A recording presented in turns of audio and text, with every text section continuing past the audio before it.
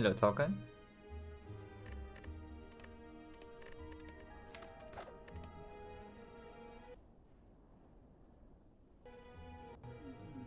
Lacking a little bit of sleep today, so hopefully I don't play like a lot worse or anything. Okay, polar opposite options.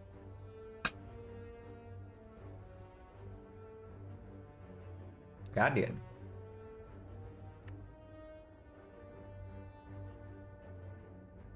Hello, Kuro. 1 hour later? No. Today is slightly different because my sleeping time today was really weird because I needed to go out like yesterday's evening to have a family dinner to celebrate Mother's Day. So it was like I slept for 4 hours and then I woke up and went out to have dinner, and then I came back, tried to sleep, and only managed like 2 hours. And yeah, now I'm here. So hopefully I don't play like super badly or anything because can definitely happen. Hello, Falcon. But yeah, it's definitely not option or edge option 4 this time, I can tell you. So we can either take the gold, go here, or we can lose all gold and ignore this. Even if we lose all gold, we can still take 3 elites. Like here into here, but lose all gold means that if we want to take the burning elite here, we have to pass the first shot. Hello, Lost Raptors and Masquerades. But it doesn't matter, right? Even if we take 100 gold, we're still spending in the shop. So by the time we go here, actually we have less gold. Because if we take loose all gold, by floor 4 we are having like 60, you know. But if we take 100 gold and go here, we are actually having like close to 0 after we leave this shop. So this shop would actually be bigger if we take loose all gold. Like funny to think about. Hello, do we need? So Red Relic and unfortunately we cannot avoid advanced always here, yeah. Hello, Christy.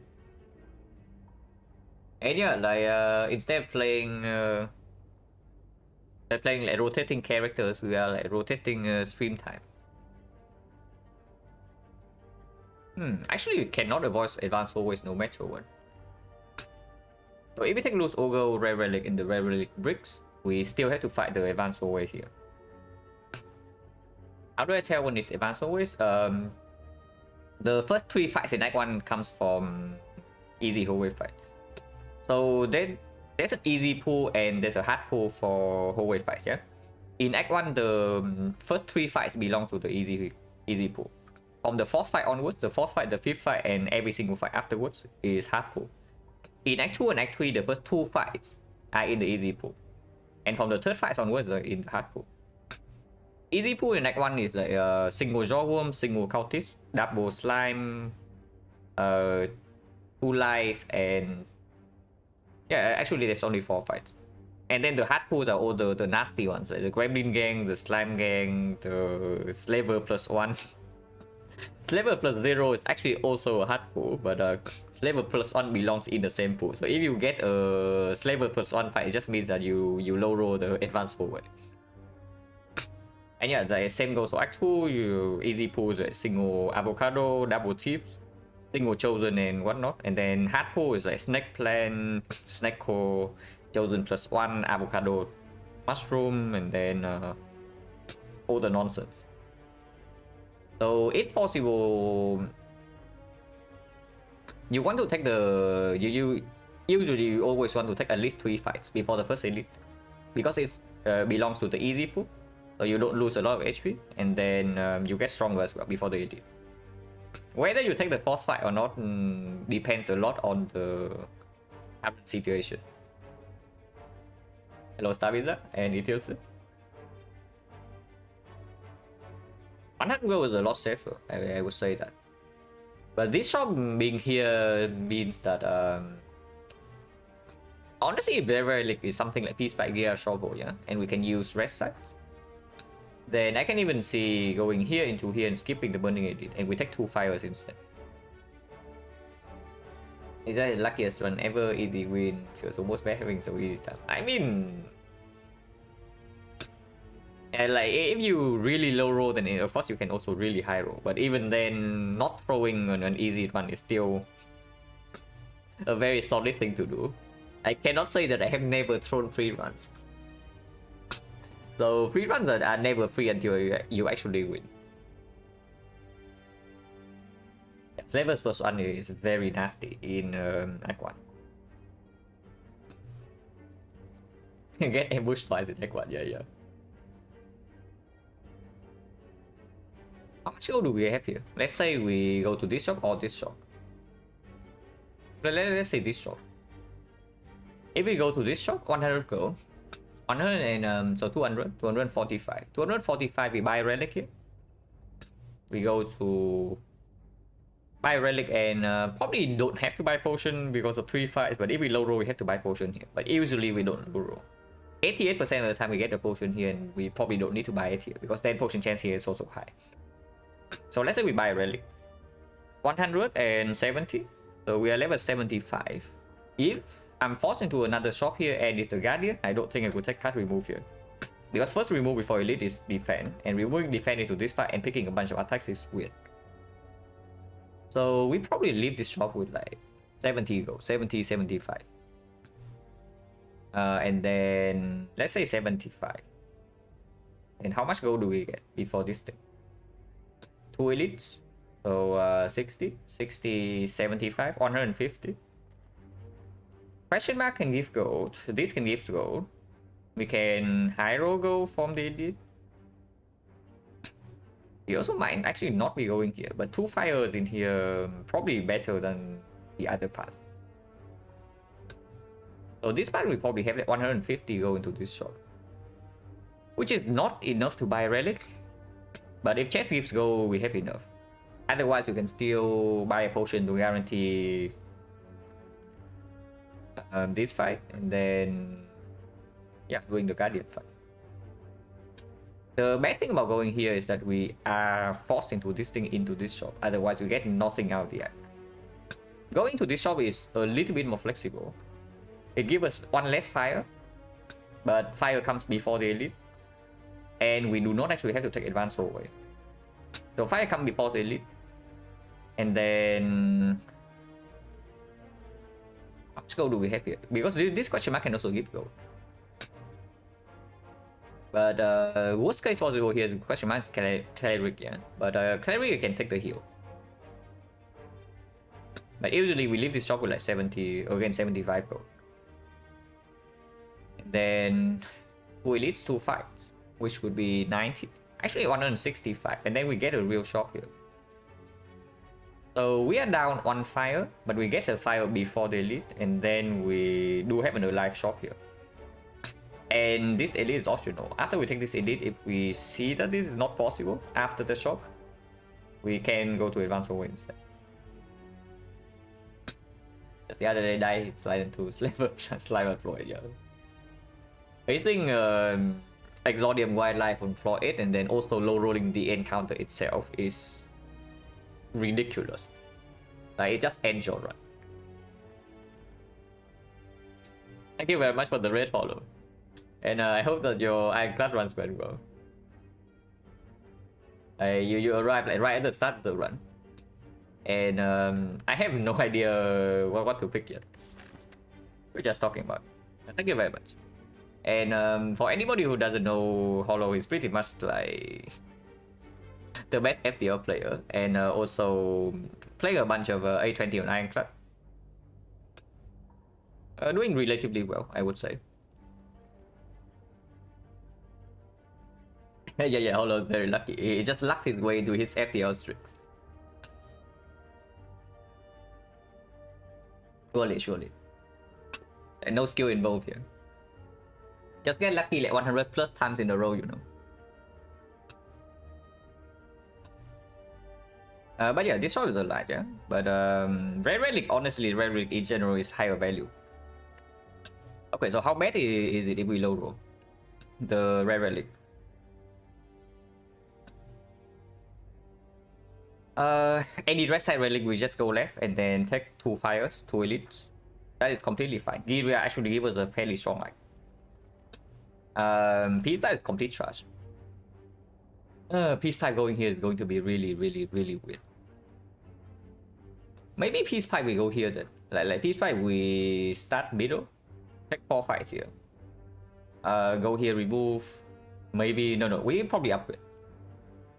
Yeah, because remove defense before guardian is super weird, and removing strike before floor potentially floor 7 knock is really not a thing.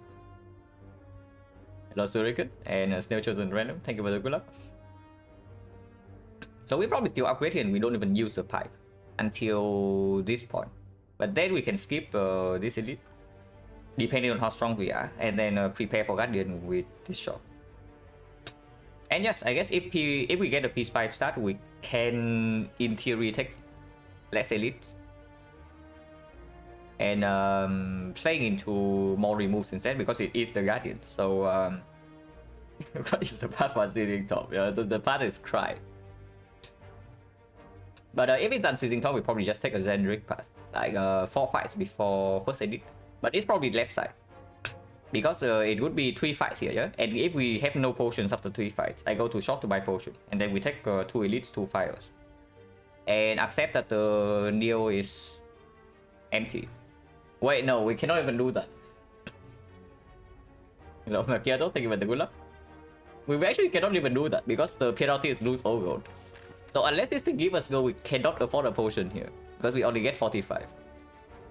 Okay, that's bad. That probably means we are forced into advanced always then. But with 2 fires in between, maybe we don't die.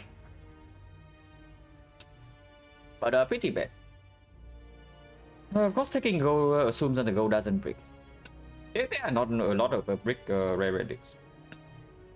Okay, they are, but they will be decent later. Like Zinzo, Turdip, Unseizing Top, or complete trash one. Peace Pie also doesn't play. I think they're actually super good. Okay, what are the unacceptable things? Different stuff for another free run, yeah, like that rank is not even good, yeah. If we lose Ogre for that rank and we cannot even go to shop, it's not even good.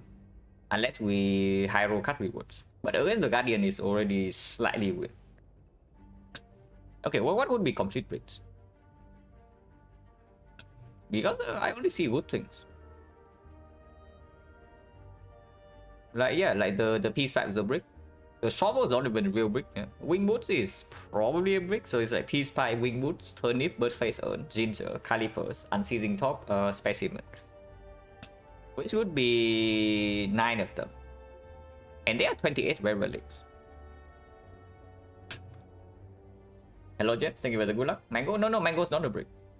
Mango is not a brick at all, because we can then brute force the elite. And rest gets stronger. Yeah, it's like 9 out of 28. So 2 out of 3 we actually get a hit. And even if we get a miss, we still have a path that can deal with that. And yeah, like even the quote-unquote bricks can actually become hits fairly quickly. Even the bricks can become hits fairly quickly. Like for example, the okay, maybe not in neck 1, but the wing boots, the wing boots or the bird face urn can become decent. And we already know that the peace pipe can play. If it's not, honestly, if it's not lose Ogre, it's fairly easy here. I take the damage for rare relic for sure. But it has to be loose Ogre. And loose Ogre prevents this from happening. It is really bad. But it's still rare relic, right? Because the path for 100 gold also is fairly ugly. And rare relic give us this shot. So even the highest possible roll rare relic is still stronger than 100 gold. It's like infinite. If we survive, maybe. But I don't know, because the very first elite is also forced here. Yeah? Like you see, we have to take an early elite. Like floor 6, floor 7. We cannot avoid this one. Actually, if we cannot avoid, then it probably sticks slightly more for the gold. Taking the gold means that we are accepting a mediocre act. Mediocre as in like not super strong. But on average, we probably get out of the act alive more often. And yeah, I guess we do that. Maybe because 100 go into left side, sometimes does give us this shot into 2 elite still.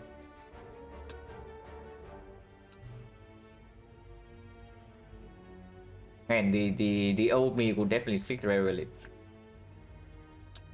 I know that if I'm playing this run off stream, I would click rarely.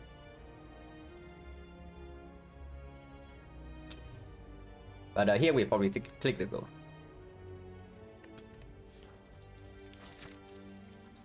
And yeah, 3 fights first and then observe whether we want this shot or this shot. 45 HP draw and we draw 3 strikes turn 1. Does this mean anything?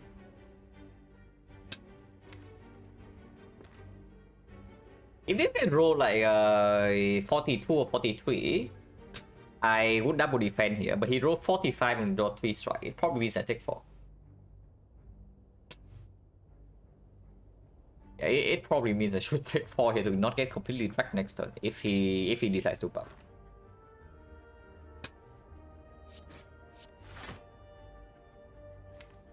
Yeah, drawing 3 strike on turn 1 is just bad, right? If I draw 2 strike turn 1, I would actually double defend.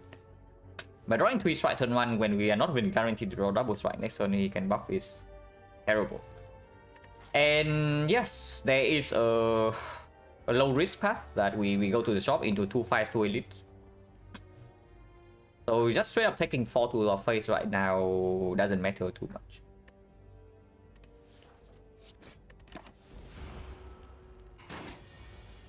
Yes, he buffs. By yes, I mean I'm happy that I played the strike. Not that I'm happy that he's buffing. Yeah, unfortunately you can see right here the freaking 45 HP roll matters. Because if I double defend now here to save this one, yeah, he goes to 19, and 19 is not a kill with triple strike. And he can attack for 17 next turn. So we probably have to take one more here. Because this guy high roll HP.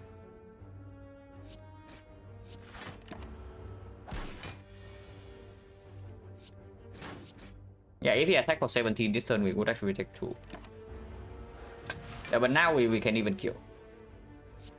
So we took 4 turn 1 to prevent 4 this turn. So I guess nothing lost, nothing gained.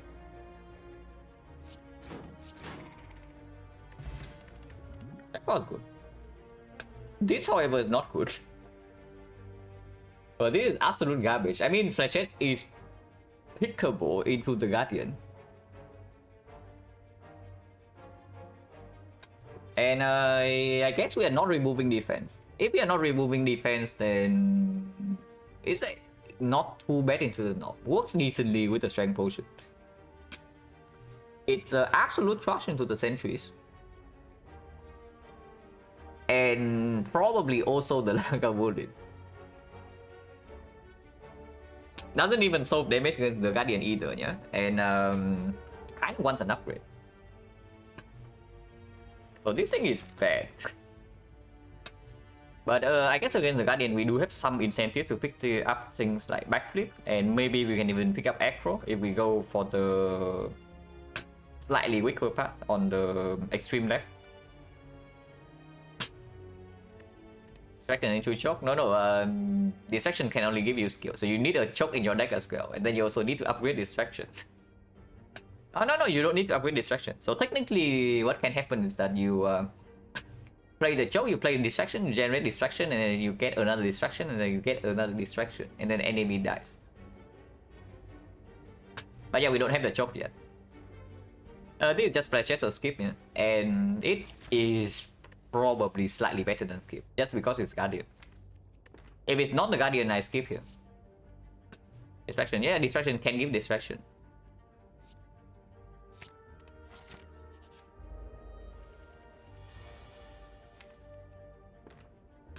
Now, unfortunately, next turn we take a hit. Cannot actually kill him. Maybe we don't take a hit. And with this one, like there's no damage threshold yet, and this guy we can play a longer fight against this guy. Upgrade on distraction, 0 cost. Like distractions 1 cost, upgrades to 0. And ever any damage has so it's like 25, 25. Let's say next turn he does not attack and we draw. It is a threshold. Like currently we need 4 attacks here because then the neutralize plus 4 strike would kill. If we do this, we need 5 strikes. But we do have 5 strikes in the deck and this can also deal damage. This one damage I agree, yeah. It's a little bit weird because we do get slimes in our deck right now. But next turn we are no longer frail. And we do not have lethal either way next turn, yeah? No way. So if he attacks again next turn, I will be very happy that I block this one.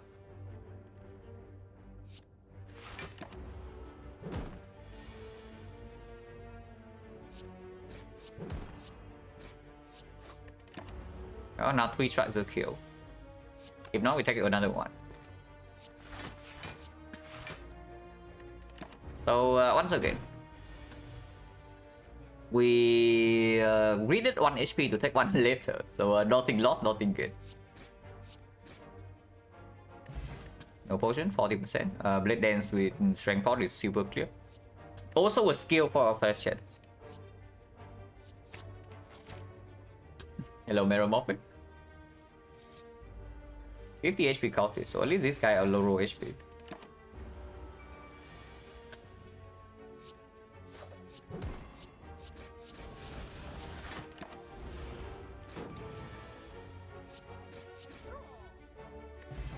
No potion. Yeah, no thanks. Clone Dagger opens up a KOC pick. We never get to upgrade it though, because we already have 2 upgrades with the Flechettes and the Blade Dance. Picking another skill right now into potential knock floor 7 is also not exactly super good, even with the Strength Point. Yeah, it was floor 1 Flechettes over Distraction Outmaneuver. And skip. But yeah, because it's Guardian, Flechette is probably slightly better than skip. And we didn't get his potion floor 1. But this is just skip, yeah? There's no way any of this could be attacked. Even if we pick a Cloak Dagger, it doesn't make the accuracy any stronger. We already pick accuracy with Blade Dance and the Guardian being at the end. Who's the only attack on this screen? Yeah. This is the better attack than Heal Hook. With the Flechettes in the deck and the Guardian and the Blade Dance potential accuracy. But I don't think we pick any of this. Does this mean this shop or this shop? Because honestly we are not in a bad position. But even if we pick the Cleric here, I can still use the full value heal. Not full value. We lose a little bit of value, but we heal by 13, so that's quite good. If we see Water Whoop, Scrap Ooze right here, we can go for double Firepath. Serpent right here is very good. Because I don't even want to remove Defense before Guardian, and removing Strike before potential knock also not good. So we skip this and go question mark into the shot. Is that whatever.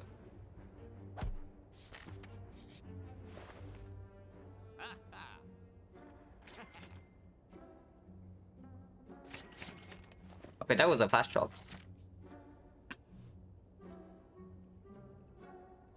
Could have considered Ghost in the Jar, but yeah, no thanks. Okay, Guardian solved, yeah. The Guardian is now dead. The Lagavulin is probably also dead.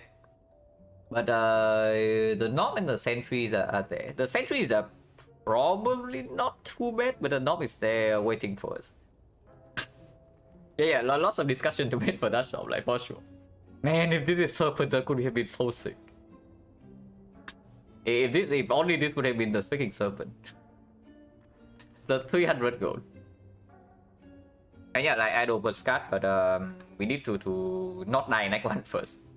If we live, if we survive in Act 1 and we see like Bloody Idol Act 2, it would be super sick. And yeah, nothing else to do here, yeah, so we do. With the accuracy in the deck already, with the strength potion, it's probably a very obvious blade dance upgrade. And we hope that we don't get our face bashed in by the knob. If we draw decently well, then sure. Honestly, even if we brick, we don't die here, and we can go here and rest. And next fight is not the knob. Bye, Crane. Yeah, we say goodbye to Crane. But Crane is like whatever. Upgrade blade dance because yeah, absolutely. You upgrade accuracy when you have like the second blade dance, not the first. And right here, we already have a reason to upgrade the blade dance over accuracy. That is the strength point.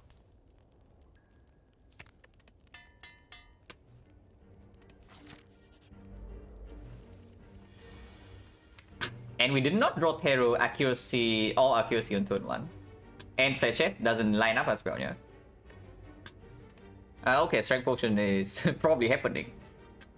There's actually, in theory, there's a draw order that we don't actually have to use strength potion in, but yeah, I strength fought here. Because if we draw like accuracy Terror next turn, we into Fletchet's Blade Dance the turn 3. Like neutralize Terror accuracy next turn, plus a strike. This would be 13 damage, and the turn after this is 48. So 61 plus whatever the hell this is, plus this 79, so it's definitely a kill. So basically, if we draw accuracy Terror before Blade Dance, we just get a kill here. But there's also a 50% chance that this completely whips. Oh, well, not 50%, it's lower than that. But because even if we draw Blade Dance next turn, we can still also draw these two. But yeah, strength pot here.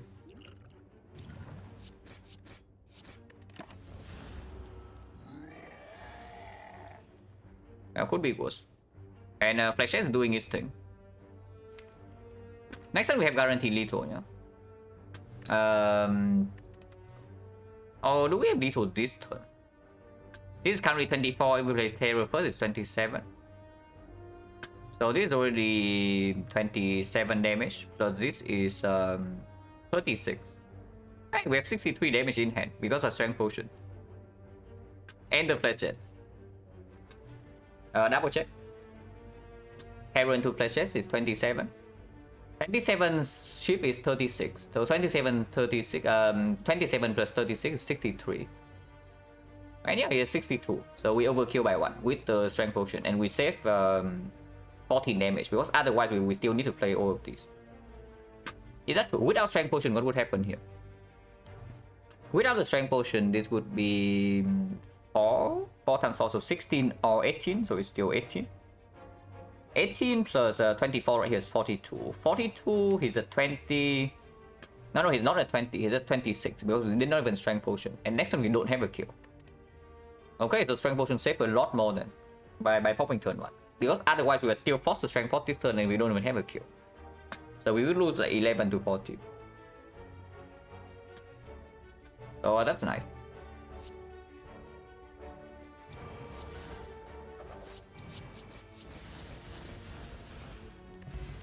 Prayer Wheel. Prayer Wheel is kind of baiting me into this path. Guardian is super dead, I'm just saying, yeah. So the Guardian is like super mega dead right now. And yeah, rivaling was Prayer Wheel. That would be nice. If we do not brick on cut rewards, because otherwise it would be sad, because then we have to go for the shop and we know the first shop has a cut. But Prayer Wheel is a fairly good hit for Neo, for sure. Prayer Wheel probably allow us to take actually these two in probably here. If we have Prayer Wheel, we probably go here, and depending on what happens by this point, we can go here or go here. And then the Ike is still very strong.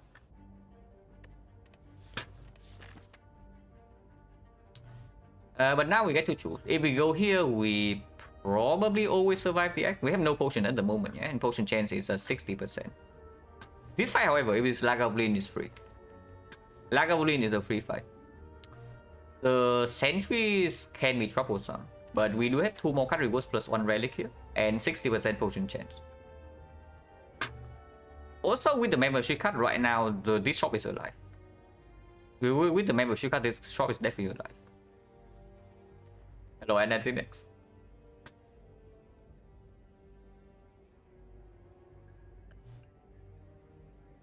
The downside is, of course, we don't get to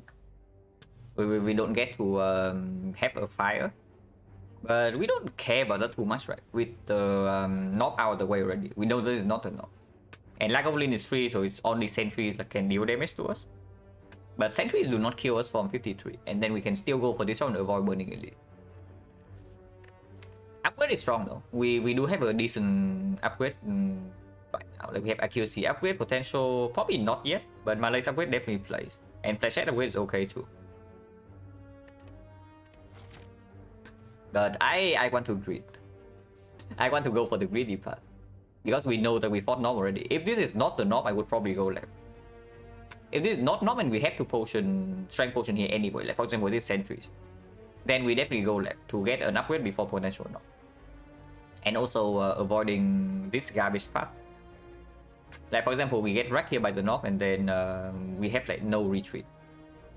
But if we get more prepared here, plus even if we run into Norm here, question marks, we do not actually lose HP because we can just not take the event, or it's healing.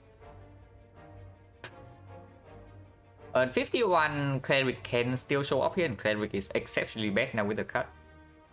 But fights get better. Fights get better with the prayer wheel, so that already speaks for this. Prayer wheel membership card, so we double go, double cut reward. This is like super good if we survive. I think Nob is the most run deck defining enemy apart from the heart. Not really. That would probably be. I mean, it's definitely a combination between Nob and Lagavulin, because that's the thing is that Nob and Lagavulin you probably need like different things on Silent at least. So exactly because of that, early game Silent is so rough, because you need to prepare for two like completely different enemies, and both can kill you. So I would say it's probably a tie between Nob and Laga.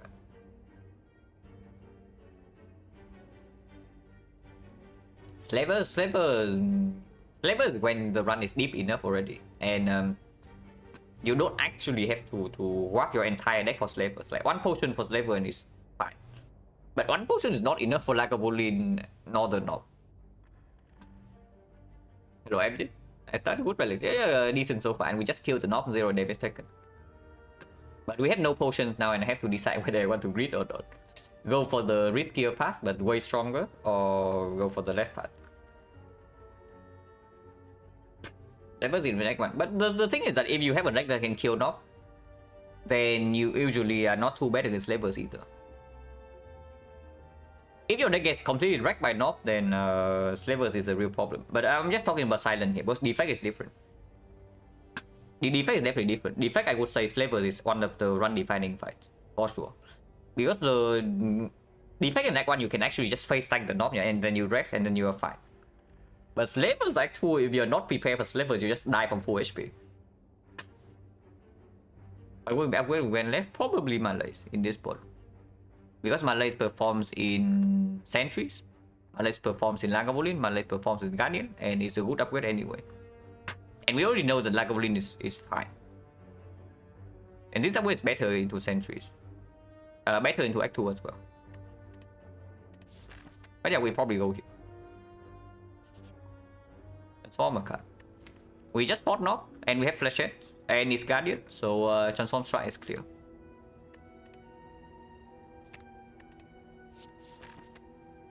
But that's not very good. Well, if the Guardian is not dead yet, he's dead now. But I don't know. This actually makes us worse against the Guardian, yeah, not better. Because it decreased the chance of us proccing the Guardian on turn 2. And the moment we proc Guardian on turn 2, the fight is over. So the only threat in the Guardian fight is that we fail to proc by turn 2. And this actually decreases our chance of proccing. Because yeah, we lose one strike for a card that doesn't even deal damage. Speaking of the specimen, so if we took the Rare Relic, We would get Prayer Wheel, and then the first elite would drop the specimen. But now we get to key it.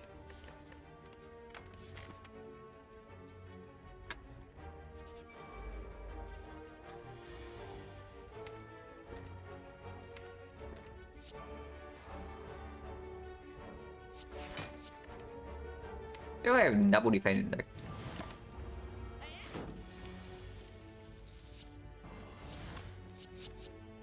Okay, we just killed this guy.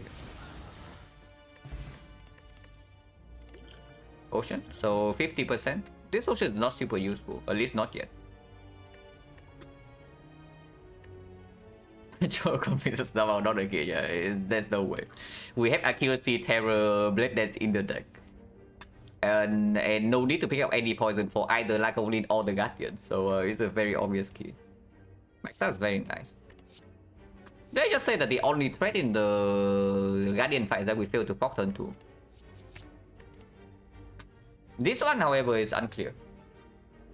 Or attack us first AoE card and then into potential sentries right after this is something to be considered. If we face the knock again here, which we can, then this thing performs. So this thing performs in both the sentries and the knock, and against Lagavulin we know that we are fine. Fish would be pretty sick. Yeah, with Prayer Wheel membership card, Fish would actually perform. Or they'll increase the gold stolen from thief. No, I don't think so. I don't think the gold that we steal back is amplified. I mean, I did not remember what we saw in the screen just now, but if it says that it's 20 with no bracket right next to it, then it doesn't get boosted. Pacing Wheel is AoK. Pacing Wheel is good after we leave Act 1. And again, it's a skill for the flechettes. It's probably just over attack though, because I definitely want to take this burning elite. When we are at 53 HP right now, we can go to the shop to deal with this as well. Opening up free passing and also getting one extra elite right now is phenomenal if we know that we never die here. Because with the Prayer Wheel and the membership and the Golden Idol, the passing, I want to have freedom. Like you see right here, this 666 go in Act 3. Or the Bloody Idol. So I don't want to be forced into a garbage path.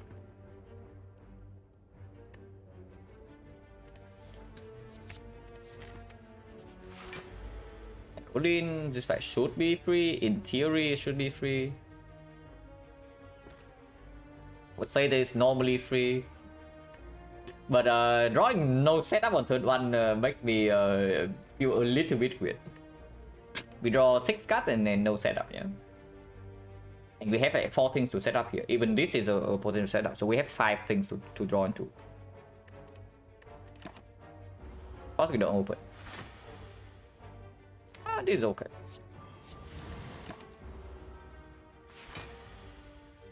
Okay, everything's fine then. Next turn we might actually take a hit, but he's still weakened and we guarantee weakness on the first hit. Play couch shot or play over attack here? Over attack is 15. He goes to 57, so if we redraw to Blade Dance right here, we just kill. Couch shot gets out of the deck, but that's the only thing it does. Yeah, potential lethal next turn is too much to turn down, yeah. So because otherwise we know the next turn we have to take a fairly big hit. It's like 13 if we don't draw into any block here. Usually we draw into 1 block though, so it's like 8 damage. Living couch shops in deck does decrease the chance that we draw into block on turn 2, and we need to block 18 then. But if we redraw to Blade Dance any time, at any point in time, he's dead. So we play all out here. Yeah, what do you know? Would have taken 13 if I played couch shops. Ocean Belt.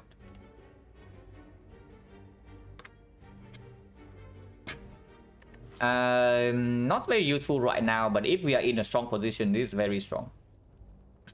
But right now it doesn't do anything, yeah. But this doesn't do anything into the boss, this doesn't do anything into the boss, this doesn't do anything into the boss, and this can be burning knock. So we probably buy some potions here to deal with potential burning knock. And hopefully the cards are strong enough for the Guardian. Yeah, 2-0 damage elite fight, like, for sure. I want turn now. Yeah.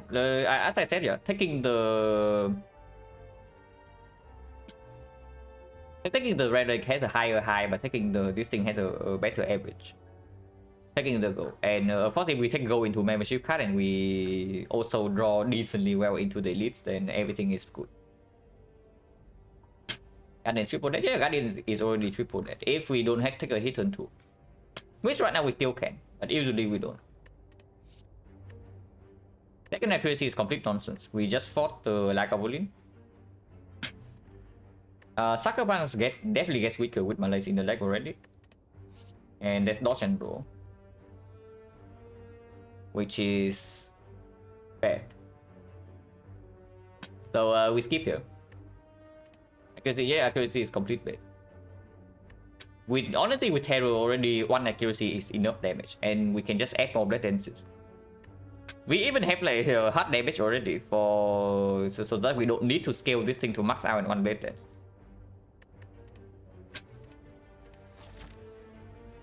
Potion chance how much? We still only have we have 2 potion drops in the entire act. So 1, 2, 3, 4, 5, 6, 60%. This thing literally beats so hard, yeah.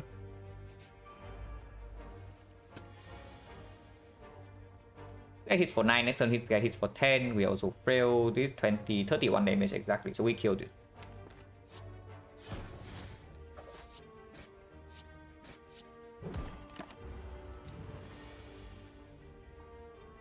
Well, I guess we take 6. There are plenty of draws to take 0 here, yeah, but we take 6.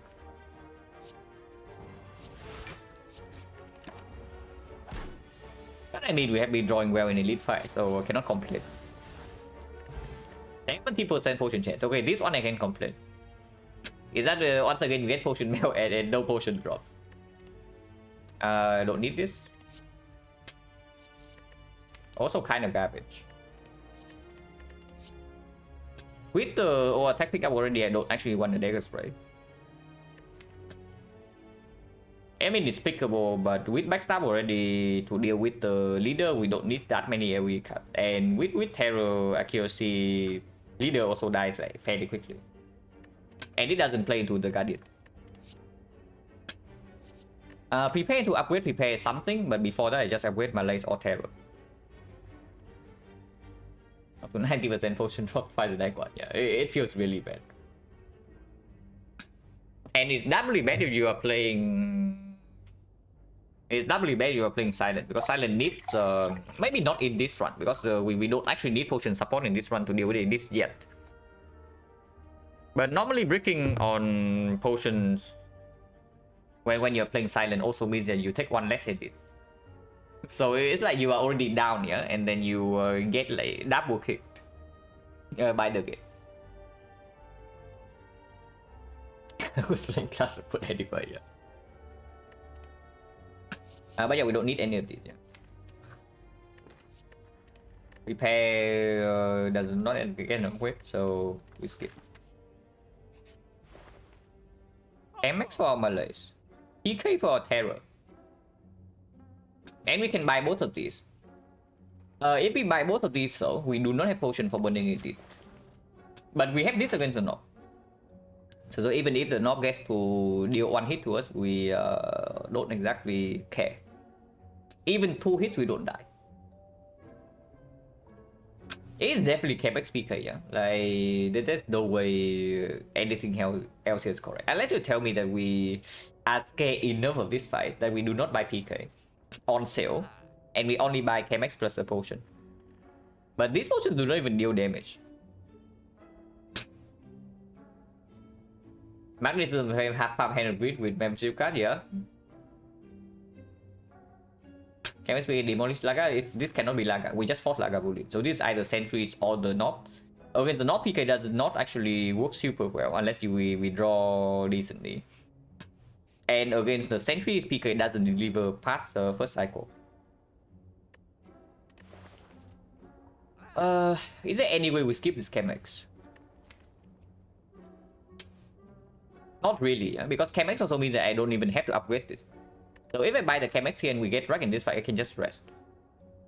Before the Guardian.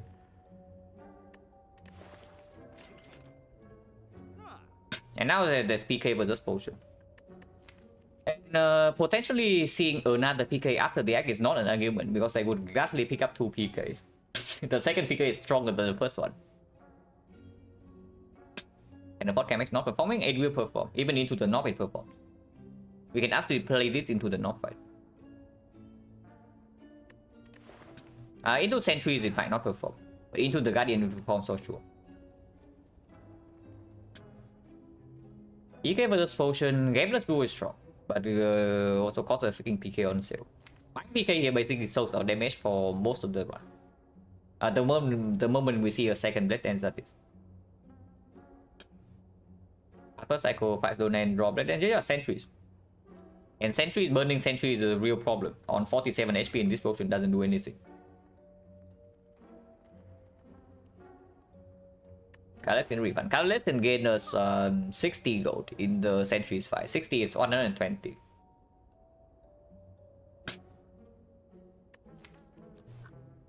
Man, PK is so greedy here. My buying PK is so greedy here. It's insane. It's insane how greedy it is to buy this PK, but I want to do it. Like, we have such a strong start already. Like, do I really want to be greedy and have a chance to die to burning sentries? It's only bad. Okay, PK is only bad in the sentries fight if we draw it exactly when it's shuffled out the deck. Like on turn 2 and then the next turn we draw 2 daisies. Otherwise it always performs. Yeah, otherwise it always performs. And not fight, we know that we can take some hits. And with rest for 18 before Guardian, with Backstab and Chemex Malaise, as long as we proc by turn 2, Guardian never deals damage to us. It's neutral. It's probably not even bad in Sentries, and it's another skill for the Flechette. So even if we draw it on the same hand as Flechette, it still performs. It's okay. We can also just avoid this elite, but absolutely not here on 47 HP. Our best burning sentries, max HP, not very good. Max HP sentries we suffer. Strength sentries we probably also suffer a little bit. Because if we draw Blade Dance before accuracy, killing the very first sentry is not easy. But we can also just do PK to all attack and kill all of them with Blade Dance accuracy as well. So if we draw decently into sentry, it's not a problem. Now here's max HP sentries. And we draw Blade Dance accuracy before accuracy. Okay, better be a little bit careful in this fight. But we do get to play Terror. So this is 24, 40. 44 damage. 44 damage is 7 here and 2 or 11 here. 11 is better with all attack, but 7 is better if we don't draw into this and we can kill with one strike. We hit this guy, yeah. Even if we have might waste a lot of damage next turn with the all attack.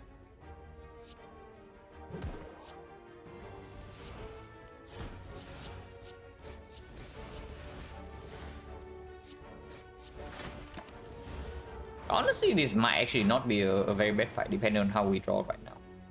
Yeah. Exactly one strength. And with the Chemex Malaise, we can actually take 0 damage here. And next time if we draw or attack, we basically nullify the max HP modifier. But next time I want to attack here. If I want to attack next turn, and accuracy also wants to be played. So accuracy is play, or attack is definitely played. Count shots can be held, but usually we don't get to play double defense. That means that this Malaise will block more next turn compared to this turn. Is that bad? No, it's not bad at all with the draw order like this. This draw order is not perfect, but it's good enough. Basically, the only thing we are scared of in this fight is that we cannot kill the first sentry quickly, but we have done that on turn 2. And we can rest it before Guardian, so no problem. But yeah, let's go here, yeah.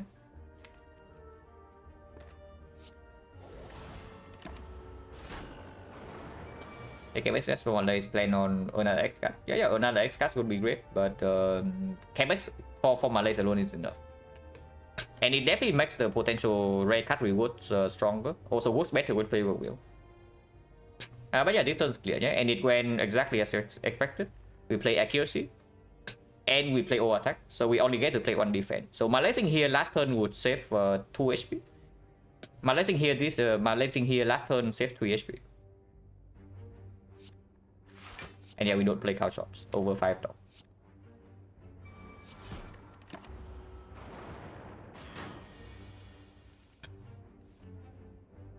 Wow.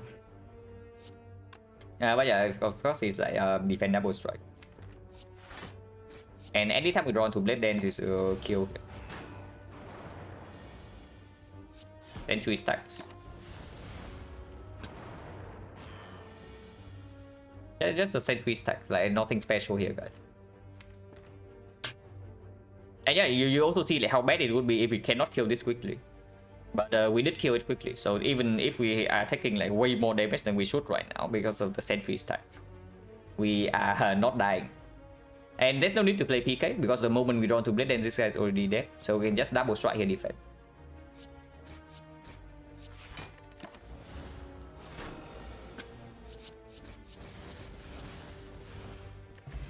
No potion, 80%. Well, Guardian is guaranteed to be proc now, so we actually do not even need to rest. That is fine with Bag Marbles. Second AoE card works well with PK. Does not need an upgrade, and exhaust kindly gets out of our deck later.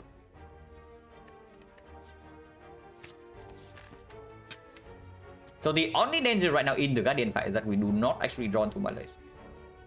Because proccing turn 1 is no problem now. Proccing turn 2 is no problem now with Marbles backstab. Yeah, that was a low roll in second cycle for sure.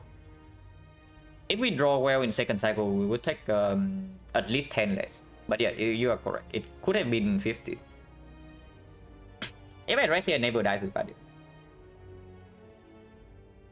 With KMX Malaise, I have difficult time believing that we actually end die to the Guardian now.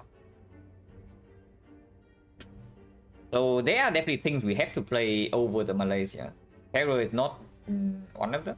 Accuracy is not one of them. So accuracy or terror, one of the two. But if we draw both, we only need to play one. So Malaise can always come down for 2 unless we draw Malaise on turn 1 or turn 2. But even then with the marbles, we can still do it. Upgrade Malaise. No. We have KMX, so we never upgrade this year. If we make the upgrade, it's definitely on PK or terror. With the big marbles, I would say PK upgrade is slightly stronger. Even Flash and Waste can feel for, but with PK terror now deck is like basically full skills after we exhaust. PK upgrade doesn't play in the Guardian fight itself though. We don't need this in the Guardian fight. Man, having 0 potion here makes me really restless. Like any potion drop at 80%, then I would be very comfortable upgrading PK here because it's the strongest upgrade into Act 2. Upgrading this is the strongest into Act 2 for sure, and Guardian we should honestly not care about if we have any potion that guarantees to block against the brick.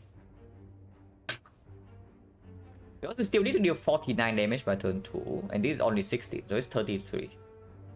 And even then, if we do not draw into Malaise at 18 HP, let's say we Malaise this Guardian for 3 only, so the 3 is already a low roll, yeah. Normally we can Malaise for 4, or sometimes even 5. But let's say we Malaise him for 3. Weakness will run out, so small hit is like 7. We can break one from time to time, so we take like 2. Multi hit is 5 times 2. We can break from time to time, but not very often. After we exhaust down, what do we have? 1, 2, 3, 4, 5. All of these exhaust, yeah. So we have the base deck minus 1 strike, plus 4 non-block. Malaise for 3 is slightly troublesome then, because multi hit is still 2 times sword. So ideally I want to Malaise for 4, if not 5. If we Malaise for 5, the Guardian fight is solved. because 5 times 4 never deal damage, the multi-hit is like 3 times 2. So 1 defense would basically mean that it's full block. And the single hit is the same, it's 5 damage. So 1 defense, we only need to draw 1 defense every turn. And that can be done.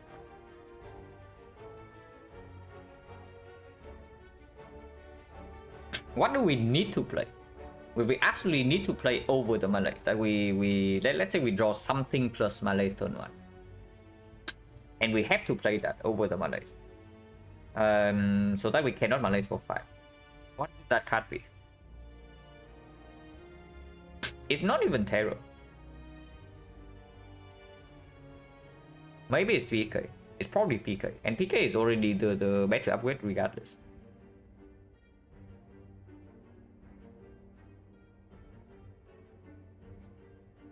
How badly can we draw? We draw 11 cards. And this is 16. We need to do 33. We draw 11 cards, so in theory, we can actually draw this crap.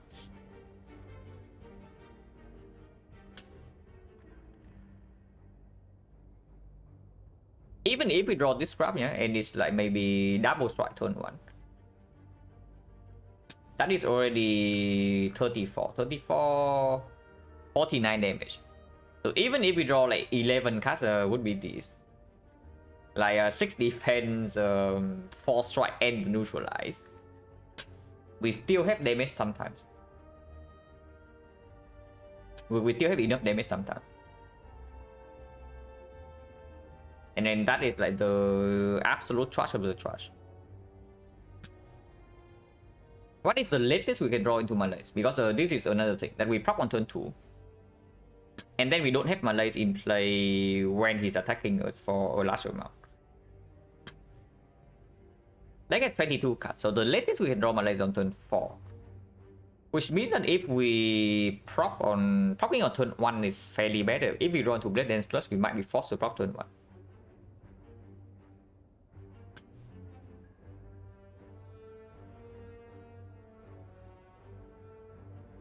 Yes, then propping turn 1 would be bad, right?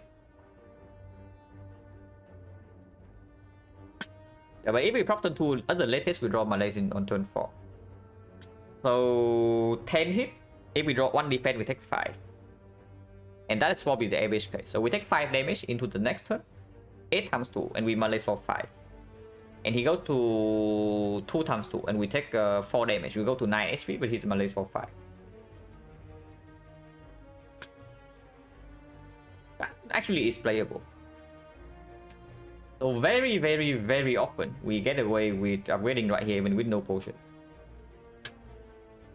Something exceptionally bad had to happen for us to die here. But there's a small chance. And I don't really know. PK upgrade is strong, yeah?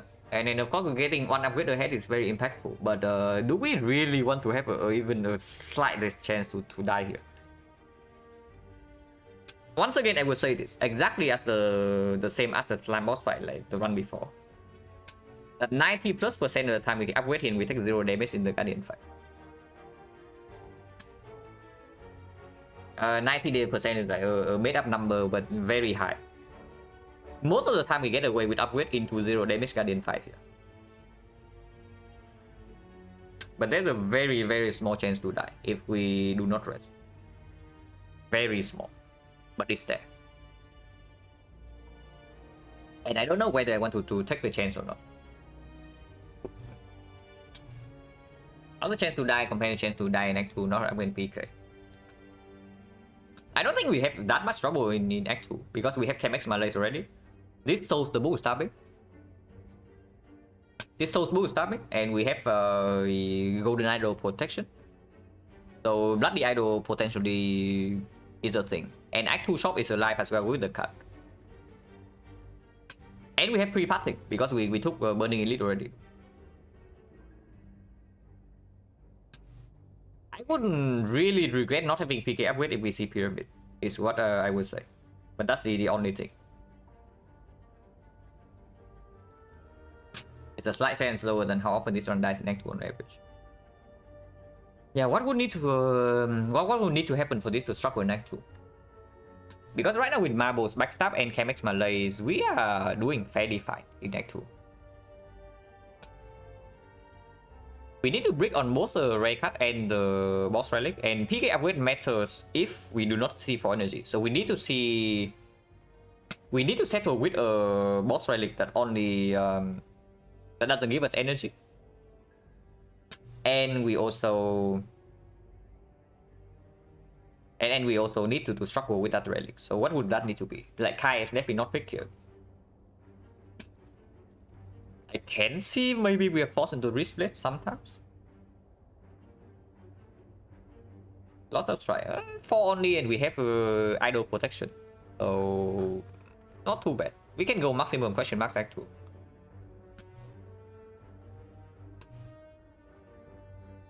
So yeah, the card is never picked, yeah. But resplit sometimes we are forced into. That would need to... The other two need to be absolute garbage for us to pick up resplit here, but it can happen.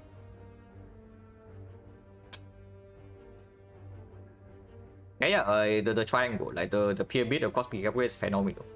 But I'm just thinking, like, if we see pyramid, we are probably fine already. So being on upgrade behind is not a huge problem. Then we can just upgrade PK first fire.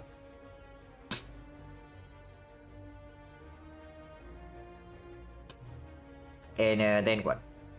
So resplit, P-box. P-box in this spot is dangerous.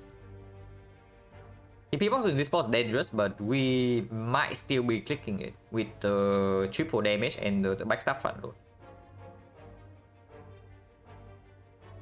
Is the triangle? No, of course we see triangle, we pick the triangle. It's not just strong later, it's strong right now. Like even with this unupgraded, like triple damage on the main, and we cannot even brick on accuracy after Blade Dance is like insanely good. And even before that, we don't even need the Blade Dance. You see that triple damage plus Flash Pyramid is just killing. This thing is going to be 24 damage per skill. No, not 24, it's 12. It's 12 only, let's not overrate it, but 12 damage per skill. With a pyramid, so this is like 60 damage. So yeah, like if we see pyramid, we just pick that. It has nothing to do with being strong later, it's strong right now. But yeah, I do not count the case where we get pyramid, because if that is so, this upgrade is not that relevant. Of course it's very good, but we are also strong. The case we should think about right now is that we are weak after the boss relic. And I only see... And we also don't have 4 energy. So I only see a P-box or a bad P-box, yeah. Or the resplit. Starter trait... Slightly better with flashes, slightly better with PK, worse with backstab. But 3 energy with the backstab also means that draw turn 1 not as important. So if we are forced into starter trade, we probably also pick that. Alchemize into back is another thing, but Alchemize into back we have Potion Belt, so I don't even know whether we would be weak or not. I don't think need to take P-box. If the other two are like Busted Crown Sozo, you bet I'm picking P-box. Yeah, if there's Crown and Sozo, you bet that I will click P-box over skip.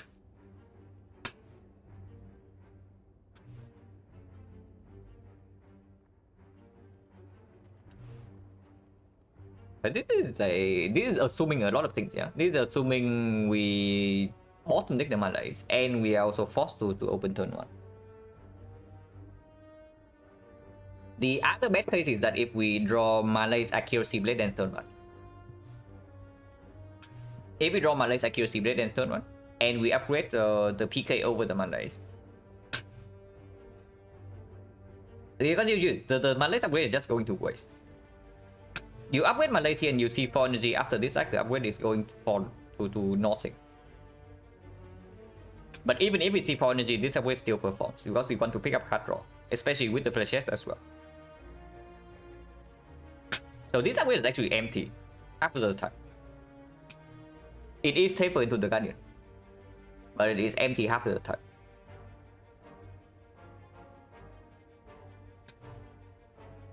Can we not play the accuracy turn 1 then? If I draw into accuracy blade dance backstab. It's 24, 36, we need 13 on turn 2. But we also don't want to play any strike. It's dangerous. Yeah, breaking on potion probably costs 1 upgrade. But a lot of times we are completely fine here with no damage taken, but I am resting.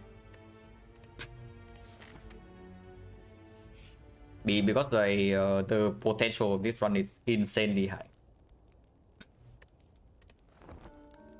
Yeah, get ready for a 0 damage Guardian fight. We did draw Malay turn 1. We're guessing Malay for 4 then.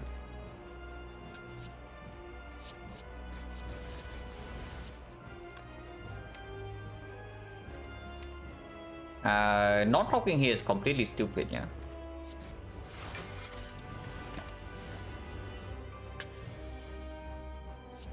-4, so we would be at 14 right now.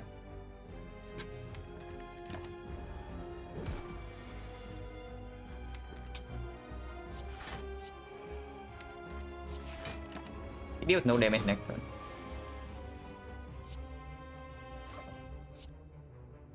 This props him. You'll have this to play. Yeah, prop next turn is prop over 2 is better. Yeah, rest yes.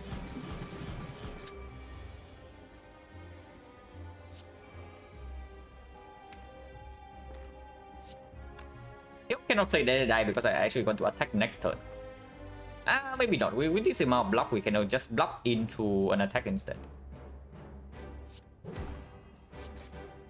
Leaving Dead Die here and leaving this at 1 is okay too. That's actually better. With double damage coming up. Unless we draw into 5 defense, then we always have a prop. Anything we draw 1 attack here, we have a prop. Otherwise, we take how much? He's not wicked, so he's sitting for 32. We take 14 at most. Oh, it's like cheap? No. This one's slightly different because we have Chemex Malays. And you see right here is -4 strength. So this is not a normal Guardian. This Guardian is like almost nullified. There's no need to be greedy. Our damage is already super fine.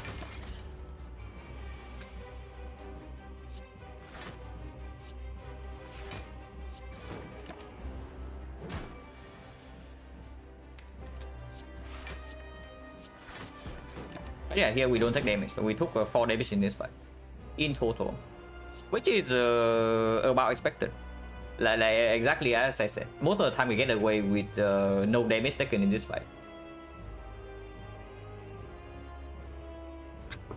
But yeah, the only problem in this fight is that the very first draw deck cycle.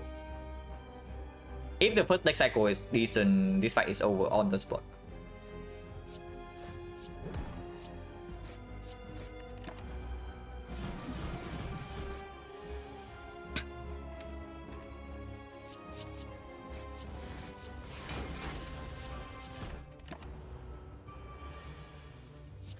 At least give me a potion. Okay, at least a potion. So but this is very strong, yeah, with accuracy in our deck and triple damage.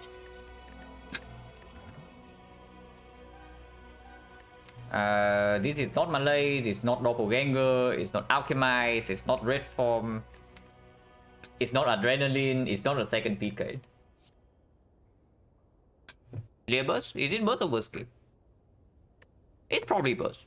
Like burst PK is strong, burst Malay is phenomenal with Chemex. Burst Blade Dance doesn't play usually with Blade Dance Plus, but it's not too bad.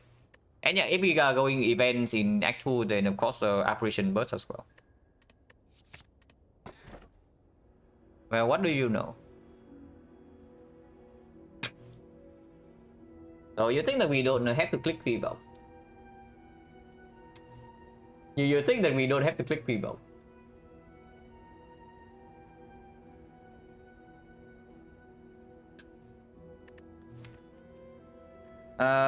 Yeah, wrist blade is one blade and only, it goes with this, but this is already our best damage card.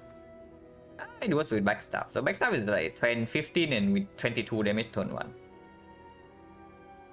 Reset not good, wrist blade is not what we need, because damage is mostly solved already. How bad is P-box with bricks? Like with back marbles even okay. Any except gets better, yeah. So skewer Malay's doppelganger becomes super mega good. Any damage card gets better with marbles. With backstab with triple damage, and block cards are just better than defense. So what are bricks really from the P-box? Even if we had zero block right here, there's no problem. P-box less valuable.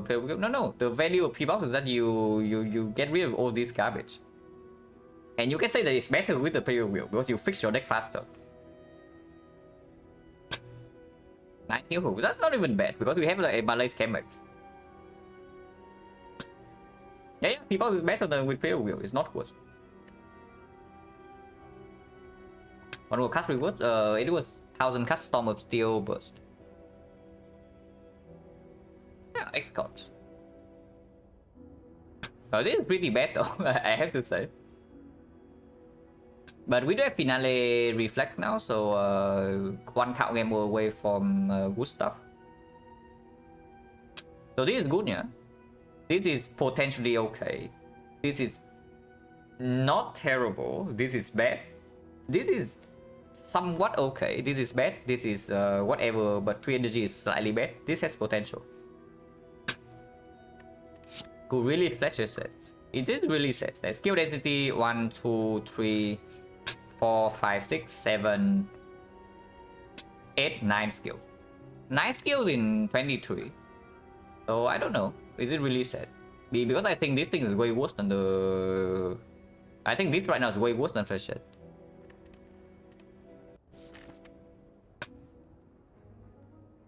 And yeah, membership card so a live shop into question marks.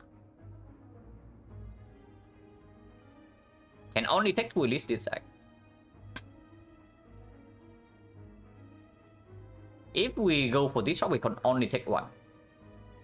So that is fairly nasty. But we can take this shop instead. Yeah, this shop is clear, yeah. We start here 2 question mark, 2 1 shop, no advance always. Into fire before elite, and then more question marks.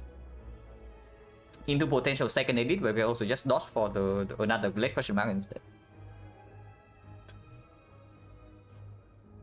But yeah, we start here. Need to remove, yeah, absolutely, which is why we go to early shop. Baseball nullifies our bag of marbles. Just like, if chop actually works here, it would be good. But it doesn't. So this is 6 damage, strip artifact, this is 8 damage. Finisher would be good here.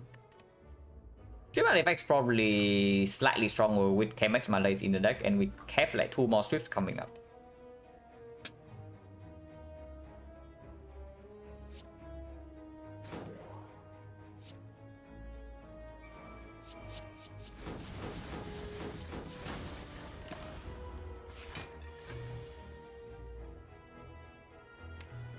Blade Dance played already, so there's actually no need to play this, and currently we're taking 6.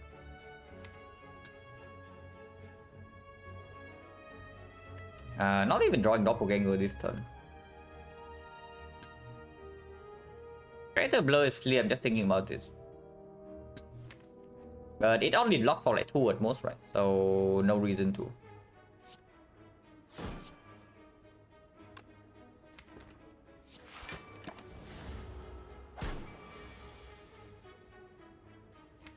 Did not run to Survivor normal days, nor the thing. Well, that is bad. We can kill here with this Cunning Potion. Otherwise, we are facing 22 to our face. Draw order in this fight is exceptionally bad, by the way, yeah. Because we have like an insane amount of setup here. We have this to set up, we have this to set up, we have this to set up, we have this to set up. This will set up as well, and we draw nothing. We draw all our front load first, and now we draw all the setup with no weakness. Yeah, I guess we kill then. Unfortunately, because this potion is very strong. But before I take 22, I absolutely just kill this. Even if apparition can be here.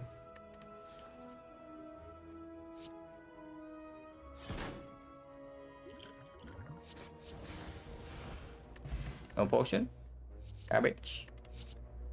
Heal KMX. Is okay. Honestly, quite decent with triple damage on 3 energy. Unupgraded is slightly sad, but it does make our deck stronger. Because right now our damage also depends quite a lot on when we draw this Blade and accuracy. Yeah, it's fine. This will donate.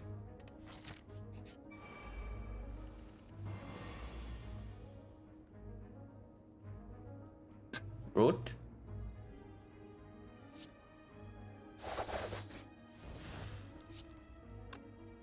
This is going to be 18. This is 27, yeah. So we cannot actually kill both here.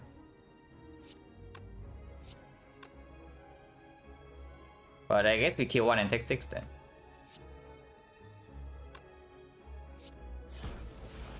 Just slightly off. Just slightly off.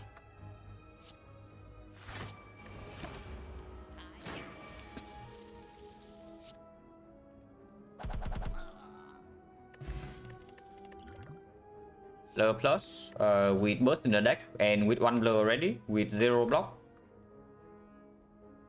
Seems very reasonable. And this one we don't take. We double fletches as well.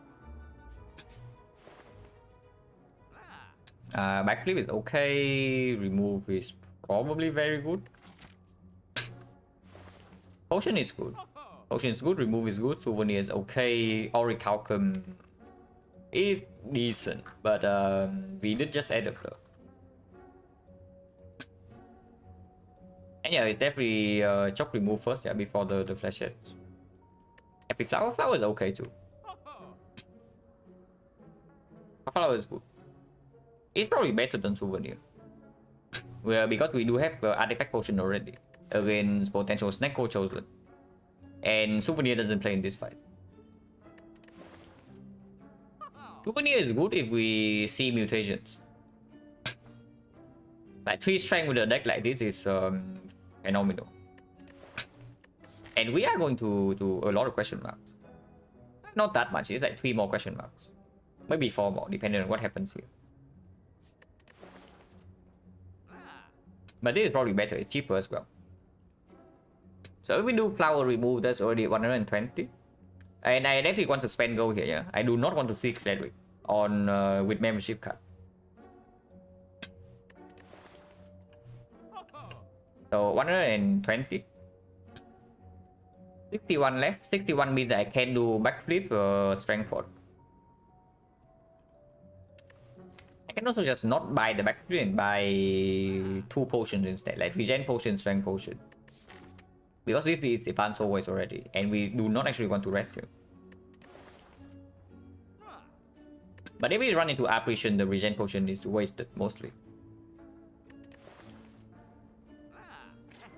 We do this first, like choke remove.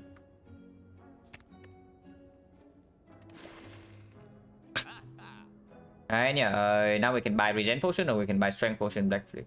Strength potion backflip is probably stronger. Yeah, strength pot backflip is probably stronger, like with the skill as well, the strength pot. And we have 5 pot to deal with this elite already. If it's slavers, we have marbles backstab for 5 pot. If it's the leader, we do have die marbles backstab again. With Malays as well. With the book, we have Malays Chemex.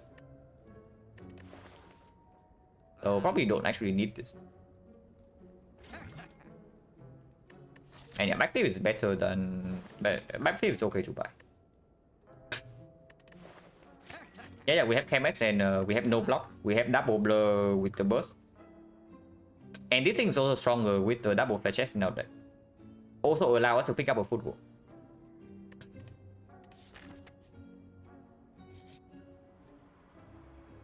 That is not Bloody Idol. Well, it's almost Bloody Idol, I guess. This is just the Bloody Idol but delayed. But yeah, as always, it is worth it. Even if it's slightly worse than usual with the marble.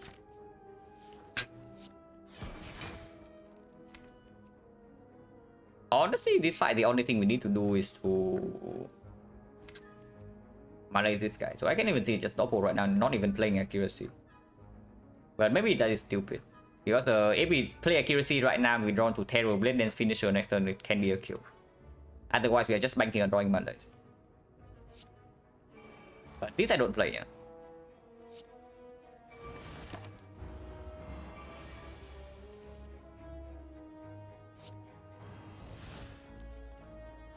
This is 7 times 856. It's not enough.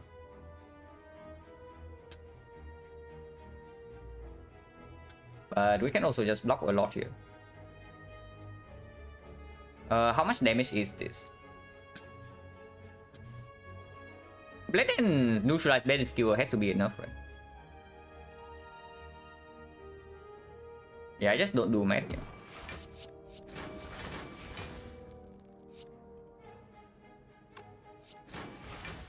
Maybe it's not enough.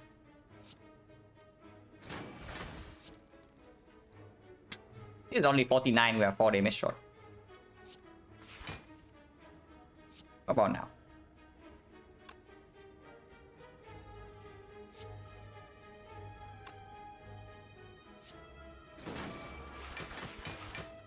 Okay, we definitely cannot kill this turn. But we do have burst blur.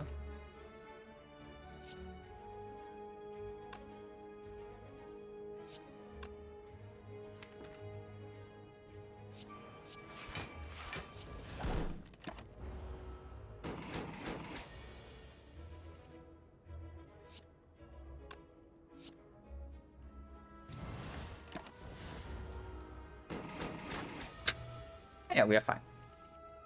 Flower setup less important with the marbles and the rise on the backstab and the rise on turn 1. But it's still better on 2.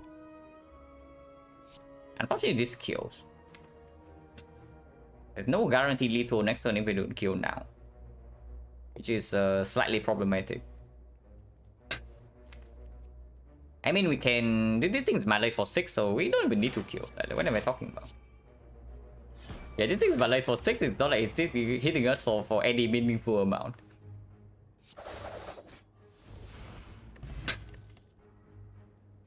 Dreams definitely not it. Storm still definitely not it. And yeah, this is upgrade, yeah. And what are we upgrading?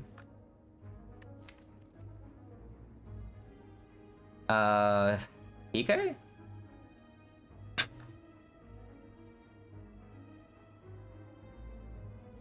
Maybe, honestly, maybe even skewer, but probably PK is slightly better.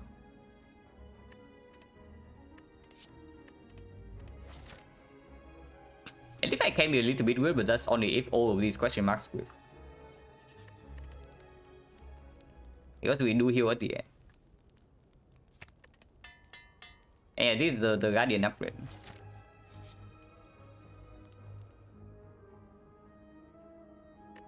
We don't get to upgrade the dagger, but it's still triple damage dagger. This deck cannot store for the dagger though, super well. And it does cost us 6 HP right now. It cannot store for dagger right now. It will store for dagger later with the double blow and the burst. On the other hand, the goal right here is like 100. It's not 50. Okay, this decision actually very important, yeah. So I take a short break first, and then we think about this more in like 3 minutes. Yeah, I'll be right back.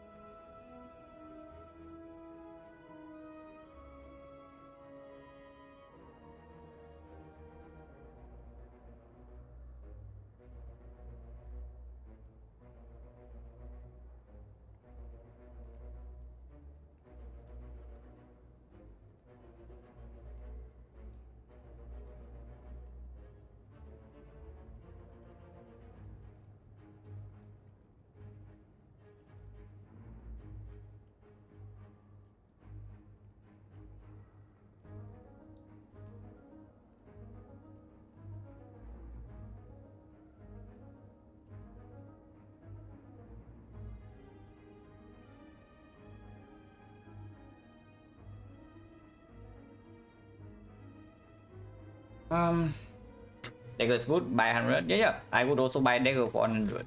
The thing is that we cannot upgrade it immediately. And also cost 6 HP when we have no fire and no way to pivot. But we took potions into the first elite, and Malays against bow stabbing is not a real thing, no. Because if we bottom deck the Malays in the bow stabbing fight, we're just going to take like heavy damage regardless. And just adding the dagger does increase the chance of us bottom decking the Malays.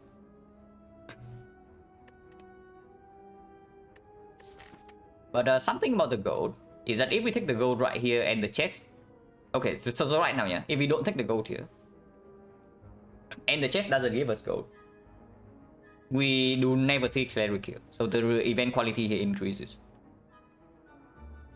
And we actually do not want to see cleric. We want to see like Colosseum apparition. Yeah, Colosseum apparition, but the idol. Like library, red pass, like all the good ones.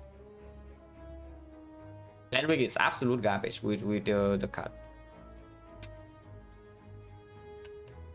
And immediately into Slavers fight it performs. The dagger into Slavers.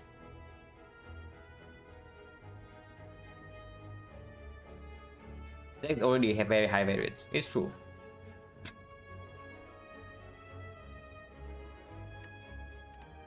But the thing is that if we okay, so dagger on average actually save actually is positive in this fight. Even if we do not actually get to boost its damage, and then it makes this event way better compared to taking the gold. If we get dragged in this fight anyway, yeah, then I absolutely want this to be a real event, not the garbage cleric. That probably tells me I should just take the dagger. From a later increase very enough? Is it really? Because you see right here, it enables cleric. And cleric is god awful if we already take damage in this fight. I just take the dagger, like triple damage dagger, way stronger later and even not even bad now. We draw dagger turn 1, we just kill one slaver with 5 hot marbles. Whoop.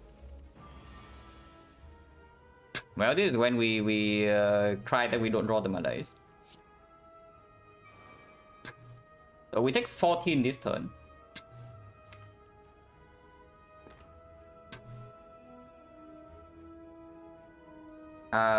Strength point, yeah. We triple damage, and this thing, if we don't draw Malays next turn, he needs to die. Otherwise, we take 14 this turn into 21, and then yeah, we are toast. So strength point, and terror needs to come down, even if we lose a little bit damage here, like for sure, with double damage coming in next turn. Expect, yeah, absolutely. And that is why I already talk about the book fight. Like in theory, Chemex Malay should solve this fight, but we don't really have time to wait to draw till the Malay.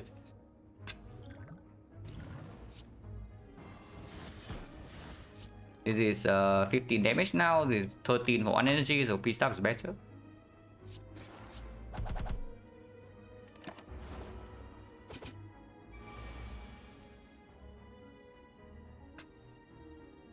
The book is dead. But we can try for the dagger. How much damage is this?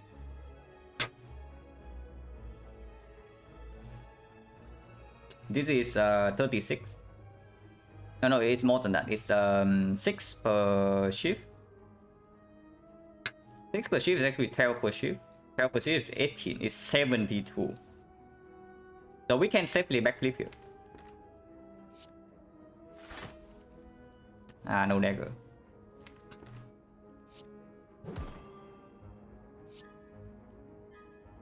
We can technically block this turn, but yeah, no thanks. Because next turn the big hit of Malays doesn't even block anymore. And Doppel is not in our hand. And Blur is not in our hand. So we kill here. Unless you tell me the line here is actually dealing like close to death and then taking 2. Because taking 2 means that we can get a dagger proc next turn. But on 21 HP, I don't really think I want to take 2 when these things are also coming up.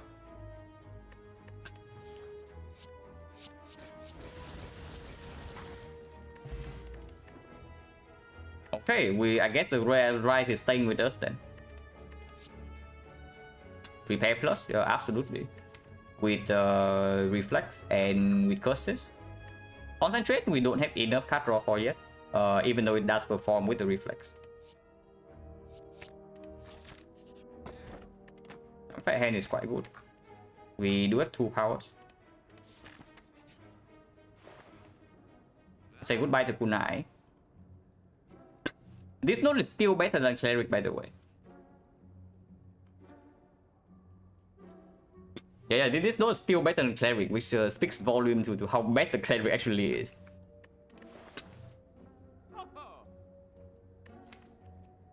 What are we doing here?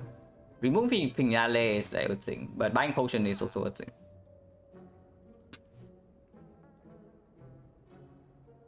And yes, we definitely remove Finale now with strength, and we have no time to actually make this work. If we see Bonfire Spirits, we can still toss away an uncommon card to full heal. Scared Cleric, yeah. But yeah, that's exactly why Cleric is so freaking bad, because of the card as well. It's doubly bad as usual. It's doubly bad than usual. We just fought the book, yeah. So next is Slavers or the Slaver. No, Slavers or the Leader. If we are even fighting the Elite, because we can also just pass away from the Elite and go for the question mark instead. Removing Finale here doesn't bail us out if we see a nasty advanced hallway fight. But none of these potions actually say block on them. If anything, I can see maybe Clone Dagger plus Blessing of the Forge, but that is really weird. Adding Clone Dagger minus paying gold for it as well, and not removing a straight up curse in our deck. A curse that doesn't even give us strength. This is just Finale remove, right? And we hope that we don't die to advance hallway. Quick slash and strong? No, before I buy quick slash, I buy the cloak for sure. Like, why do you run quick slash? Like, do you realize how bad this card is? Our problem right now is that we draw... But basically we draw no block turn 1 and we are not killing fast enough. The quick slash does not make us kill fast enough. And it's also not block on turn 1.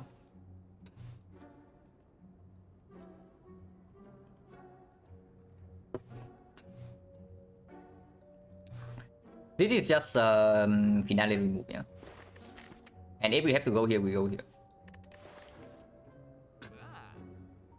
Pick one up, surely? Yeah, if we have time. We are 21 HP into 3 advanced hallways at least. So I don't know about we can pick one up, surely, or not. Because the thing is that we can die now.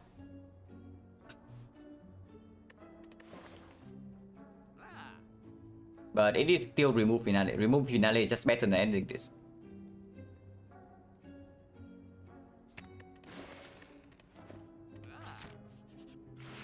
Yeah, like now. I mean now. We have 21 right now, so if we don't kill this guy, we are dead.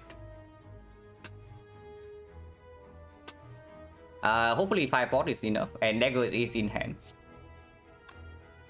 So 1966, 66 plus another 25. Well, there's nothing to do here, yeah. So we play our hand, and if 5 pot is not enough, we are dead here.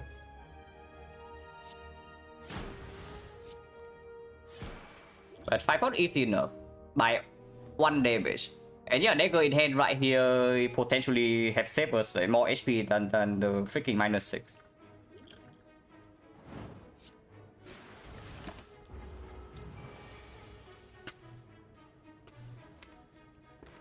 Oh, that was okay. That was scary.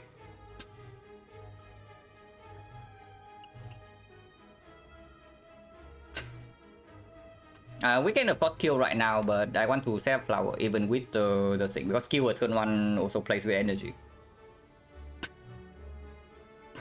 Kill at turn 1 plays with energy, double turn 1 means that energy is not wasted. And first backflip turn 1 as well. I should not have done that because we can draw into blur right now. Burst right now.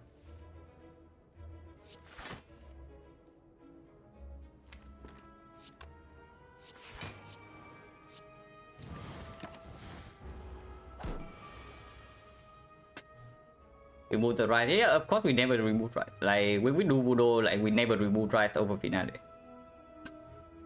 We kill next turn.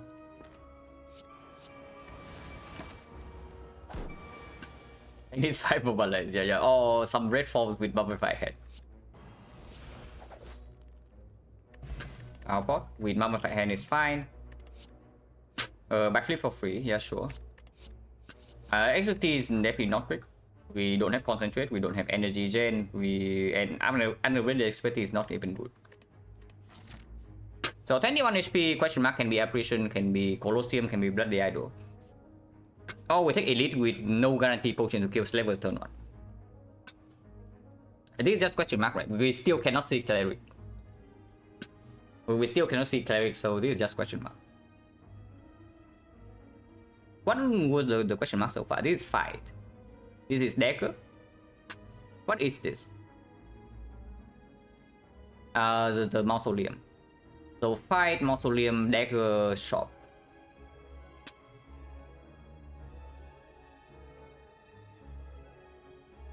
Yeah, this is just question mark. Colosseum also just very better than this. And then there's like fairly decent risk that we just die here.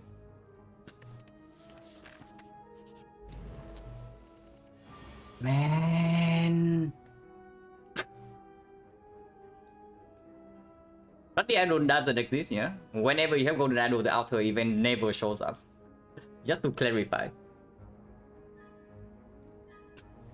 Die here? No. With double turn 1, I don't think we are in a lot of danger here. We can also artifact pot, but with this draw, I do not want to artifact pot. Because artifact pot can be used for chosen +1 here.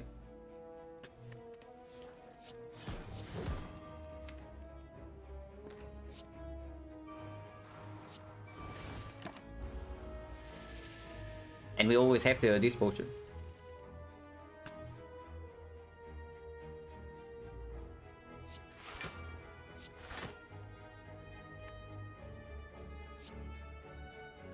We kill this turn, yeah. If we can kill this turn to get the dagger, I take dagger damage over flower setup.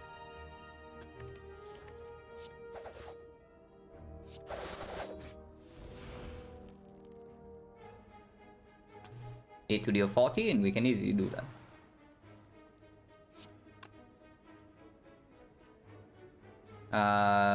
So can spend 6, yeah, no problem.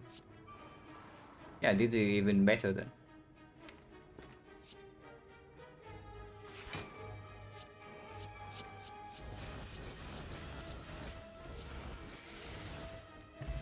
Hunting potion is very good.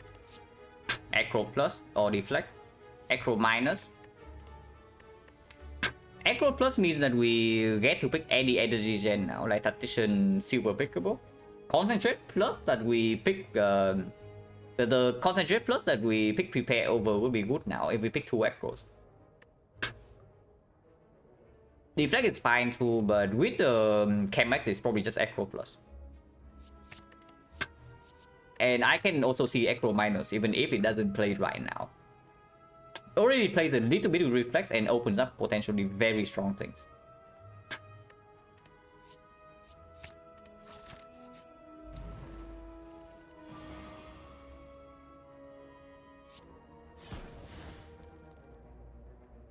We need to do a little bit more damage here for her to heal next turn. So we do E-Stab.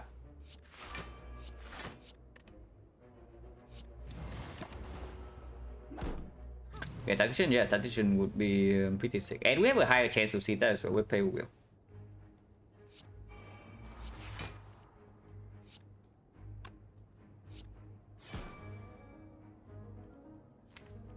$27, so he dies.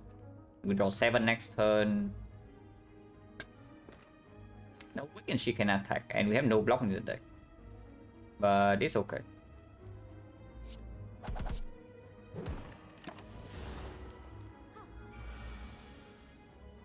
Yeah, because if she attacks, we just kill this turn. Can we kill this turn?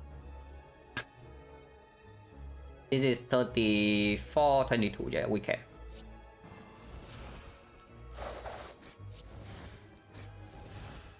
And yeah, dagger has probably saved more HP than the 6 already, even just in the avocado fight alone, but this fight as well, and this gets getting stronger. Oh, backflip? Yeah, sure. This one we don't pick. Even with the mummified hand, and yeah, mummified hand right now I would pick footwork. With a triple backflip and double blur and the burst, of course we can pick footwork with mummified hand.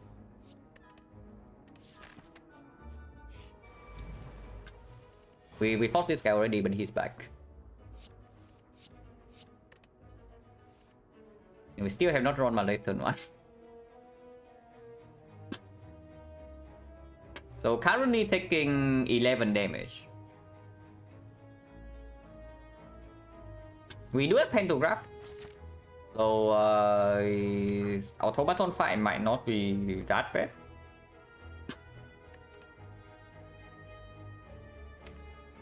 Also we have like triple backflip, but we also don't draw any of them this turn. So that's something. Arrow is more important than cow shot, yeah. And we cannot kill here. And before I actually die, I do not use the potion. We can die next turn. Using this potion right now, if it's footwork, it saves 4 immediately. If it's after image, it saves 4 as well. Actually, if after image saves 5. If we get attacked again next turn and we don't draw into lethal or block, we die.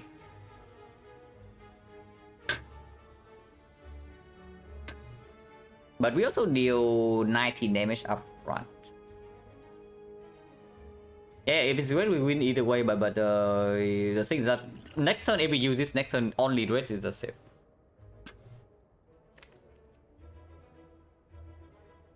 It's not even true. Like, how much damage are we taking? We're taking 11, yeah? So we go to 10.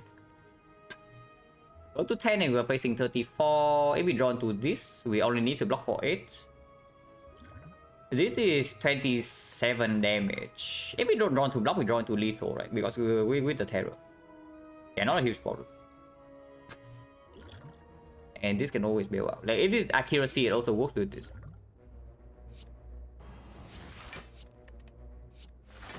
And this guy might not even attack next turn.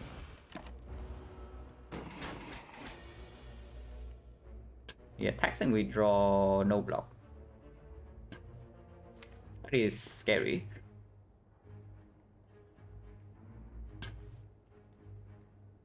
So do I burst aggro here or do I single aggro?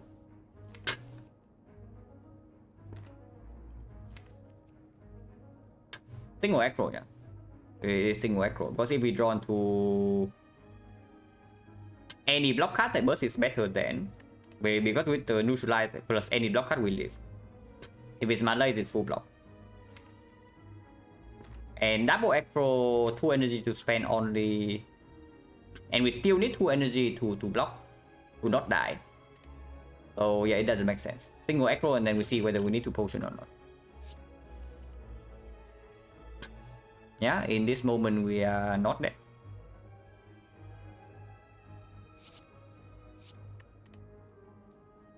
Burst backflip to neutralize always live.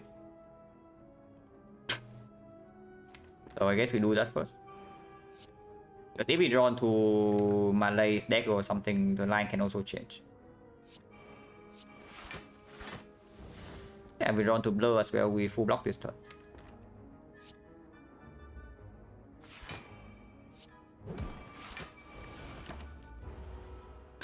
Always drawn to dagger this turn. And it's 76, 78 damage. So I don't care too much about flower, yeah, we just skill here. More ancient pot. Bullet time.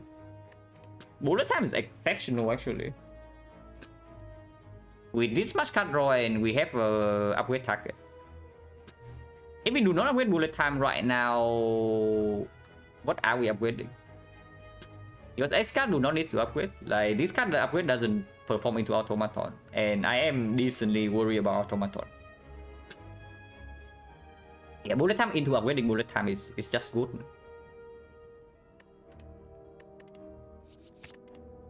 And this one we don't take.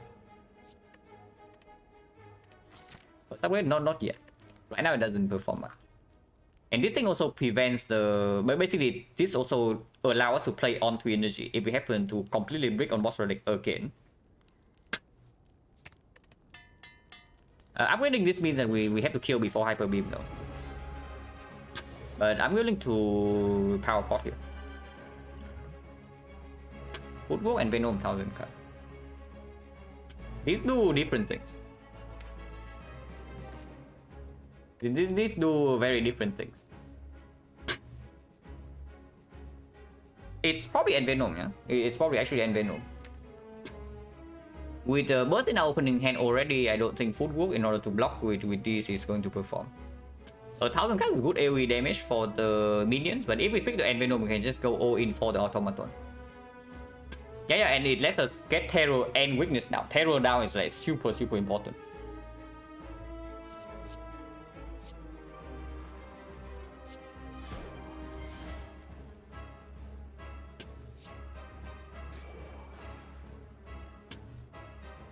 Do I greet the dagger or not? Honestly, I don't. I'm scared enough dying here that I don't greet the dagger. It's not even dagger plus. Also, give me a second. My cat is like demanding something, and I don't know what yet. I'll be right back.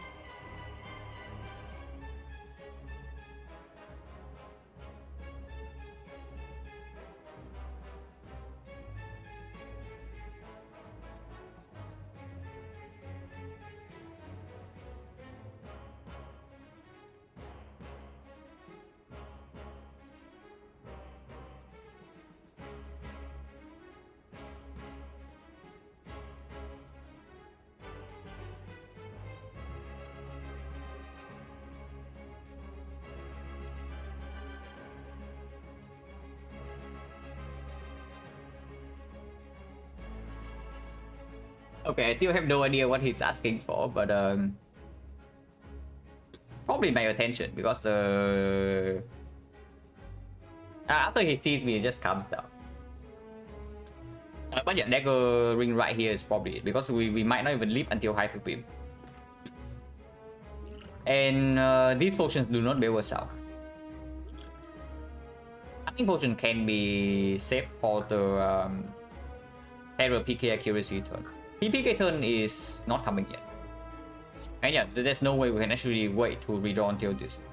We don't have the defensive power, we don't have the draw consistency, we don't have relic plans.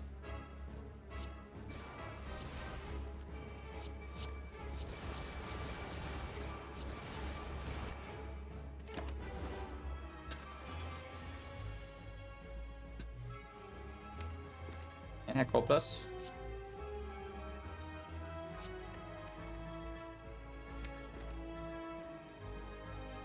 This guy is stealing PK die bullet time at least.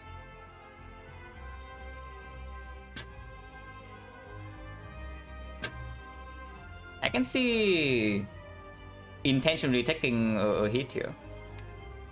Playing another Acro right now and not landing on bullet time is going to be quite sad.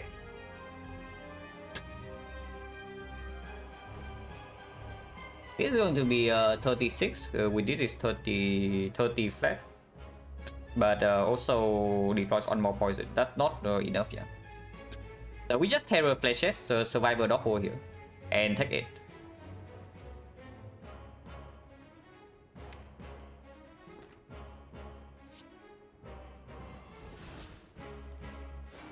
Probably go in for the automaton. Good time stolen on the Doppel turn is slightly sad.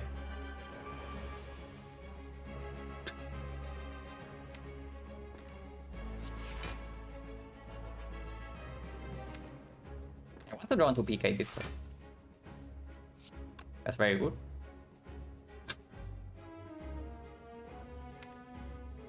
And next one we have Skewer PK with potential this as well. So this dies next turn.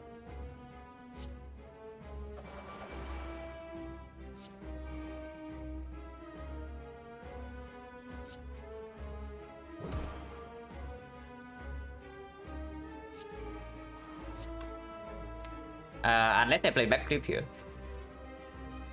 So let's not play the backflip. How much damage is this anyway? This thing is 9, yeah? It's 9, so it's 27. 27 times 5, 135. So he's super dead. Yeah, he's super dead next one. And we also get a flower nicely.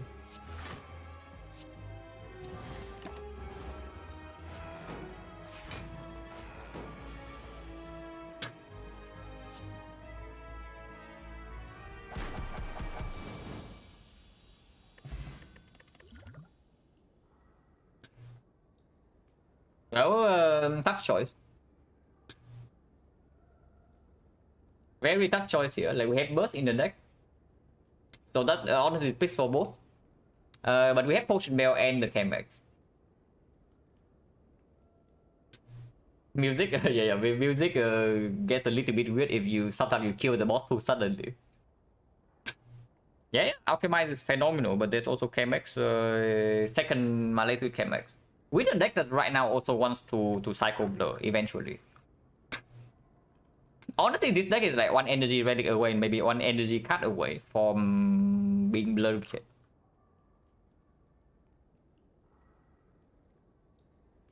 Die. Okay, now that's a hot take. Alchemize is more fun? I don't know whether Alchemize is actually more fun or not. Yeah, we saw back already, but that's not a consideration. Before I click back, I definitely click actual energy relic. This is just the second Malaise, right? This is just second Malaise. Because if we get stuck on 3 energy, and yeah, we might be stuck on 2 energy with potential like maybe Pyramid, maybe unpickable energy relics, then second Malaise is way better. It basically means that then with second Malaise we only need to care about one boss in Act 3, which is the Donun Decker. And we don't have a single piercing wheel yet. So second Malaise into to block multi-hit into the heart is also worth it, because we are apparently not an intangible monkey in this run. So if that is so, then blocking with like Blur, blocking with Dexterity, second Malaise is phenomenal. And we don't actually have a Witch yet. The only weakness we have in our deck right now is a single Malaise and the Neutralize. So having second Malaise that increase the Witch chain a lot in the basically guarantees permanent weak in the hard fight, while also trivializing 2 out of 3 bosses in Act 3. Only you can get common card prayer wheel. I mean, I don't know. You see that we have one Blade Dance right now with an Act 1 accuracy pick. Just saying. I'm just saying that our deck only has one Blade Dance with Act 1 accuracy terror pick. So I don't know whether they seeing a common card with prayer wheel is guaranteed or not, because it has been the entire Act 2 and we do not see a single Blade Dance.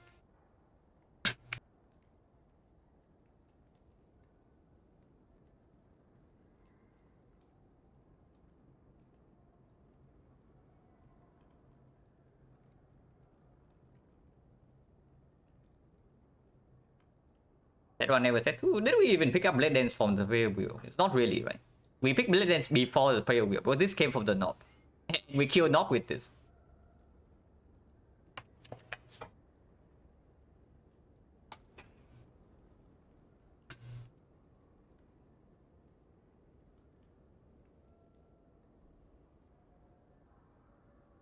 But yeah, like with our well-laid plans, piercing will also get a little bit worse as well. But and yeah, with the Malay strength reset not necessary. So piercing was basically only for the multi-hit in the hard fight. If that is so, Malay just performs. And yeah, if we're stuck on 2 energy, if we happen to pick up footwork, second Malay is phenomenal. Alchemy is very good, but this is a decent hard potion already. This is a decent hard potion already. And this is a good potion. Of course, if we pick Alchemize, we are rerolling these things.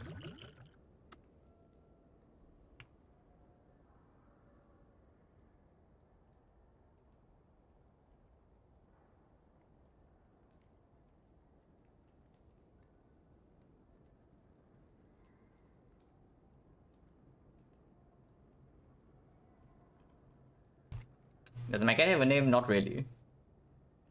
But okay, maybe I have been asking, maybe I have been answering his demands a little bit too often lately. Maybe because he's getting more excessive.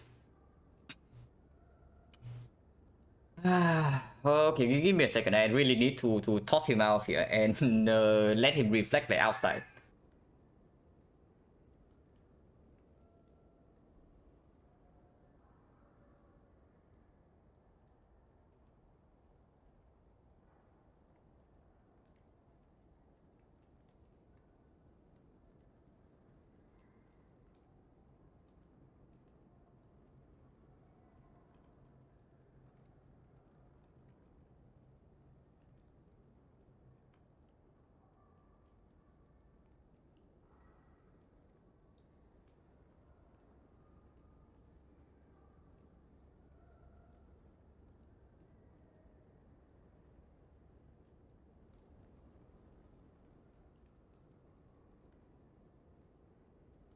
Okay, hopefully he shuts up for a little bit now.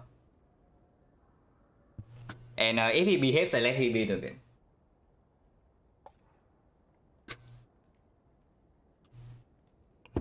But yeah, just second Malays over Alchemize, yeah.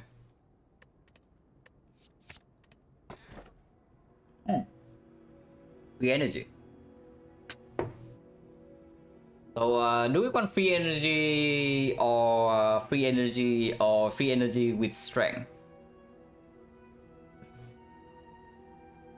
So which kind of free energy would we like? Reaper is always stronger than Hammer, yeah, with Pantograph.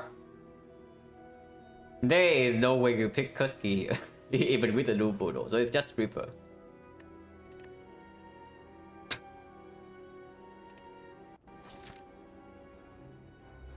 Free energy with normality. Without Courier, we don't take normalities. So completely free path. Question mark is still good, yeah, because even after we spend gold here, question mark can give us 666 gold. Well, that's a scary amount of gold. But yeah, 666.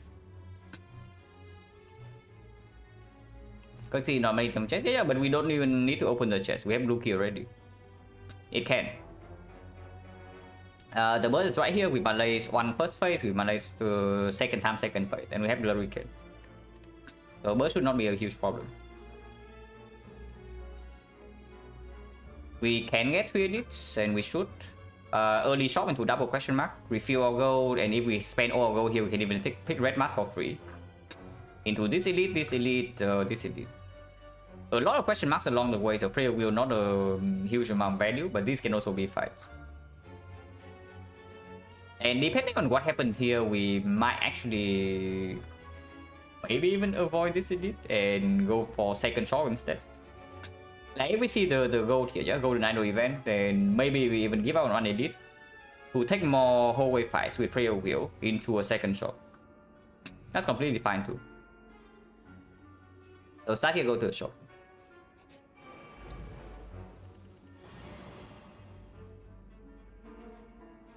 Oh, they are gearing up for something.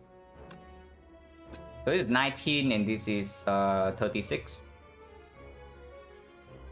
Yeah, 6-ish, yeah, so it's 36. So we cannot kill this guy. He probably is we just kill this, Malaysis, and blur them. We play our whole head.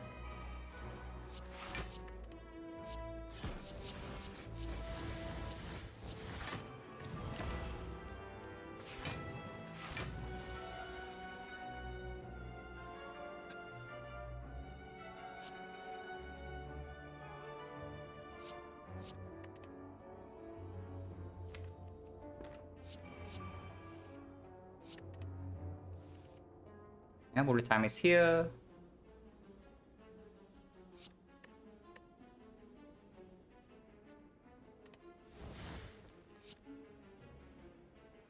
and actually do artifact pot into bullet time into a backflip, but no need.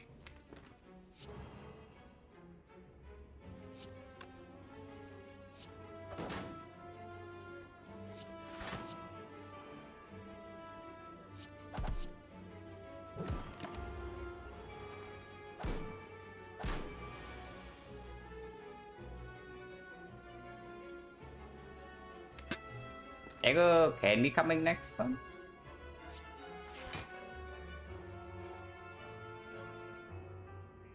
If we Malay this guy right now for 3, it goes to 7, we take 2 damage. So we need to play backflip again. But backflipping right now does have 1 out of 3 to draw dagger. We can store this fight, we can store this fight. Even if we draw dagger right now, and we might not even draw dagger. So that's completely fine.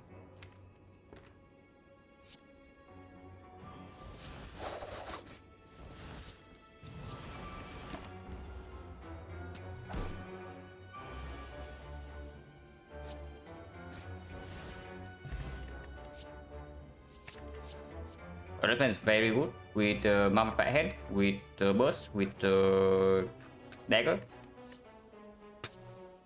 Unfortunately, that's another card we want to upgrade. So we want to upgrade Dagger. It's a little bit late for Dagger upgrade, but still probably bad here.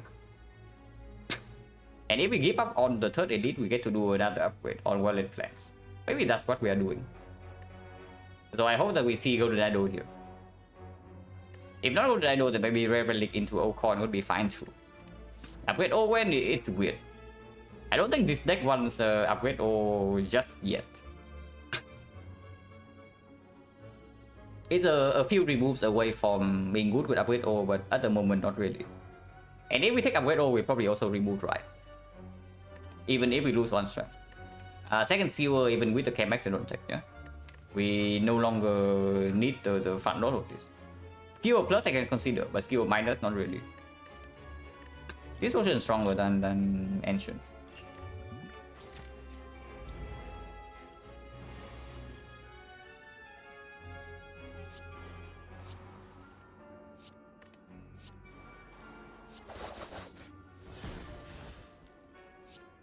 We just kill next turn.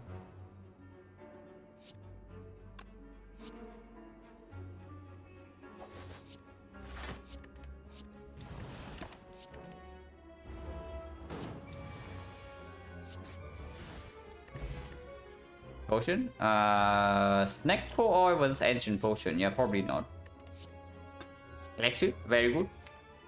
Actual Witch Chain after the Malays are down. And we might need to actually use Malays to trip artifact in Dodo deck. Yeah, it's recurring weakness, it's good with dexterity, it's good with 4 energy. They got a kind of kill with both the time. Yeah, but this potion is also better for later. This potions guarantee a lot of value. With Marbles turn 1 and 2 strength and accuracy and triple damage.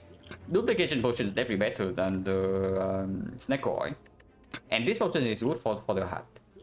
And with Potion Bear we can actually start saving potion for the heart. This is not it, yeah?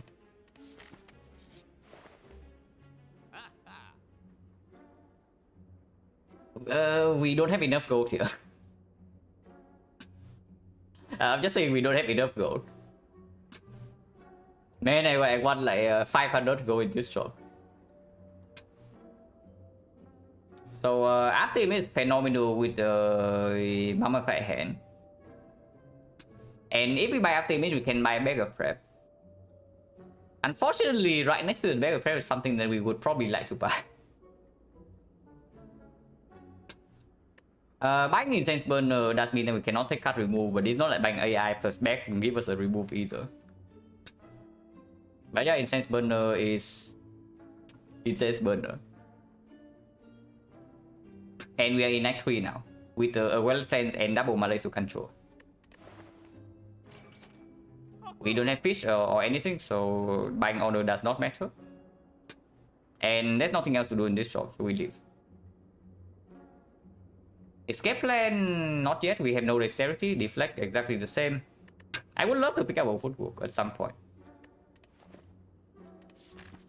There's nothing to do here. 56 go on Red Mask at 100. That is still pretty bad. So we can maybe spend some more gold here, but these are not good enough. But honestly, the escape plan is not that bad, yeah, because the escape plan is bad in only 2 fights. Into the time meter and into the heart. But time meter we have double Malay scam max already, so why do we care about time meter? We should not care about time meter too much. So it's only about the heart. That escape plan is bad in. Man, it sucks here. Man is not good enough. Because right now this deck is still, but basically it wants to draw into Violet Plans. But after it draws into Violet Plans, we are probably fine. We don't actually need energy right now with Bullet Time Plus and then 4 energy base. Yeah, Madness can do funny stuff, but it just makes our first cycle weaker. Pango, no, Pango is not a real concern because it does open up Madness, but it is still membership card goal, and we also just not see red mass. It's just not good enough, so we leave this shop. And I don't even think this would go even with a discount because yeah, we know the kunai is gone. We have no footwork yet, and no dexterity, no after image. No reason to waste gold on this. Wow, 666 gold. Exactly what we need.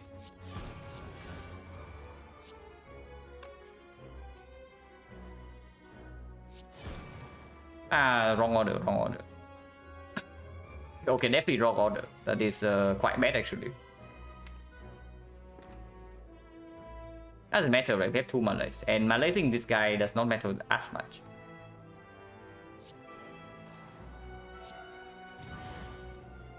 This is better in our hand because we can draw into bullet time, and there's no need to apply weakness right now. Also, this guy is we cannot dagger this guy, which is pretty annoying, I have to say.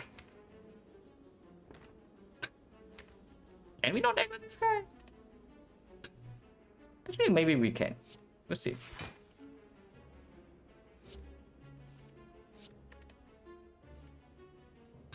With this draw, probably not.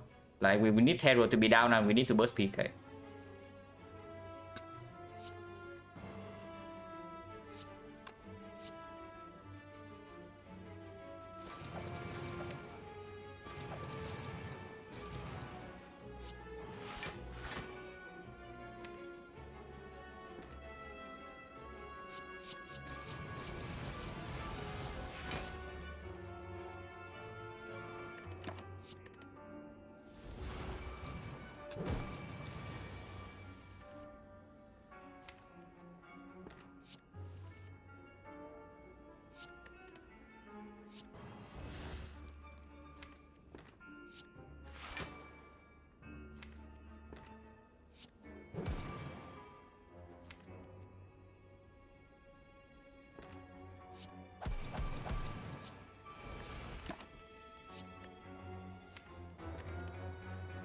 But yeah, there's no way we have enough damage here,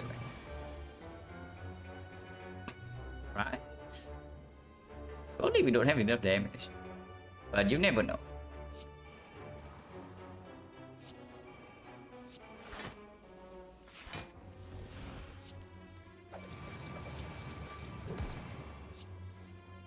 But you actually never know. Probably never using this yet, actually.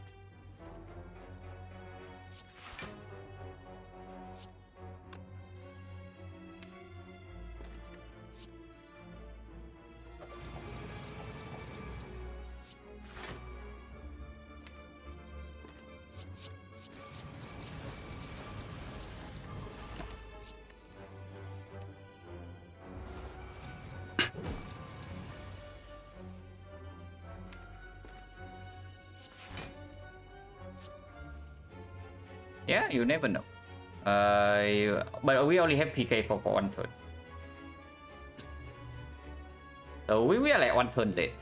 If we draw this hand last turn, maybe we actually can kill this guy with double damage, triple damage in 2 turns. But now it's probably too late.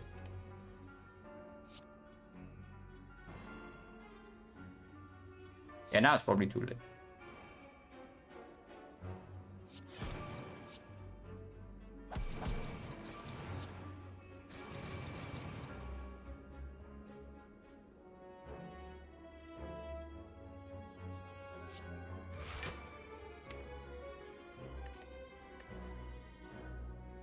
Burst is honestly whatever, right? The only burst is for Blade Dance.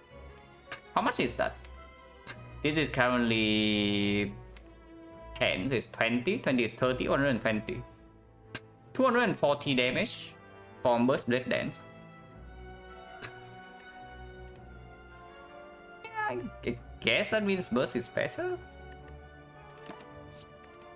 We don't actually have energy this turn though.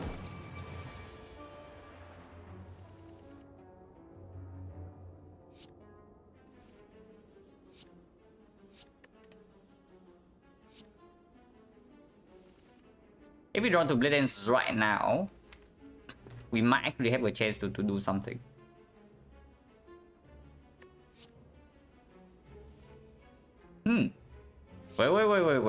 Wait. We might actually do 500 damage this turn.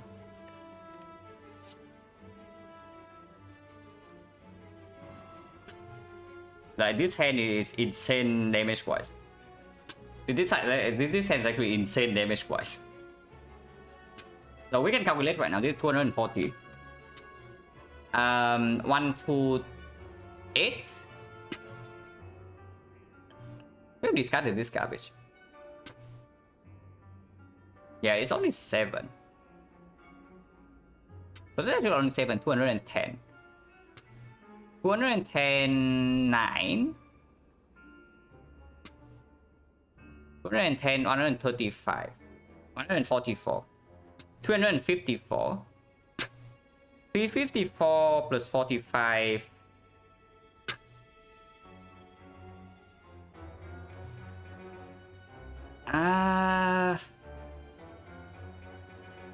Yeah, that actually is the difference, yeah? That actually is the difference. That the all attack blockers here from the dagger kill.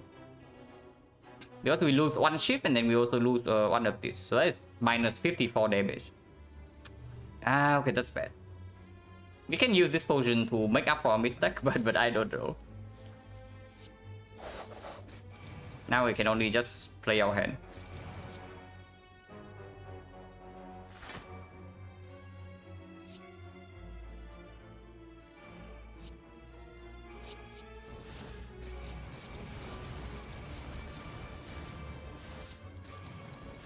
Still win.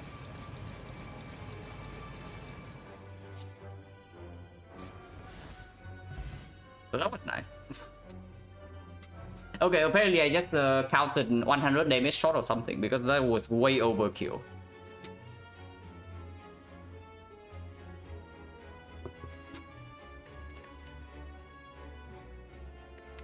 I just picked up a freaking well-set minus. I still pick this. I still pick the well-played plus here, but it does make the well-played minus a little bit sad. Not that bad though. It's not that bad. We do have a sense burner to protect the setup phase, and we do have mummified hand. So how bad is it really? Yeah, it is good. Yeah, I did say that I should start picking multiple well-plays when we get close to Act 4. And right now we are fine in short term. This one we don't pick though. With Lexi already, there's no way this is good. And then yeah, dodge and roll with no dexterity, complete trash. Even if it's slightly better with double blur. But we already chain blur decently well if you saw the transient fight.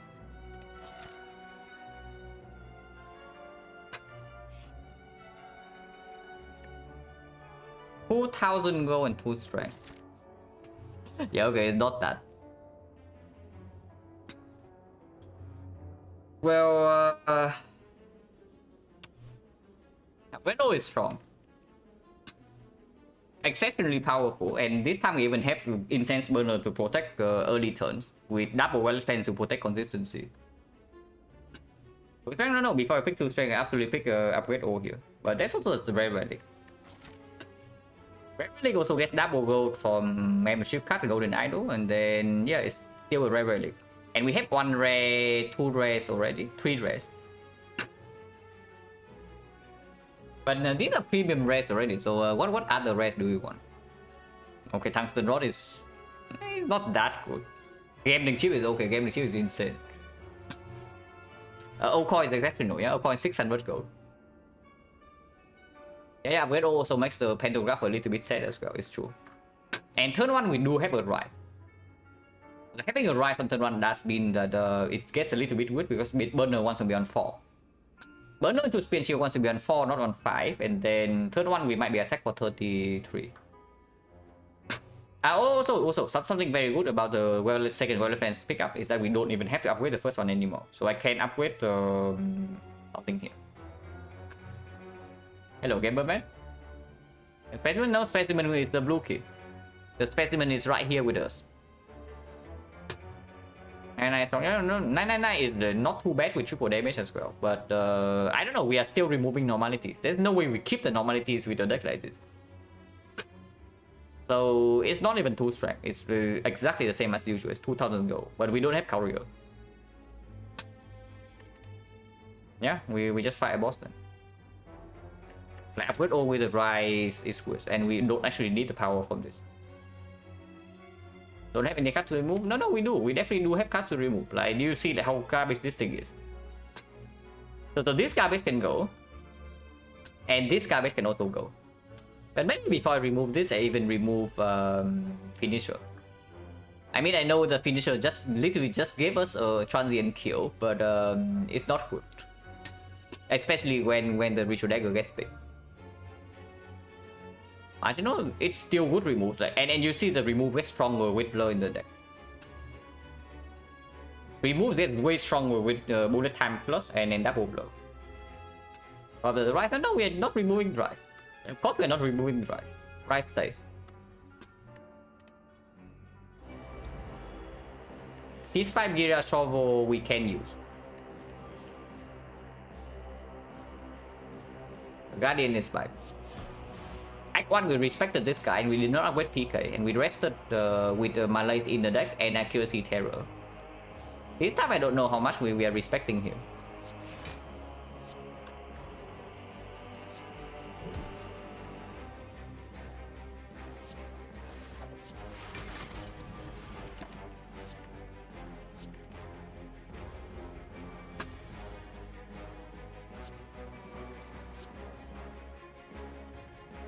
Times 7.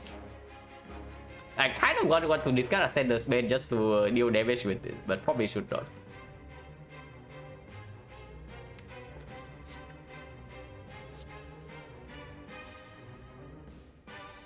Turn does not need to be played.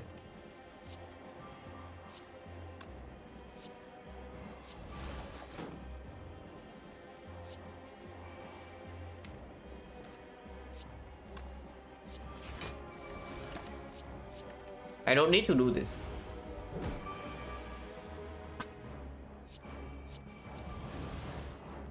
But I'm going to do it anyway.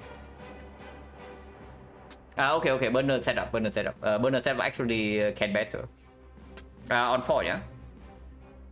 Retromancer, we kill Dagger on turn 1 with Backstab, but it's probably still on 4 for Nemesis.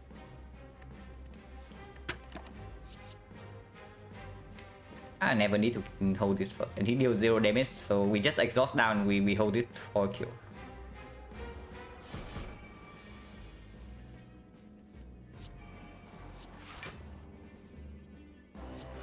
And we can even blow this guy to death as well.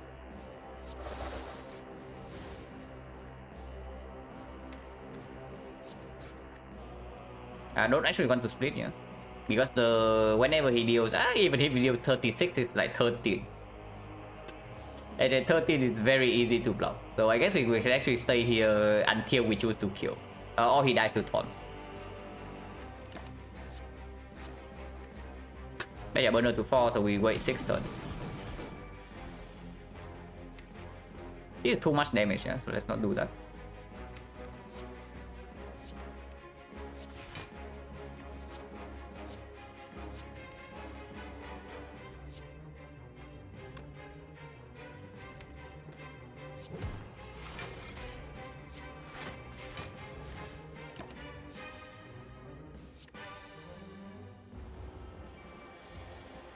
Oh no, 0.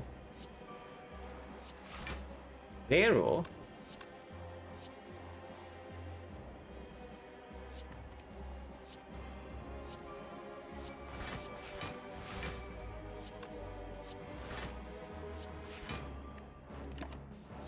can kill whenever we choose to.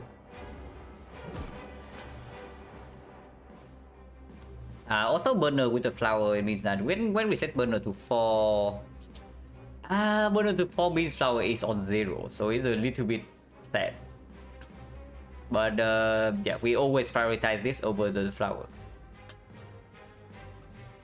But what can you do, right?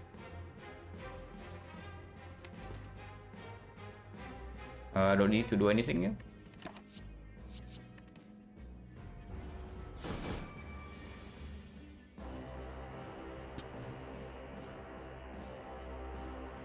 PK next turn.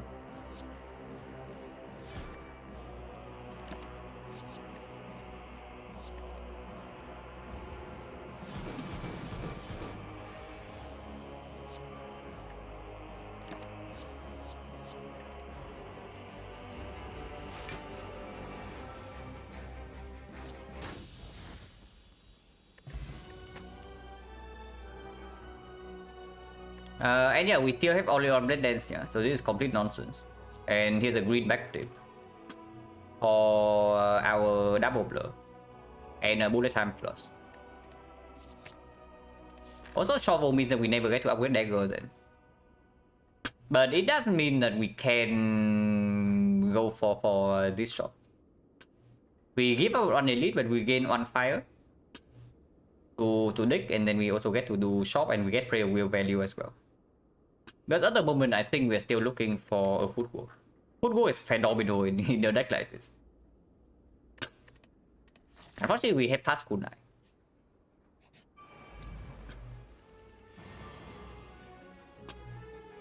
Answer 18 AoE.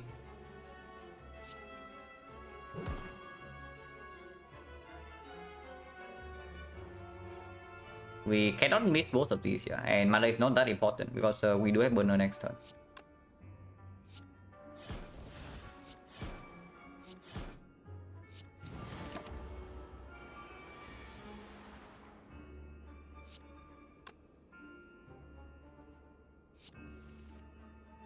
Was here 6 times 7.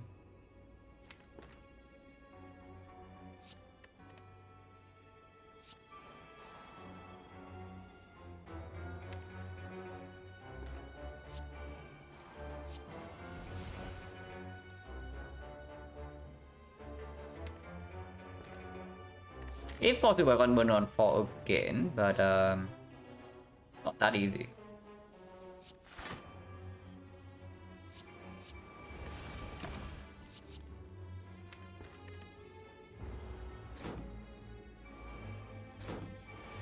We'll finish it. Yeah, I'll goes first. I can kill this turn.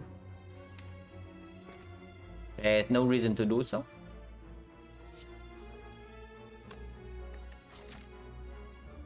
Honestly, with Pantograph, like, how much do we care about Nemesis?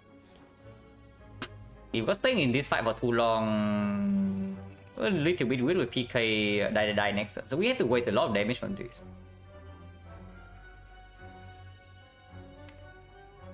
And now block next really does dot scale. We can wait, we can wait.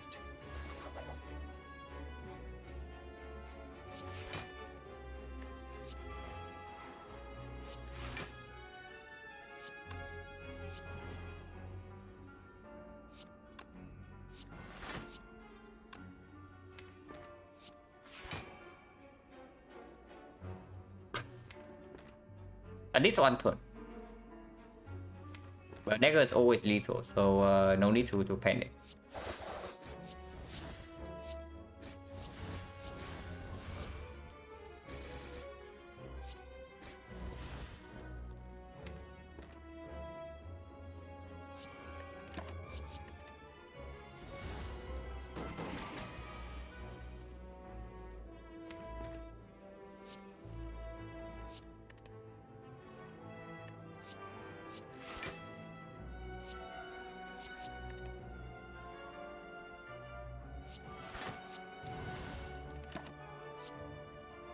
If we have to kill next turn, then sure. Burn on 3, flower on 2 at least.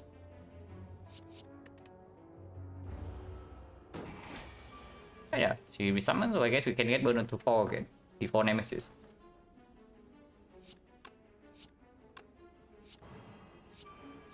Berserker is really nice though with double blur. Berserker is really nice, Dagger is really nice, but not super necessary. Because it's like late enough already. The Dagger upgrade, if we make it here, yeah, it's 1, 2, 3, 4, 5, 6, 5, 6, 12 damage on Dagger. Because the Dagger damage is only relevant for Spear and Shield. It's not super relevant for the heart, if we get +2 or not. So it's like +12 for Spear and Shield, which is good, but we have this against Spear and Shield already. So digging is fine.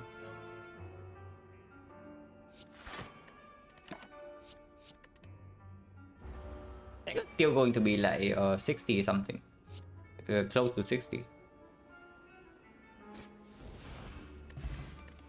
Meat on the bone. Totally unnecessary. This potion is not stronger than any of these. What are we looping here, by the way? I can never see looping Dagger killing Spear and Shield instantly. I can see looping maybe Couch Chops. But other than that, like right now, loop potion is not that strong. But it's not like this potion is ever better. So, no. No need to recall first, yeah, we did. In case it's like more back. Or exactly what we did. Ouch. But we have beat and pantograph. So losing some HP is not a huge problem.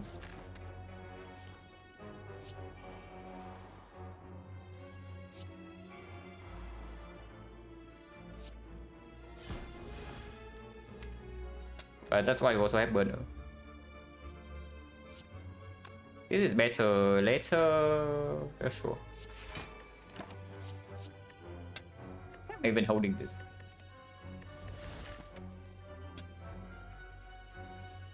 No need to set up burner for this fight. If we set up to anything, it's on 5 to prevent. Yeah, upgrade always shambles, exactly. And then I talk about it as well. Yeah, with the right upgrade always dangerous. I don't even know whether I should play the survivor here or not. I probably should. Wait, that's the wrong order. Because I want to skip the skewer now. Maybe I should not.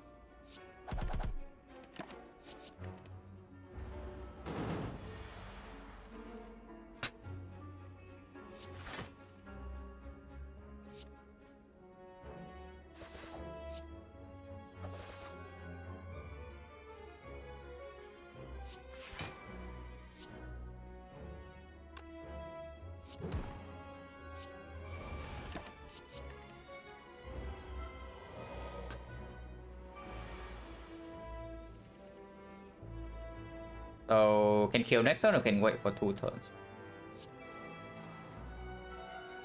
Bottom decking both melees, by the way.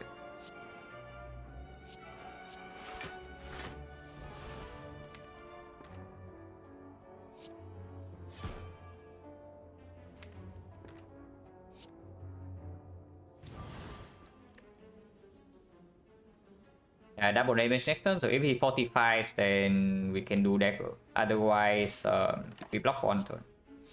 Otherwise, we wait for burn on 5. Can hold 3 cards. Probably this then. Yeah, witness is not running out. Blur here would be good. Okay, blur is here.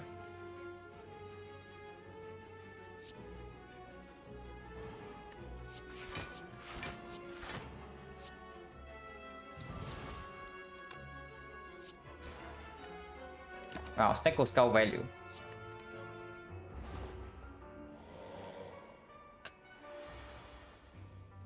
Next time we kill. With 66 damage and it's perfect.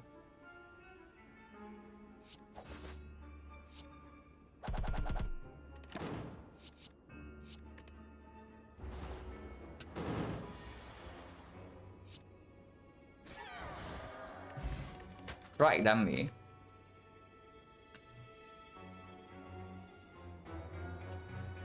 We have no strike and we are probably not picking up one. Punch plus not interested, yeah. With double Malays and deck sweep already. Flex Potion is 5 strength. And at the moment we don't have anything to do yet. But we also don't need the front note from this. Flex is stronger than Cunning. Yeah, Flex is just stronger than Cunning.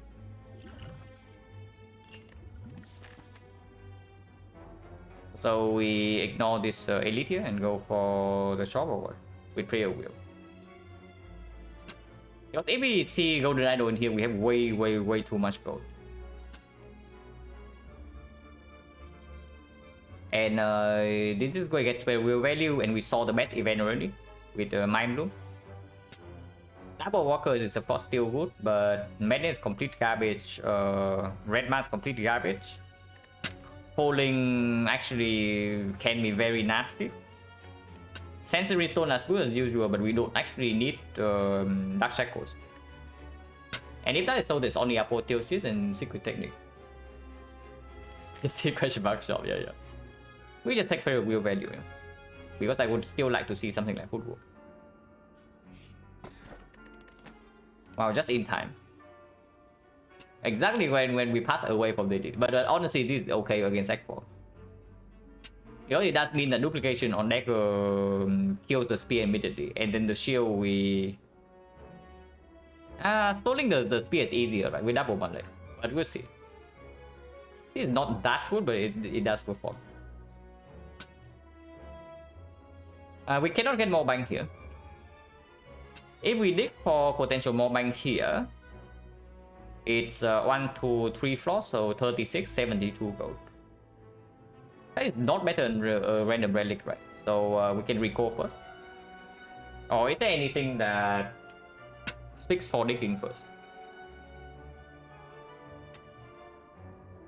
Whetstone maybe?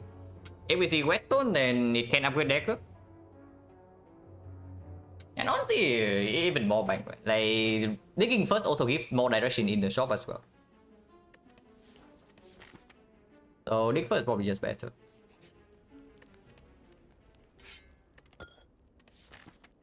Oh yeah, there's also this thing. So of course digging first is better then. Because now we get to see like 3 potions guarantee.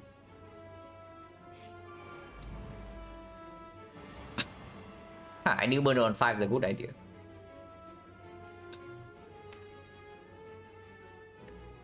But we don't actually have any stack or solution. I mean we do. We can malaise into cow chop to kill.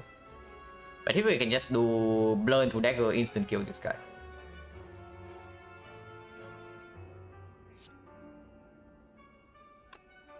This is better to play first.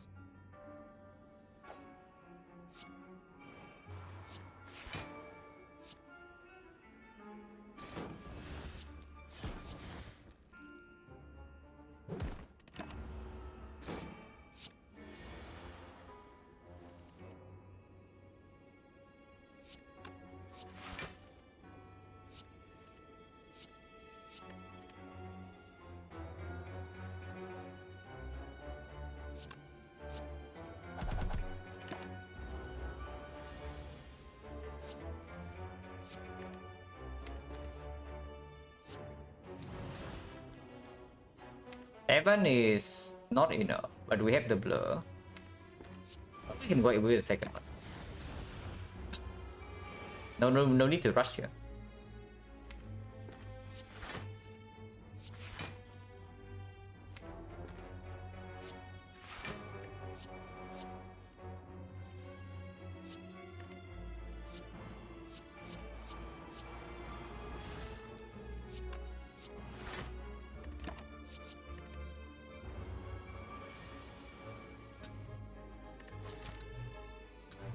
Five is better than 4, yeah. And we still have low stack. How do we not kill this guy though? Wait, how do we not kill this guy? Every single attack in our hand kills except this one. Okay. So we all attack them.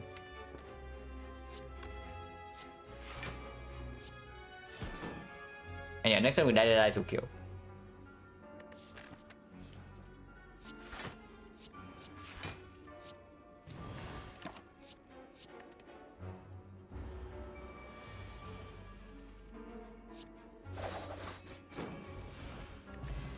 XecnaR, exactly what we need. Let's see plus. Acro plus, yeah, sure. Let's see plus still good, yeah.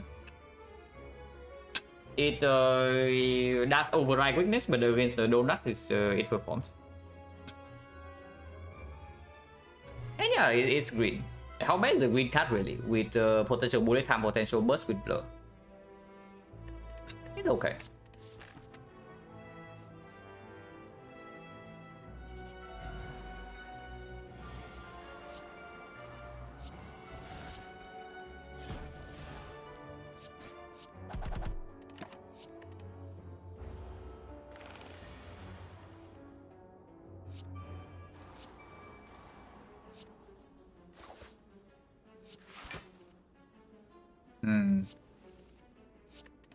I'm really taking some damage. Maybe not that much when we do have the pantograph.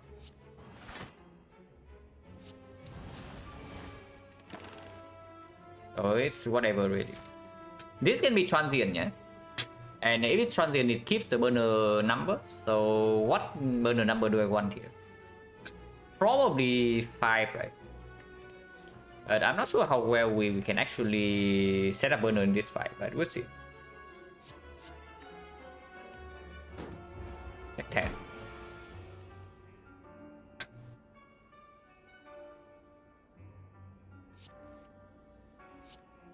It's 75 damage, so any other attack can do it.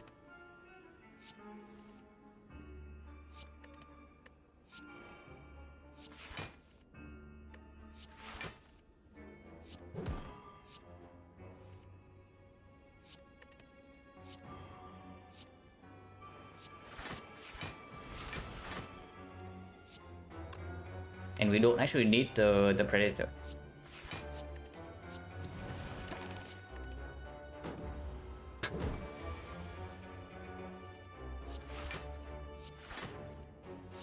Yeah, after we exhaust down, we just have almost blurry kit.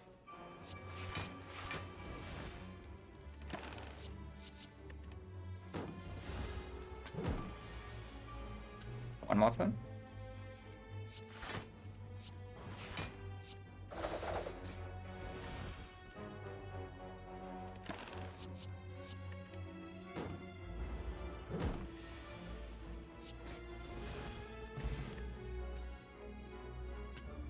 Okay, so it's XecnaR into smoke bomb, yeah. Still have not seen a second blade dance, by the way. It's not that I do not pick a second blade dance. I probably do not pick a second blade dance in this spot. But we just saying, like ignoring even the footwork. We have not even seen a single blade dance in this run after the player will pick up. And it does 14 extra card rewards. Not interested in any of these, yeah. Outmaneuver is killed with this much card draw, but with bullet time in the deck already, and it's outmaneuver minus, not really. Also, we have not even seen a single rotation.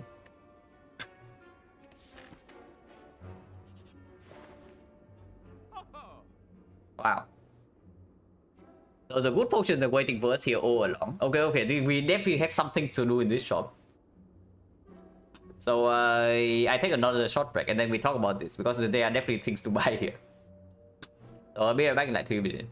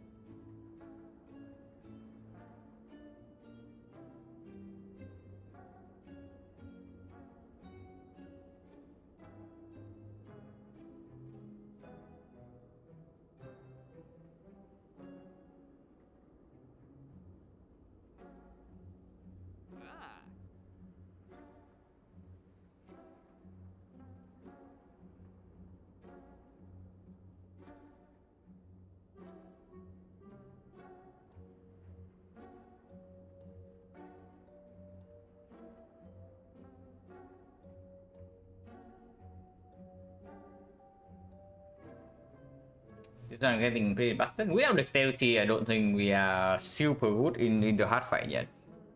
But the ghost definitely make it better. Now the thing about buying double ghost here into Orrery is 114, 197. 197 leave us at 197 leave us at 47. 4762, so we cannot actually buy any relic. If we low roll, we also cannot remove an X4. So it's already better than other things you can buy an X4. Or are you telling me that we buy one ghost and not double ghost? But I find that hard to believe with the burner as well. And also, okay, before I buy the ghost, I just buy already, yeah? Because then we get to decide whether duplication potion is important or not. And I do think I pay go for Rary here.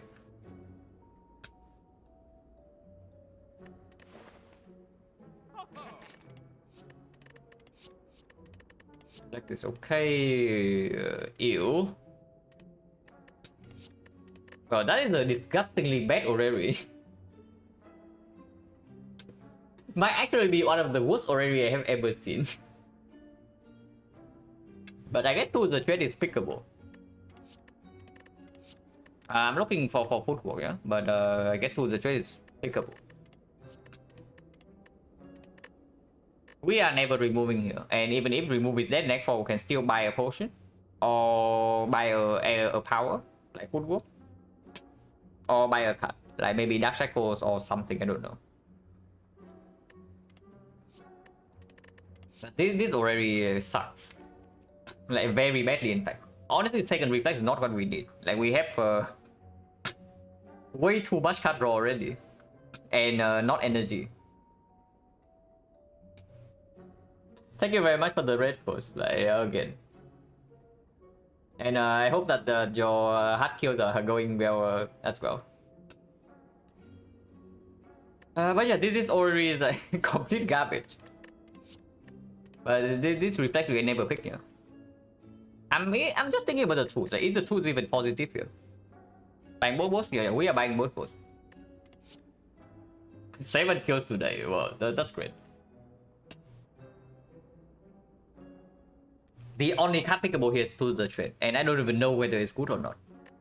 Because we do have 2 well plans already. So after we have these 2 in play, we don't even need to the trade for anything. With this much card draw. Yeah, 7 a lot, 7 a day is like a lot. Honestly, anything above 5 is already crazy. It's not good, right? The tools are trade.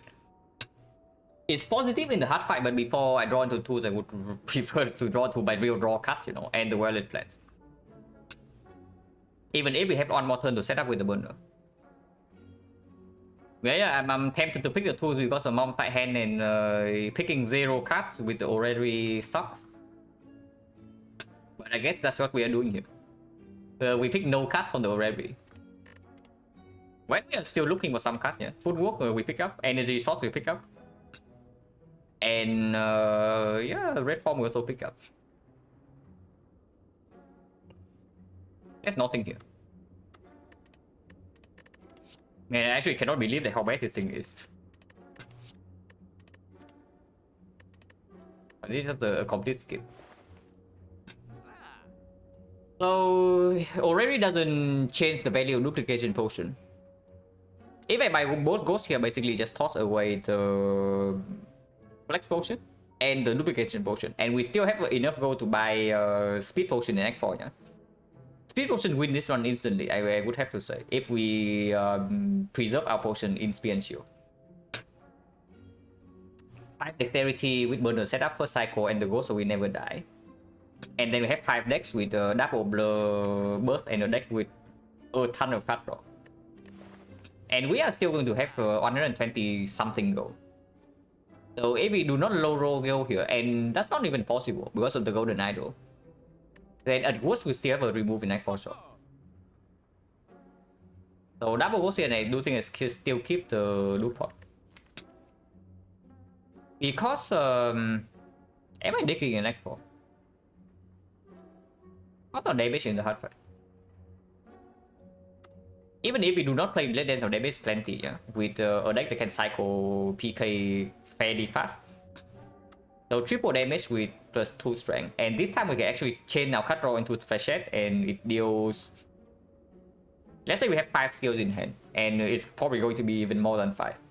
But even only 5, that is already...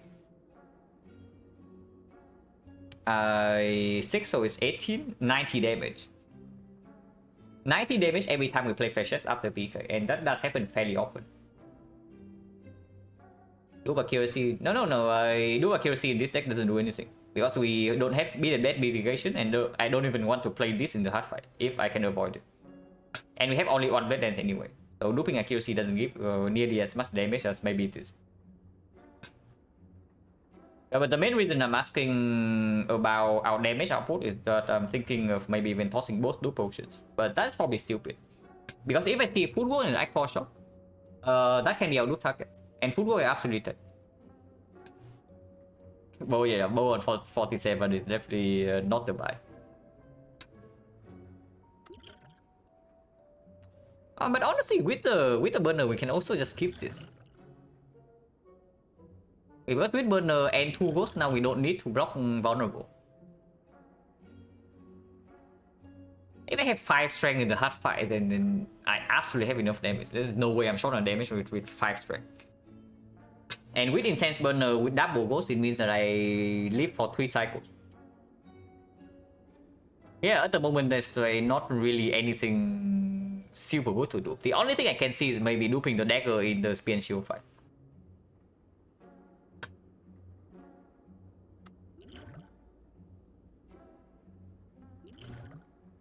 How strong is this?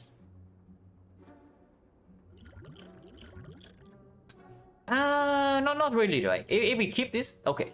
So the only thing the Ancient and the Flex combo is doing is that it so hard damage. But if we are scared of lacking damage, we just dupe the couch off. And this is also plus 100. Yeah, I just toss Flex dupe then. I just toss Flex dupe for 2 ghosts. And then we, of course, we don't remove here. Not that we can even afford remove. We cannot even afford remove.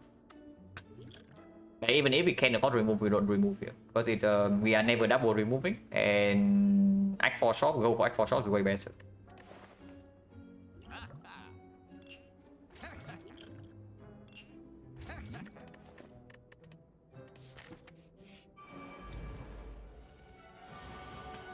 Why one burner on 5, yeah? Before this fight.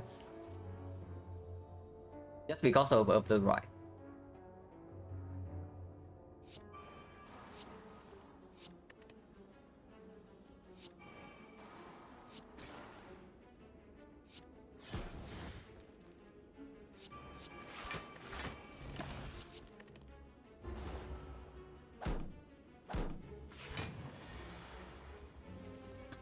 They are pissed.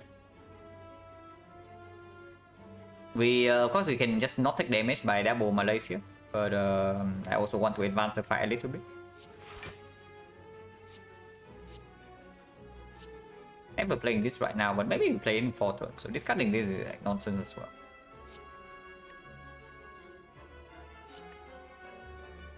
How much damage is this? Yeah, nothing, right? So can discard Lex Spirit. And that's even assuming we don't even kill this.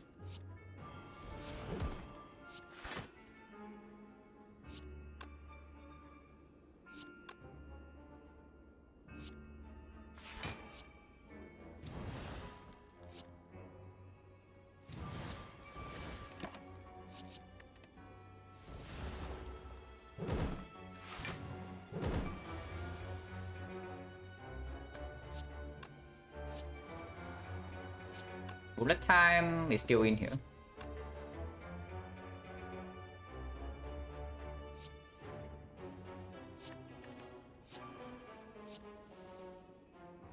It's still in here.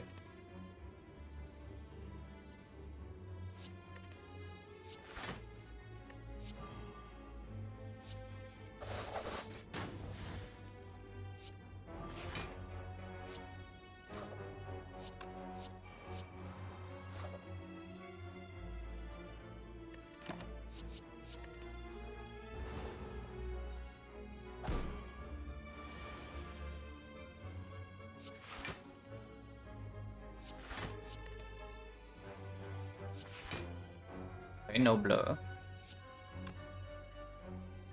It's too much damage.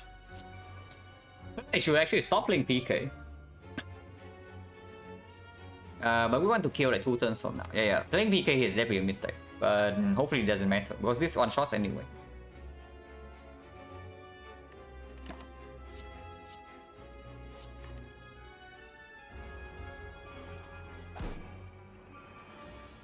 Maybe it's not, but it allows me to kill both of these.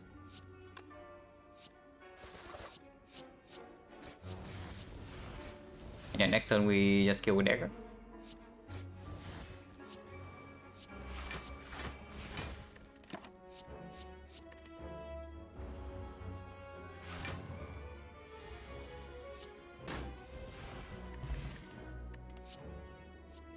Wow, this is very strong. And it's green. This is useless. But this is very, very, very strong. With this much card draw and a reflexing deck as well. Not quite a second bullet time plus, but it's insane. Feel like very powerful.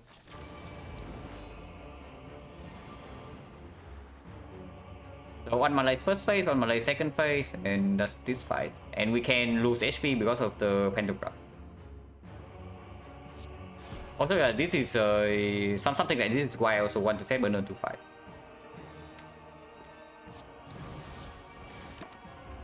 And Terror does not actually need to come down.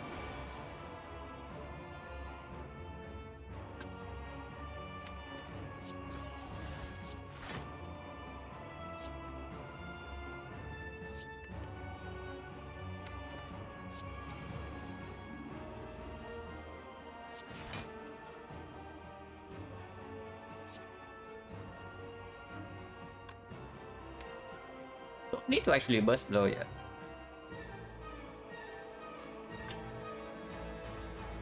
We are never using second Malay's first cycle, yeah. And just keep burst blow in hand, because next turn is the multi-hit.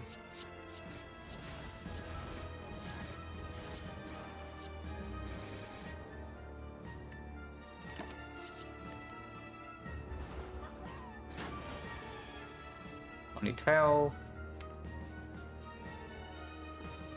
I don't know, maybe keeping this blow is a mistake. It doesn't matter regardless. We don't need to play this.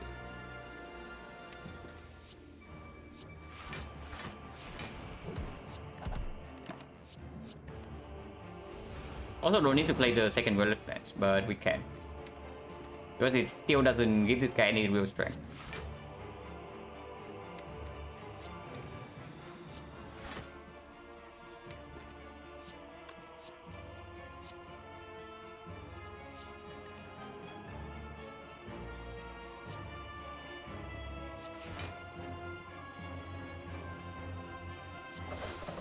Let's keep exhausting cards. Passion's probably stronger than Blood Dance here, but I don't care too much. And yeah, like 72. And that's before we actually play Terror and cut draw. 126.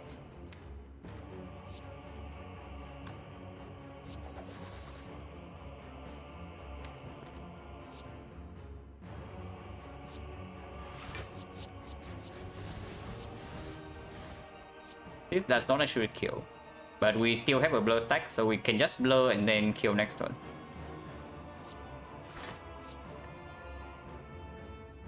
This is fine to keep in hand next turn.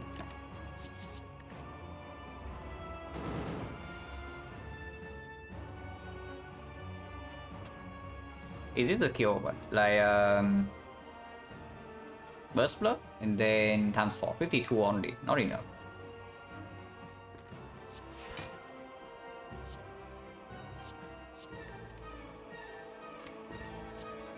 Like whatever, we can just keep doing this.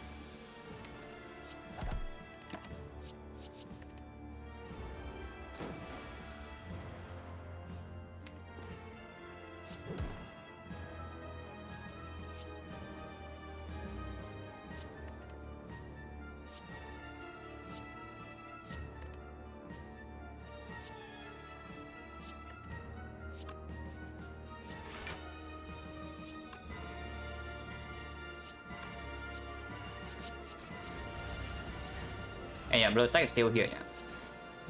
So now we can keep Burst Malays and Assault next cycle.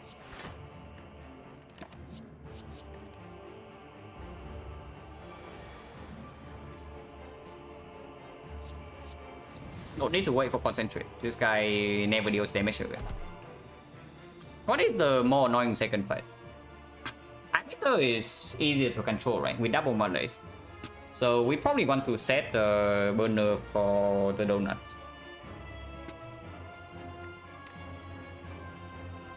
I guess it's still 5. But with Concentrate right now and 1 layer strip with the marble is probably still 5. Because by turn 2 we should be going like fairly deep into the deck already.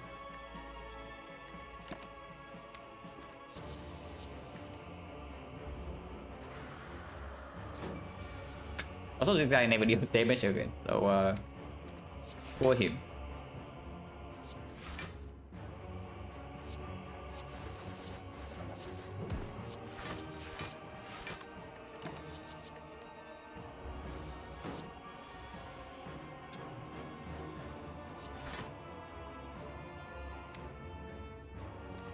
We are running out of blur stack though, but not like we can.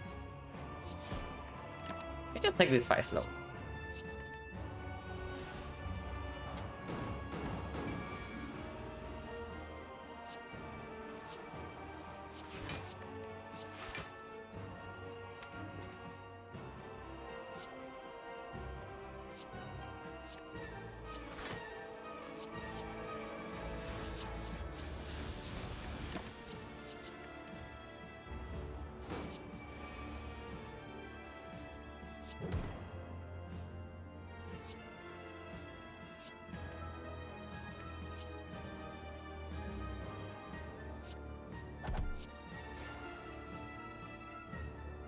This is not enough, right? It's wait, it's 160 now. The 6, so 10, 20, yeah, 80, so 160. So we just kill right now. Yeah, we cannot block without the blur.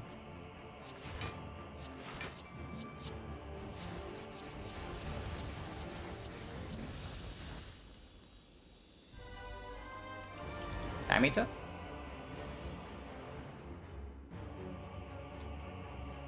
So again, this guy managed to outplay us. He just keeps doing it like every single time.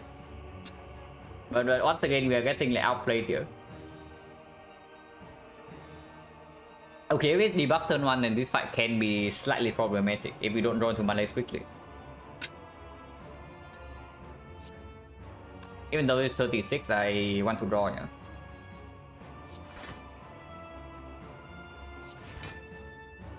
Okay, we have lowered this.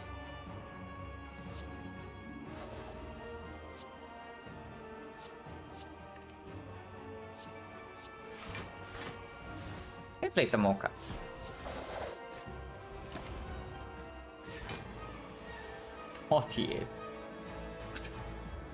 Taking damage here doesn't matter that much as long as we don't die. But breaking on card draw on turn 2 with also breaking on Wild Defense all the Malays is certainly something. Okay, weakness is here. The weakness is good. Take some damage. Terror first phase is better, yeah. If we Terror first phase, we might actually be able to rush, and then we double Malay second phase, and that is like way more control. And we do need to control this side completely with no defensive scaling. So if possible, I want to double Malay second phase. And we don't even want to play Dead Dance in this fight, so accuracy doesn't matter. At least not yet. Well, drawdown kind of sucks.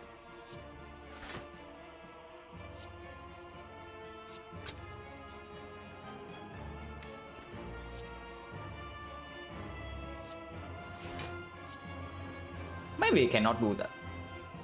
Because I still want to deck roll. If we want to actually foster the speed quickly, I just deck next turn and then we get there. But I still want my deck damage. So we probably just double into Malays, and then second phase we do something like burst Malays, concentrate, and hopefully that's enough.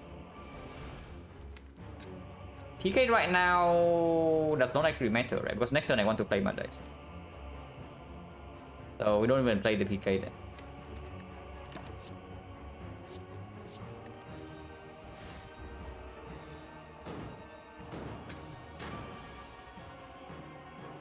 And he decides to do big hit, yeah.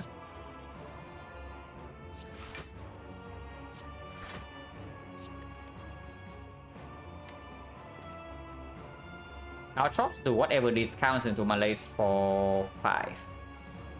Seems to be the line here. And we take one more hit.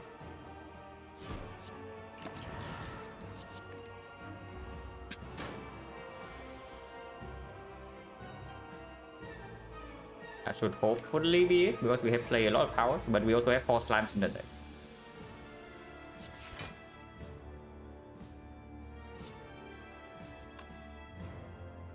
I can just play dagger right now, this fight is like so easy. But I don't want to do that.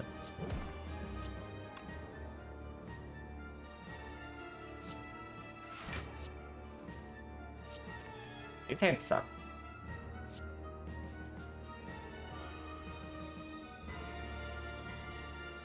It's like 3 damage. Honestly, you just get out of here, right?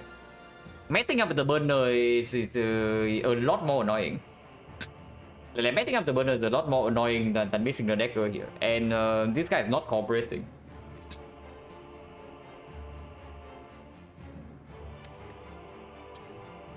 Because if next turn is like the big hit, suddenly we take one more hit, and then I guess burner comes down. But I don't play this. If I don't play this and I still want to full block this turn, it gets messy.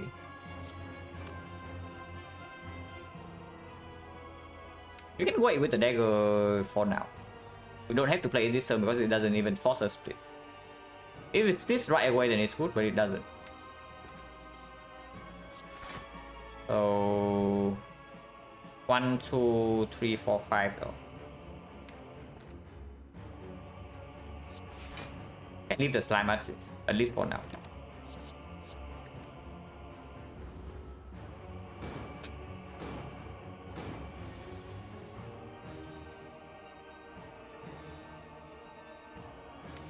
And next turn burner, so we can do. Cannot play 5 cards here because we also brick on card draw. But if we draw skewer next turn, we can save the dagger.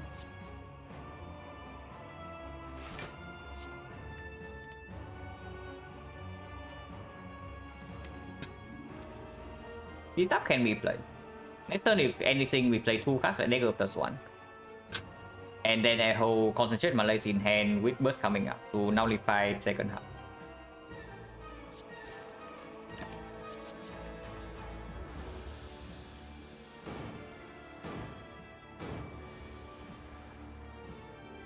Skewer is here, so we actually get to do that.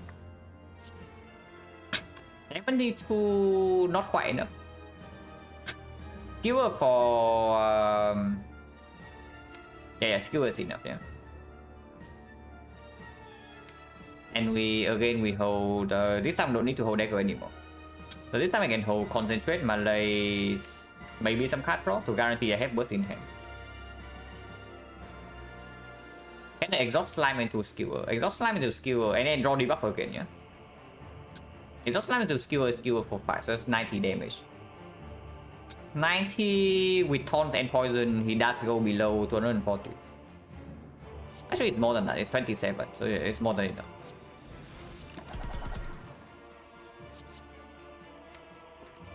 It's more than enough.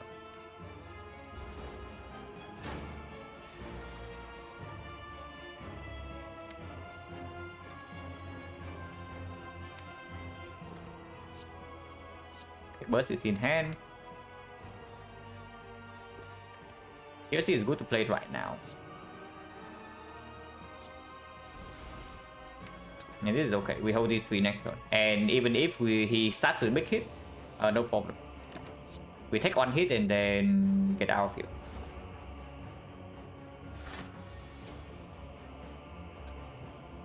But this guy.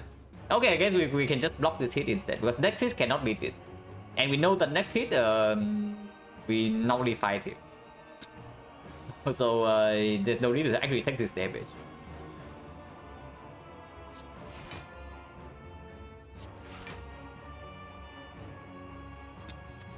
Actually missing the dagger. How many cards is this? 1, 2, 3, 4. Leaving some shifts in deck then, because otherwise we cannot do this next turn. I mean, we can. Yeah, we can, no problem. Like 5, this hit cannot be the big hit.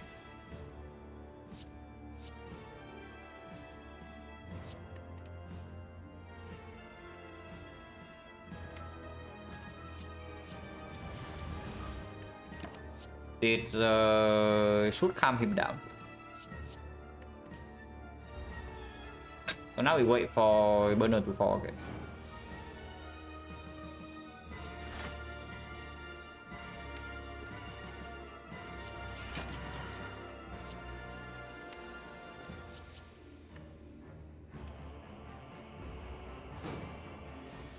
We only need to blur when this thing happens, yeah, because blur, because debug into big hit is the only way we actually take damage here.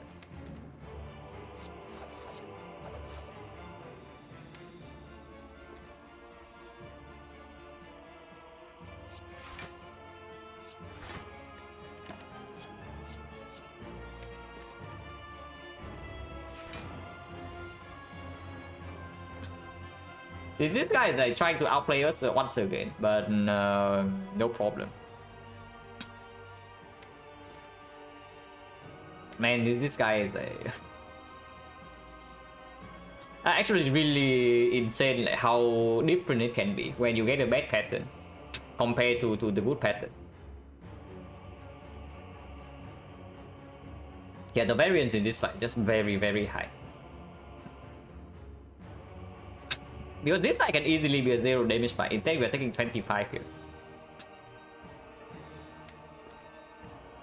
Not that 25 matters too much with the pantograph, but it's still annoying. I mean, I can intentionally take 5 more damage to proc mid, but honestly, it cannot be bothered. If it's free if the damage is free to take, then I just do it. But otherwise, I don't.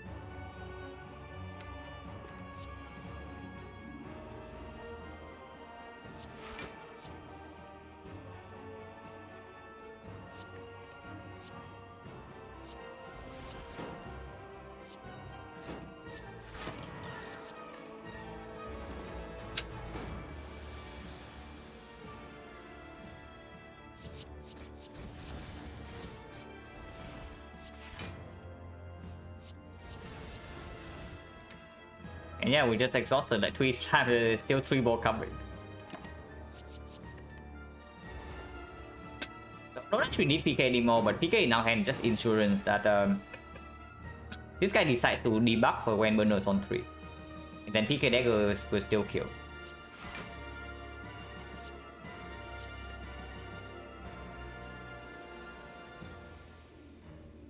Six times 6? Yeah, sure.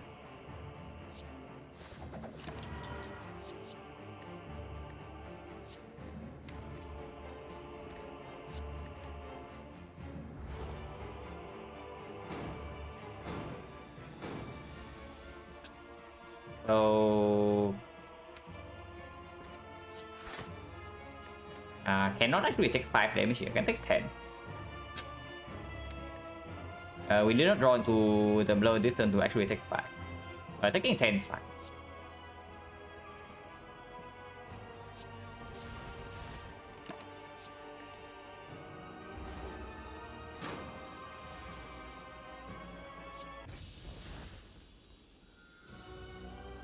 Make the mid happy, you know.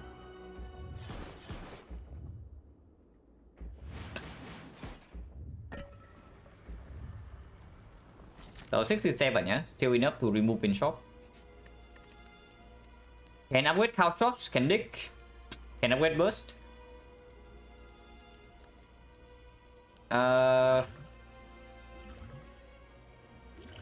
Honestly, we do probably upgrading couch shots, not even a terrible idea.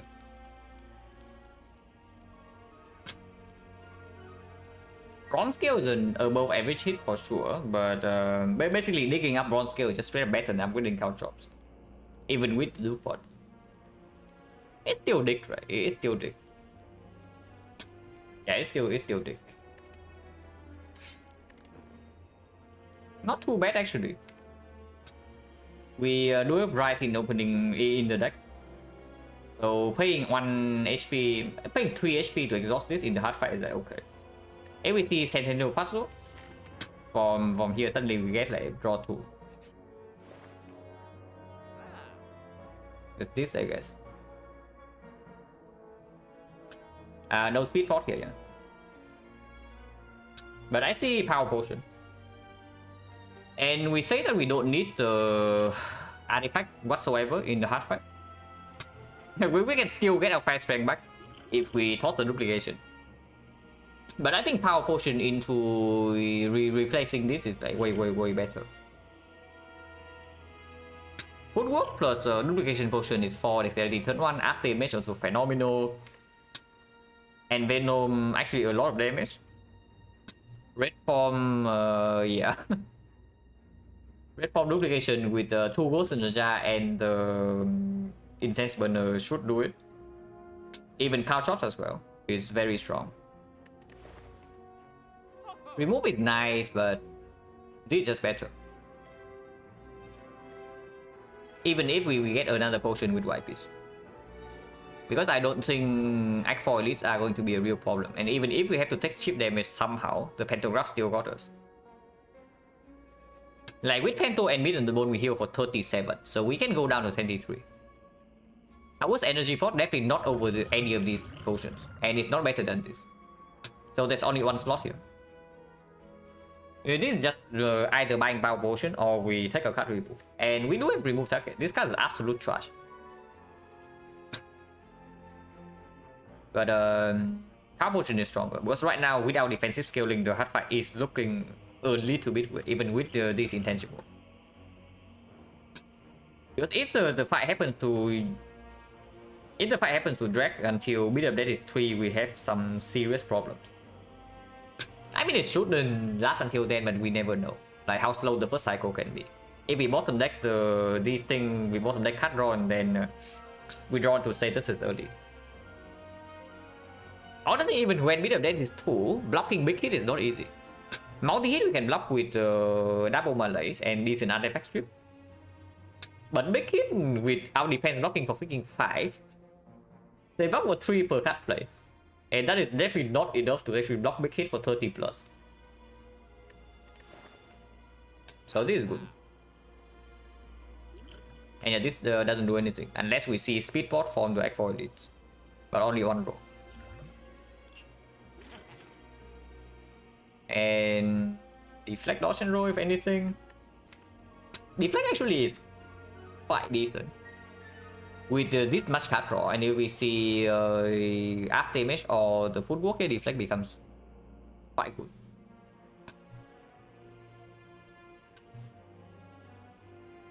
It is okay, especially if we do not get defensive scaling from this, and we still need to block big hit anyway with like second cycle. First cycle we probably just ghost the big hit into malaise blocking the multi hit. But second cycle we cannot do that. Second cycle, even if we can strip artifact into malaise the multi hit, big hit we actually need to block normally. We can never afford to waste ghost in the second cycle big hit. Because there are definitely times where we actually have to ghost the second cycle multi hit. And then first hit or third cycle we have incense burner. But ideally by that point we still have the second ghost for the second hit. And then by fourth cycle we kill. This is okay, it's acceptable. With this much card draw, like how bad is it? And we cannot super brick in the elite fight with this thing.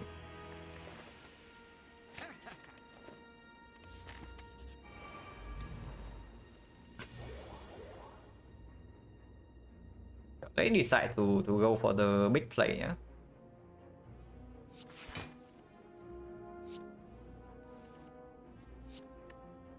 It's overdraws.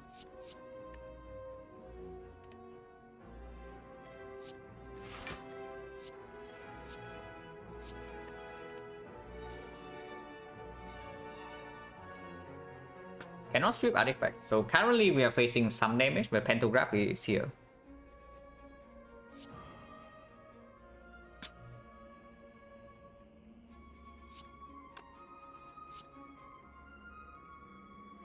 No well defense, we just play hand. But where does the damage go? Turn 2 we know that we full block this, and then we can strip artifact here into double Malaise plus. So this guy is way easier to control, right? Compared to this. When we don't actually have a dexterity. And he has less HP as well, so we can probably kill this guy first. Yeah, turn 2 we got protected, turn 3 we actually need to block, and blocking this guy is not easy.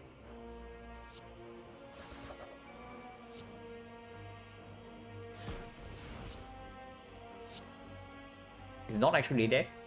Turning around also saves 1 HP. But I want to strip artifact on this guy. Okay. Take out the screen. Why did I play bullet time? I played bullet time before backfield when concentrate in hand. Okay, that was pretty stupid. But probably doesn't cost me much. Hopefully.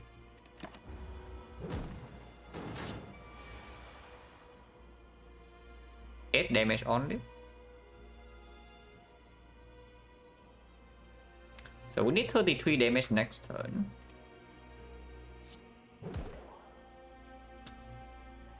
With Malay is coming up, there's no need to actually weaken this yet. So I can still see Burst Flex on this guy just in case we cannot kill next turn.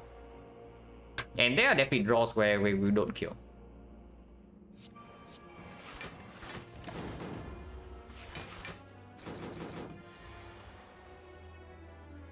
Yeah, maybe this one. Okay, skewer kills.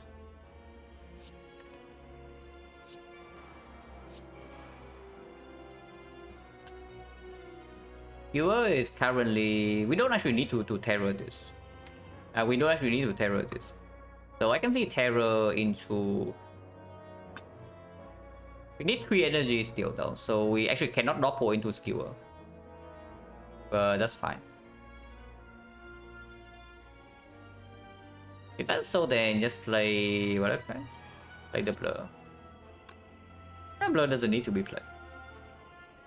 Currently it's like 32 damage, so terror needs to come down here, but that doesn't matter. And I guess blur in hand is fine too.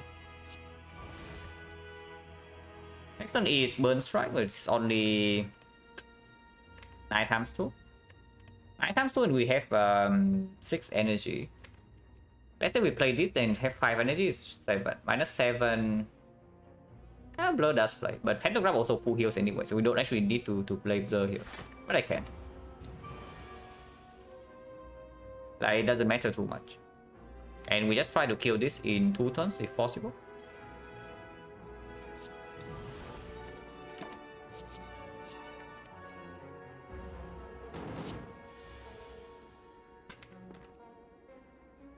$61 damage. Shuffle all the things out, yeah. And taking this damage does not actually matter. But we don't need we don't need to.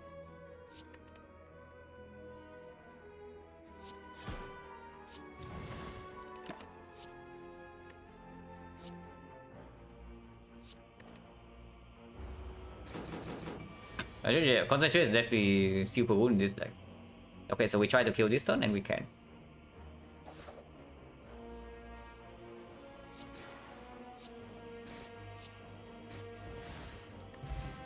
Yeah, 5 points definitely not better than any of these. This is not good enough. Okay, relevant top deck is good. With relevant top deck, we I didn't see the goal, yeah, but we have no defensive skilling yet, so this fight is not free. Start with Power Potion, yeah? If it's after image or footwork or even tools the trade or Adveno, I want to see them right away. Even if it's red form, it's fine. Yeah, footwork. So we just do the footwork. And yeah, footwork is stronger than couch drops. So we do the footwork and then move on. I take 4 year death here.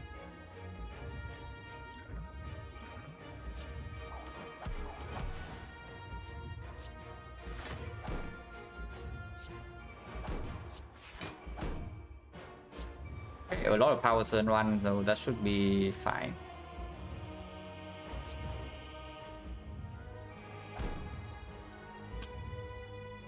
This does not need to be played now, and we can just hold Lex with bullet time. And I definitely play HP to exhaust this.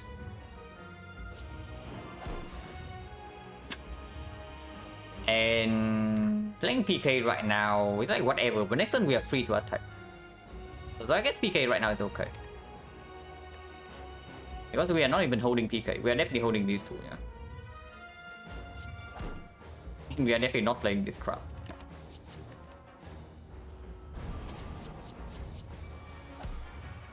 Lose the 50-50.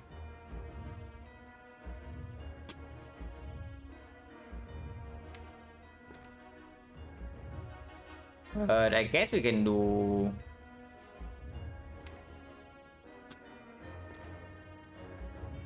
Yeah, losing 50-50 here is very annoying.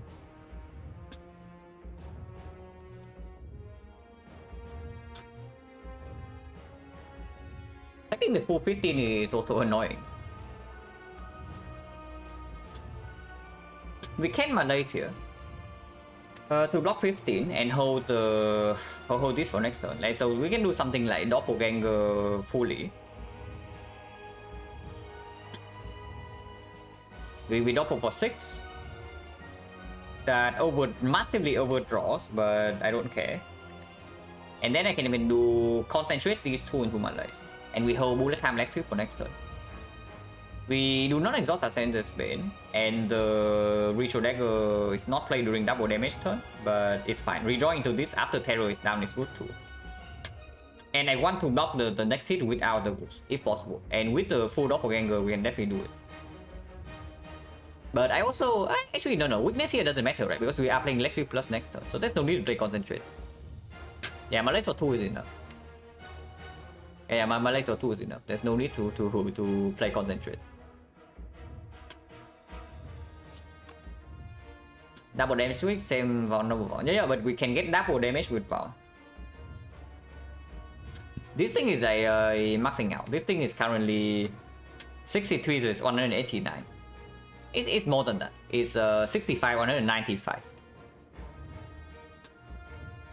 So this is basically 200 damage the next time we get PK in play, and we retain 3. So definitely can get it. We'll get that in play. Keep these two.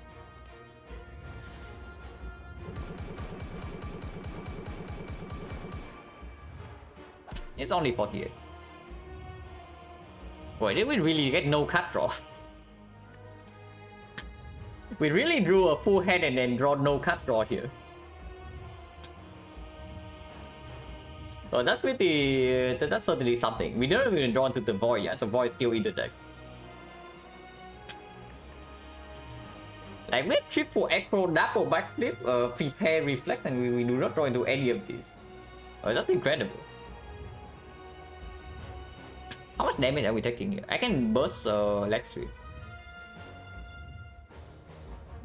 That's quite a lot of block.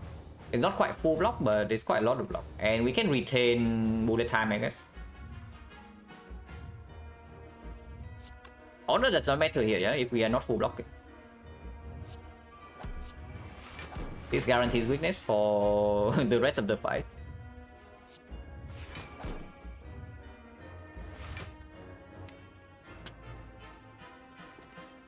Never actually want to play the Blade Dance, right? Oh. But they can stay in hand for the flash checks. Yeah, so we just hold it and take 16.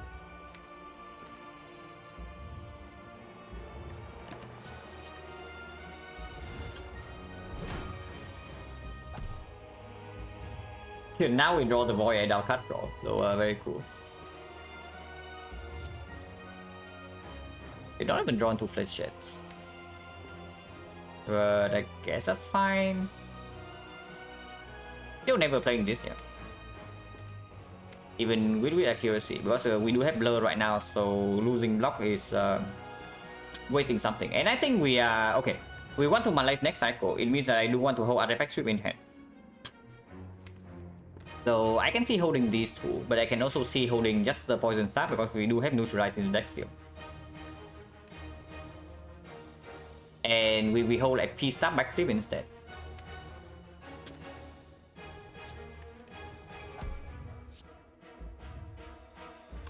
I also just retain double backflip and thing, but I want to play blow this turn.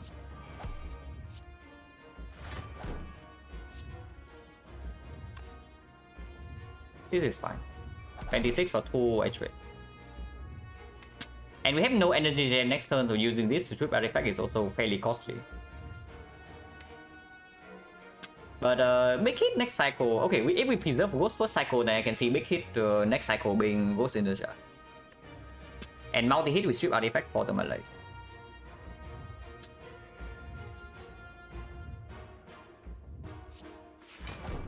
So we keep these two, yeah? We keep Flip Plus and the Poison Star. If it next is actually with the blur right now, this is a big hit with just full block. It's not, but we also draw into the Malays. So no problem here. And we are free to do whatever we want this turn. Because we already have full block.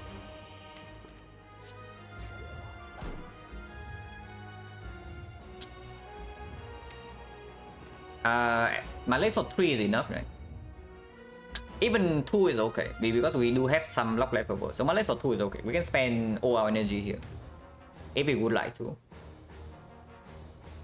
Because next turn kind of sucks if I don't draw here.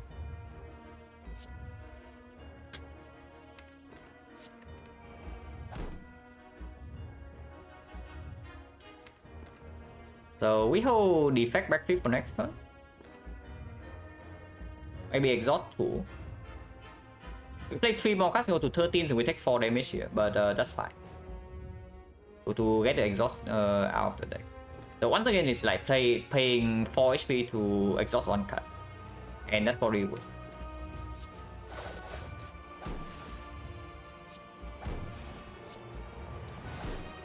Take 4, no problem.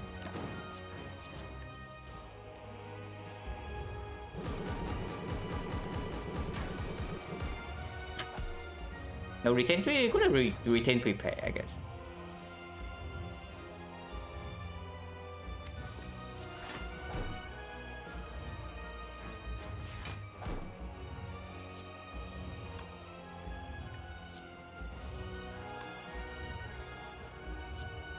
$63 damage.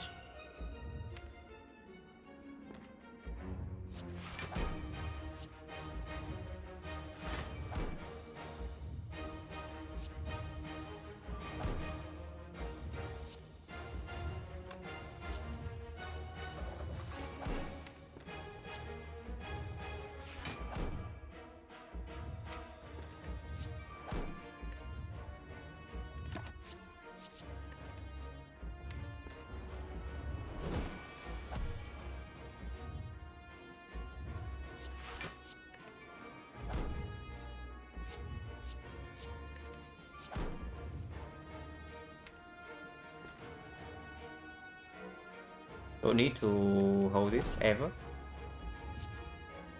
100. More than 100. Yeah, this is 90. So we can do flash skill to max out, or we just do this for 195. Doing ritual dagger alone does allow me to maybe burst blow here. So I want to do that. Actually, no, I cannot burst blow, but I can play single blow. Into... And yeah, next turn we have burner, yeah. So we take no damage whatsoever next turn. It means I can do whatever I want and really.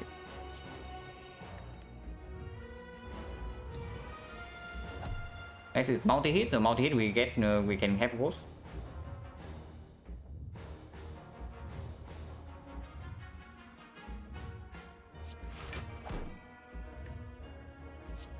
$72 damage. And I want to burst blow here. So this would have to do.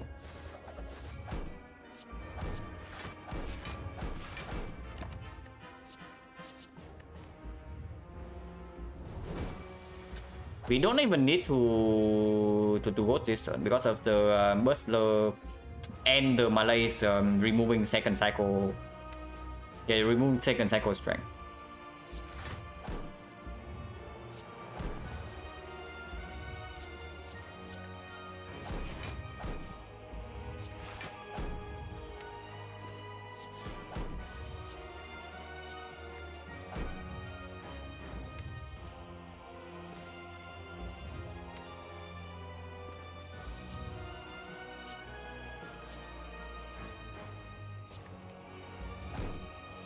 You don't know to this blur, but doesn't matter.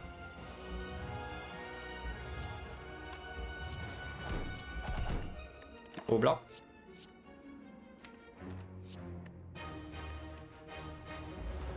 Yeah, cosmetic goes to the jar. We paid full price for this.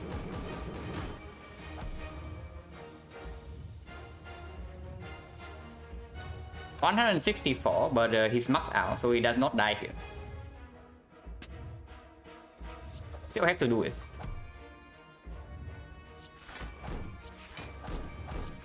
And then we kill with yeah, or attack. The card is completely worthless. Maybe we let this thing do the honors, but probably just kill with neutralize. Hourglass almost got there. But wait, no, we can kill with taunts. Let's kill with taunts.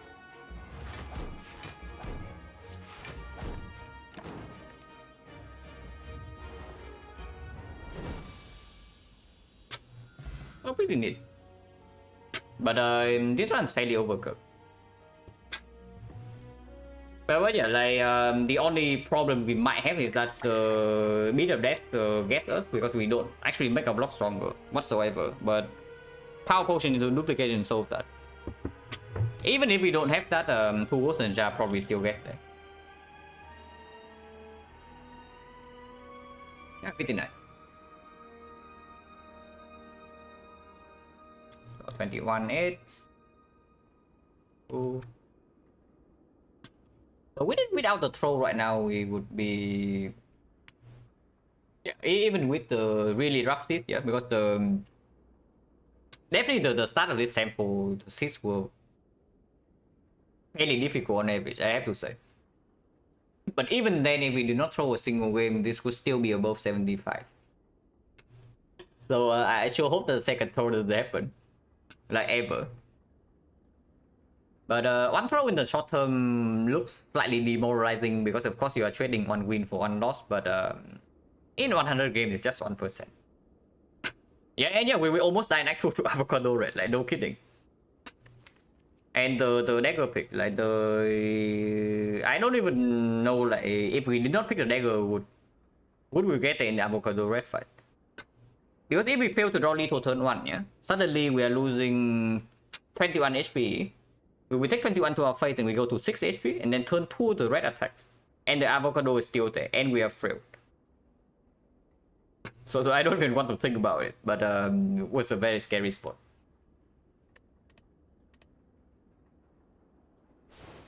Also, once again, this shows like that this thing is not as strong as you might think. Even if it is still quite a good relic on Silent, it's like not nearly as strong as you might think.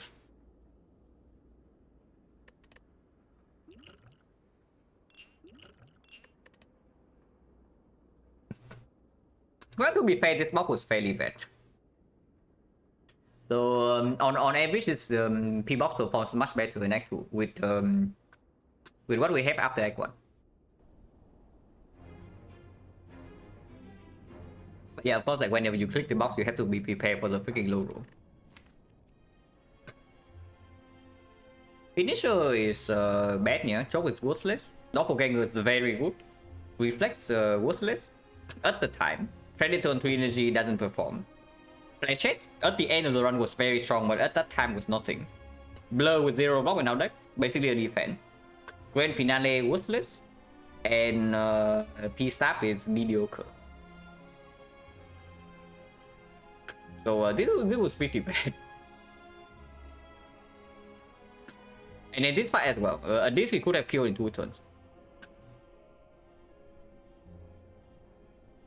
And yeah, once again, Mausoleum delivers. Remove Grand Finale, Mr. Kunai, Avocado Red. Really spooky. Turn 1 we draw literally 0 block, but Ritual Dagger gave us like overkill by 2 damage. On turn 1 with a 5-pot. Okay, no problem. Yeah, good rest. Well, it says that we spent 10 seconds here, but the time was here.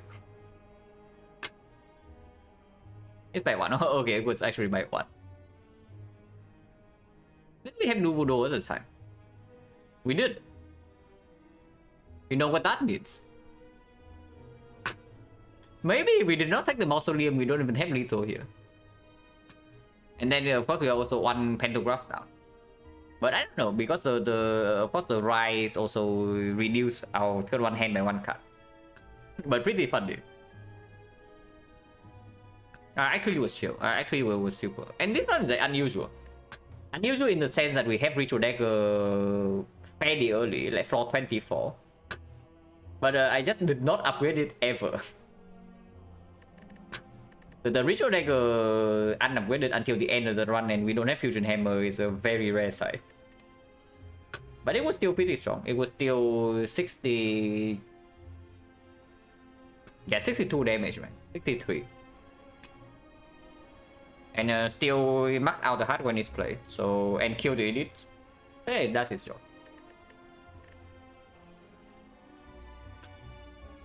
But okay, bad character over, yeah? It's now the time for the good character.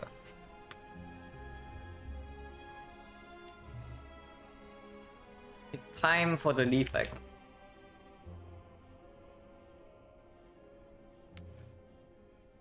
I don't know how long I'm going to do defect practice before the actual sample, but I probably want to lose like maybe 2 or 3 more runs to my misunderstandings first. Because I feel like there are definitely still potential holes in my macro understanding of defect.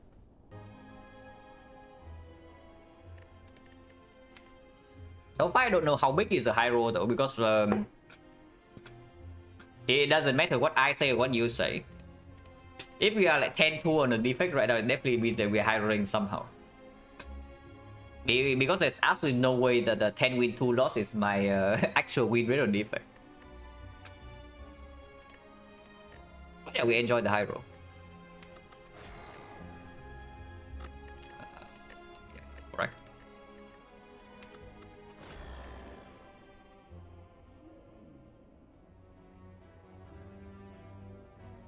Well, uncommon colorless, boss swap, snipe. Snipe on burning elite into 3 elite. Sniping means that we are going double shock though. But the snipe will succeed. Like if the snipe fails, it basically means that we roll 10% here into 10% here. So it's a 99% chance to snipe.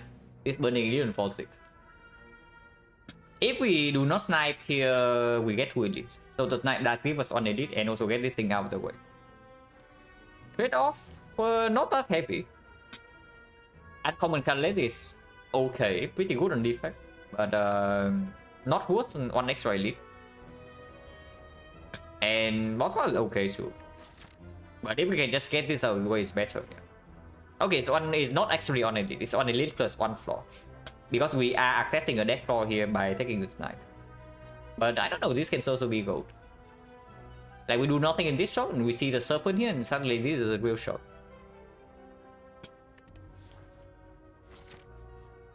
By the way, I have never clicked this on silent when unless I die in Act 1. At least on stream.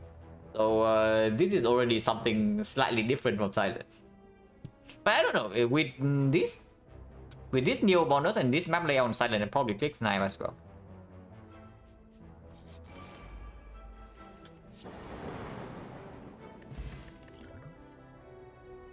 Self repair.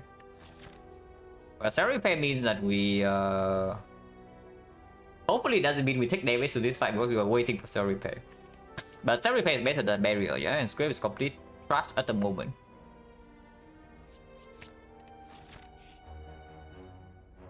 Taking credit to the Cleric. And now we have the Cell Repair already, so the heal is useless.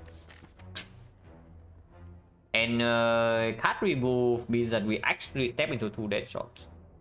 Even if this is if this is Serpent, Serpent it means that we remove 75 and this shot is still nothing. So Cleric is the absolute worst event we can see here because any life loss we can take. And the Serpent is actually good as well. But this event is actually an empty though.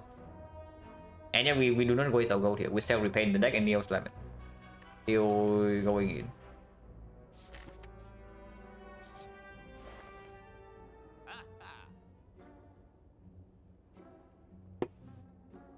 Cold Snap is okay, Entrance is okay. Entrance marbles would be pretty funny.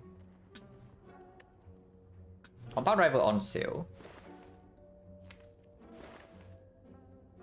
But this is time here, for the 99% of the time we succeed here. So if we actually fail to snipe here, I can cry low roll. If we fail to snipe here, I can actually cry that this one is mega low rolling. It's at 10% here into 10% here.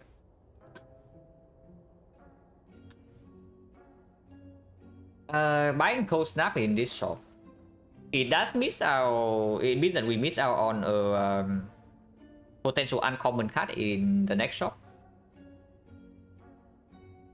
If the question mark doesn't give us go, like I think Cold Snap stronger than Reboot.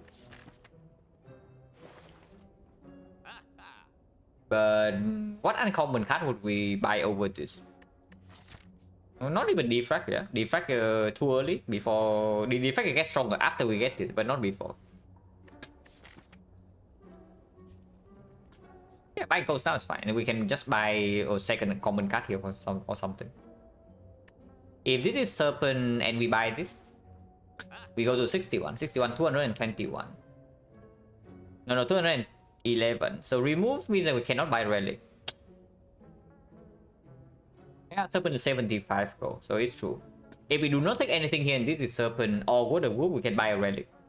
If we buy the Cold Snap here, we have nothing. And I guess we do have 2 more free fights to pick up cards.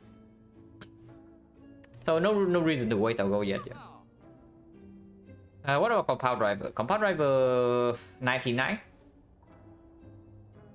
89. 89 with Serpent is 164.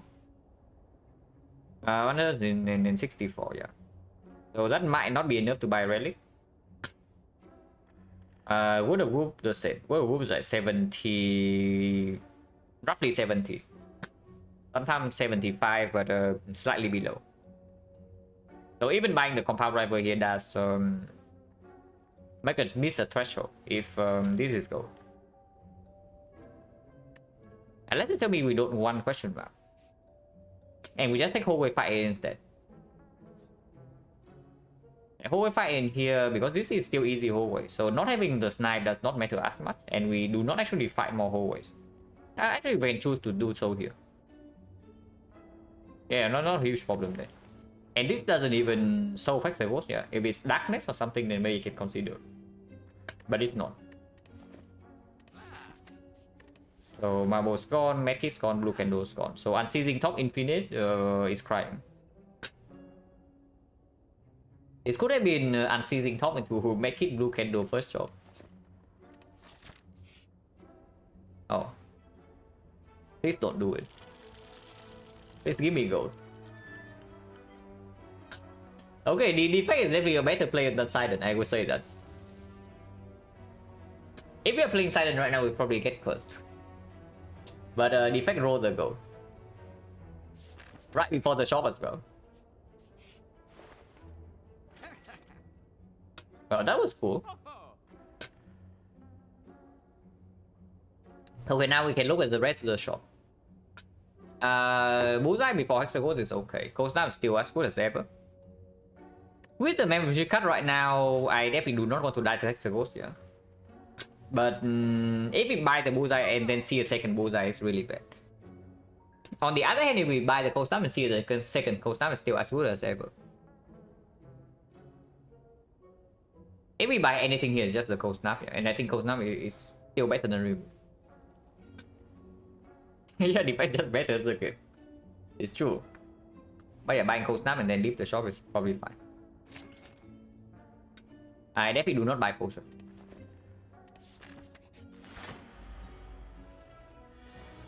It's even Lagavulin. Like Lagavulin being here means that I can actually wait for the cell repair. So now I can kill. He said, not very good. I can do something in this fight, but not very good.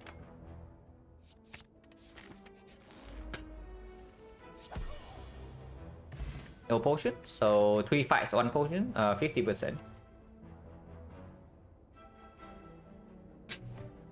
It's very early for consume, and we just fought like a win already. Rush. If we go here, upgrade target. Right now we don't have any upgrade target. Upgrading Zap into Hexaghost doesn't even perform. But Rush upgrade is like 18. It's not too bad, but maybe I just go here. This is still easy whole way. And we have no upgrade target yet. The only reason to go here is to get T-set value before this elite fight. But our deck is not too expensive. I mean, it's a knock. We are floating energy turn 1. Yeah, I want to see another card before the knock fight, potentially. And we need cards against Hexaghost as well. We have 71 HP to spend before this guy. I'm not interested in any of these here. It's too easy over.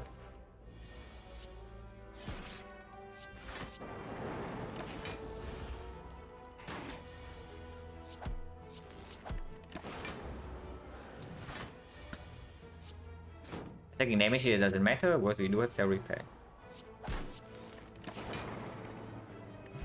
No potion, 60. And yeah, the bullseye is here. Upgrade target before Hexaghost. And that means that even if we don't see Dark Orb, we might still be okay. Our Power Driver is a better card later on. With Cold Snap already in our deck, but I'm scared of Hexaghost. Like we don't actually see too many more card rewards before this fight actually happens. And right now, if we enter the fight as is, we are dead. With the Compound Rival, we are still dead. But with this thing, maybe we can be alive. It's actually a shame, yeah, because we are picking Bullseye over 2 premium common cards. But it's probably necessary here. Also, it's better into the north. Not by much though, but it is better. Memory, yeah, sure, and perform here. Also 2000 gold.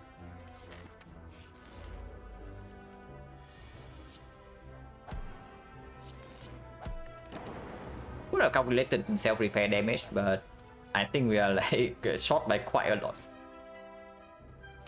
If I do not play the second Zap. Could have calculated for sure. 24 plus sword 28, 28 plus 28 plus is 40. 40, so we need to deal 22, 22, so we need to deal 19, and we never have 19 next turn unless it's bullseye.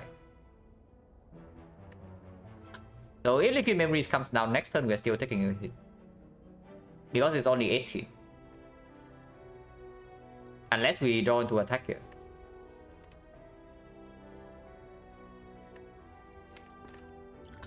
FPL here is good, Bullseye here is good as well.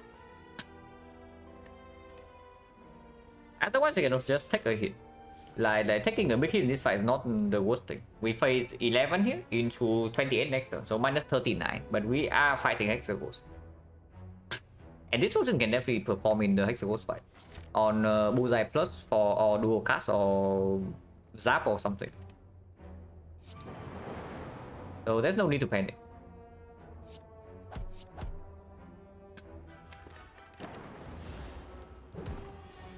It's only 26.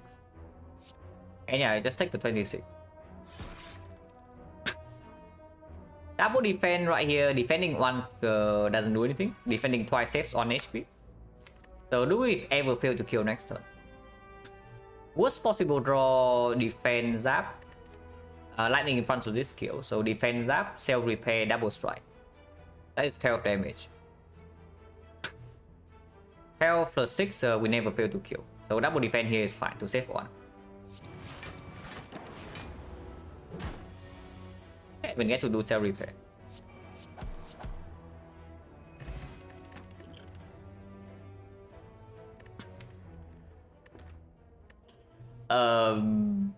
Well, this is a little bit weird. I mean, it technically does deal with hexagons, but we did add a cold snap and a bullseye. But it does deal with hexagons if we upgrade that. Rip and Tear without beam cell doesn't actually perform that well. It's still 14 for 1, so it's better than most cards against this guy, but it's not that good. And we just fought Knob already, so the value of this goes down as well.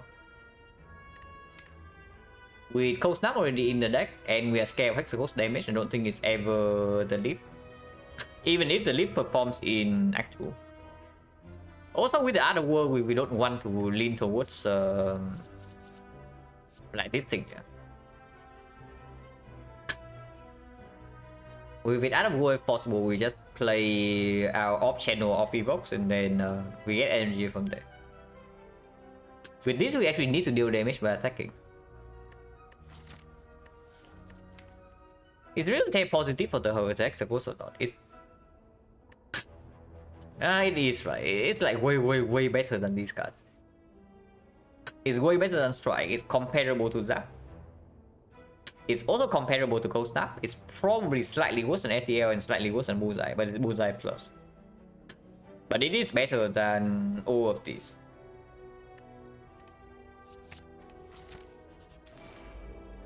Wi-Fi actually quite good.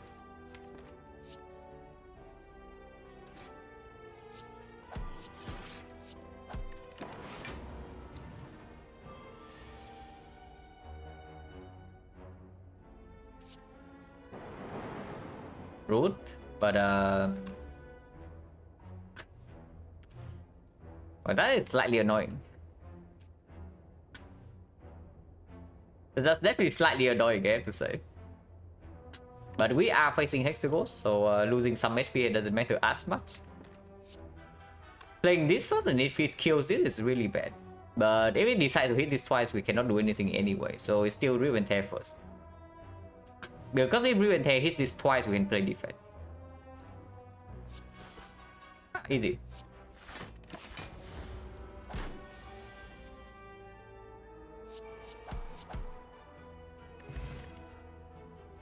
Garbage. Man, now I'm really scared of Hexagons. Like Hexagons is just creeping closer and closer and closer, and we still don't have damage. Even with the Bullseye plus, without maybe a Bolt Lightning will do it. Like Bolt Lightning with Bullseye plus maybe can do it, but at the moment I'm very scared. Unfortunately, none of these help.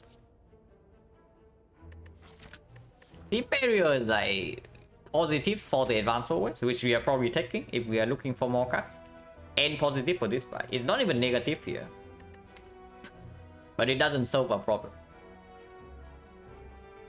But it's probably still a positive card. It's okay. And yeah, we take the whole way fight for sure if we are looking for more cards, even with double potion and Omamori.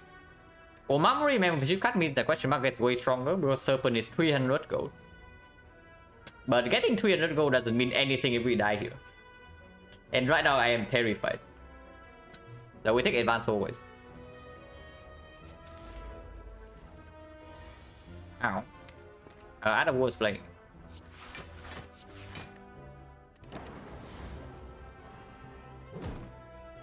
This side is quite bad for us. Exactly because of this. But we just play hand here and there's nothing else to do. I'm only facing 30. So this does get full value and potion chance at the moment We only had 2 potion drops since the start of this act, yeah. We did not use any potion in the North fight, we did not get any beforehand. So 1, 2, 3, 4, 5, 6. 6 fights, 2 potions, 60%. That is fine. This potion is good for Hexagons, but this potion is always 12 HP. Of course, using this potion in Hexagons is better, but if potion chain is 60 right now, I use it.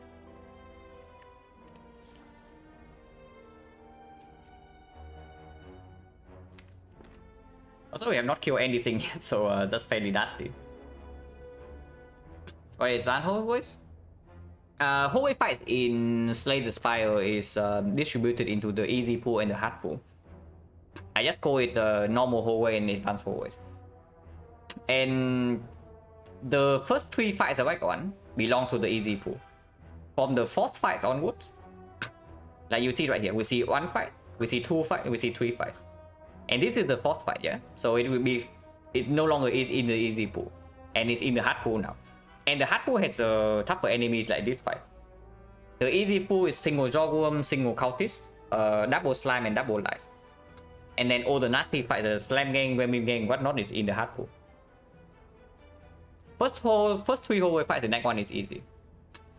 The first 2 hallway fights in Act 2 and Act 3 would be the easy pool. In Act 1 is 3. And yeah, I'm just referring to the hard pool as advanced hallway.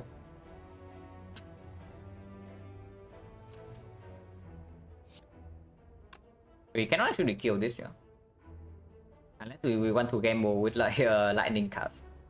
Which we can. Well, I'm pretty good at casting lightning, I have to say. I'm actually pretty good at casting lightning. But I guess we save a lot of HP then.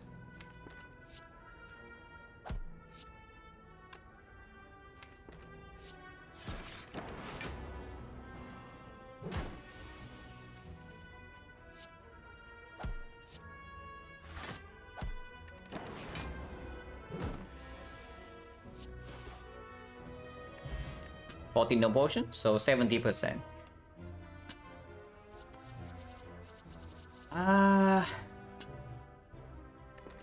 Himself plus probably deals with Hexagons.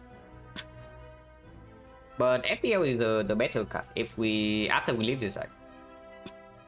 And also allow us to upgrade the Bullseye instead. If I take the beam cell here, we have to upgrade it before Hexagons, and then we don't even upgrade the Bullseye. But Bullseye damage is not anything right now because it only increases the zap damage. We don't have Bow Lightning, we don't have Electro, we don't have Dark Orb.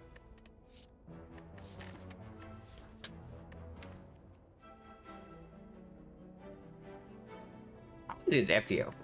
If I pick FTL here, do I die to Hexagons? Beam Cell Plus not even that strong. Like we don't have a compound rival. Our attacks are fairly cheap, like 1 cost. So occasionally we just float energy. So Beam Cell Plus right now too vulnerable, yeah. It's 4 damage. And then let's say we draw 5 energy with the attacks, which would already be a decent high roll. So this, and maybe plus 3 here, maybe plus FTL as well if we are generous. And probably not plus FTL. So this, maybe if not FTL then this one. So these 3 plus 2 strikes. Which would be 6, 3, 3, 3, 4. 6, 3, 3, 3, 4. It's 19. No, yeah, it's 19. So Beam Cell Plus is like 0 energy, deal 23. That is very good, but not quite good enough to deal with Hexagons, right? If we have something like a Thunder Plus in our deck right now, then it's different because we can Liquid Memory the Thunder on the Beam Cell turn. But at the moment, Liquid Memory is at plus 20 on the Rip and Tear, even with vulnerable. And that's already the optimistic case. So usually Beam Cell is like 0 energy, deal like maybe 20. which is very strong. But that's also just FTL 0 energy deal 5, and then we get to upgrade Bullseye as well. This fight is either Lagavulin or the Sentries. Against Sentries it is better. Against Lagavulin, I guess it is better as well. Yeah, this just outperforms it.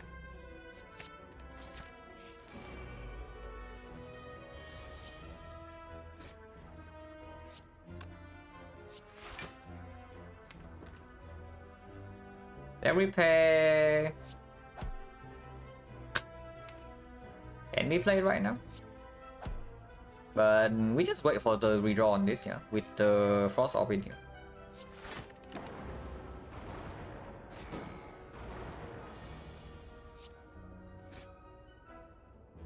It definitely is outperforming the FTL compared to Beam Cell. Maybe not in this spot, because we can do something like Bullseye into Beam Cell, into the Strike, and that will actually kill this turn. So now we have to rely on like Riven-Tear to hit this or what? That'll be okay. Man, I'm not just good at hitting lightning. Apparently, I'm also good at hitting Riven-Tears. But that's pretty good, I guess.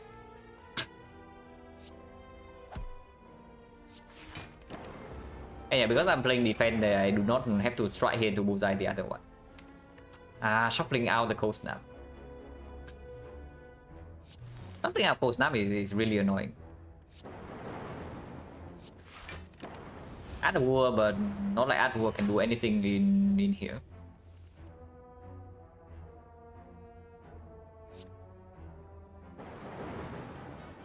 This time we don't actually get to be a good player. 14, so 15, and here, not really, yeah.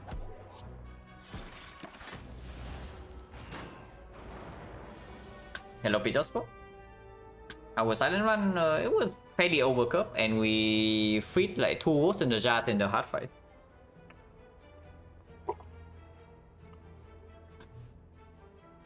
We had potion belt, full potion belt into the heart, and we used 2 potions, and we freed 2 ghosts.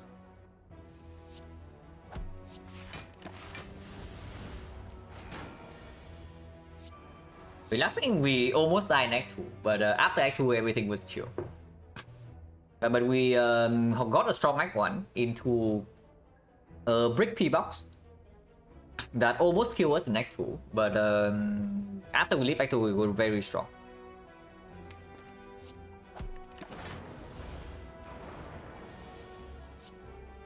Nothing else to do setup here, so we just leave. Cool, like whatever. Compound driver.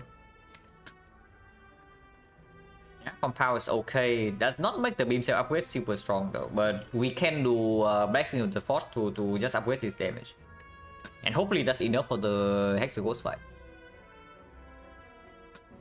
And yeah, you would think that if we are lacking like heavy, if we are really lacking skill in damage, this can be considerable. But yeah, it's actually just that bad. Hover fight is actually quite nice here. Rule 6 to heal 7, so we go to 29, and I guess that's fine.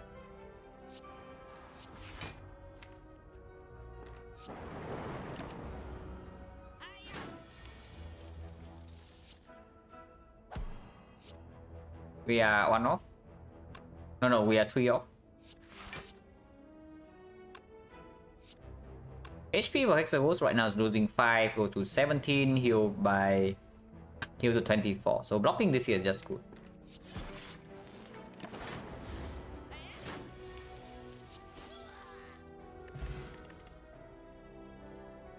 Would have had claw scaling.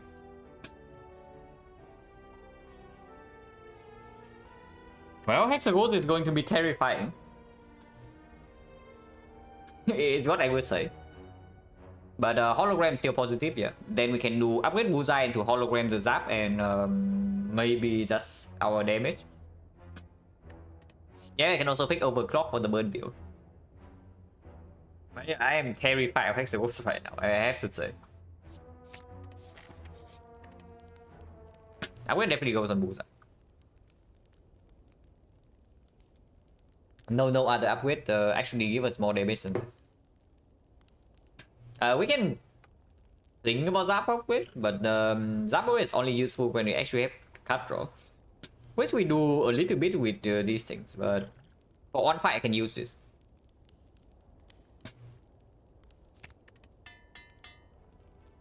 Yeah, I am very scared. This is not the upgrade hand yet, even if it upgrades 4 attacks. Is it? Yeah, when does it get better than 4 attacks? That we can play it right now, like everything. Maybe I can play FTL first to see what card it is, because upgrading FTL is only +1.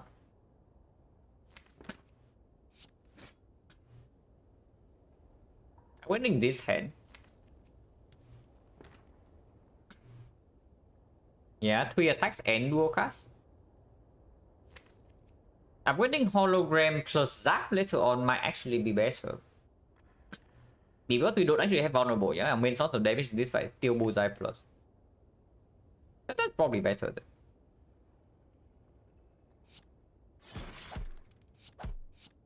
Yeah, dual cast is positive.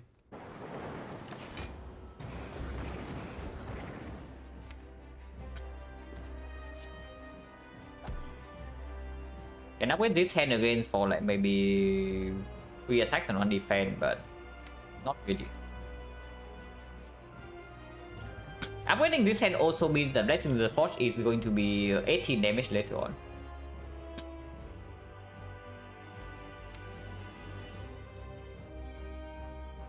Because otherwise we need to land on both the Zap and the hologram for it to actually be good. And yeah, there's no guarantee it happens next turn. Like Compound is drawing 1 before we draw the Zap. And if we draw Zap and not hologram, then upgrade potion is not even that good. And yeah, I don't want to upgrade defense, right? I want to upgrade my attack. So this right now is fine. Like we do not want to actually wait for too long.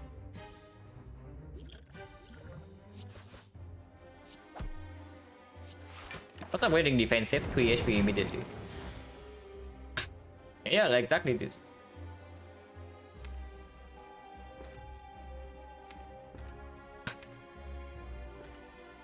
Zap into Compound. Even if we draw into hologram, we cannot hologram the Zap immediately. So the only way we can do double Zap this turn is that we do... No, we cannot... We can never do double Zap this turn. Again, we just do Zap Compound, draw 2, and maybe you can play FTL. And not shuffle it out. Hologram's better in the deck, yeah. We do self-repair barrier right now, and... Pray. Could have considered doing this on the Zap.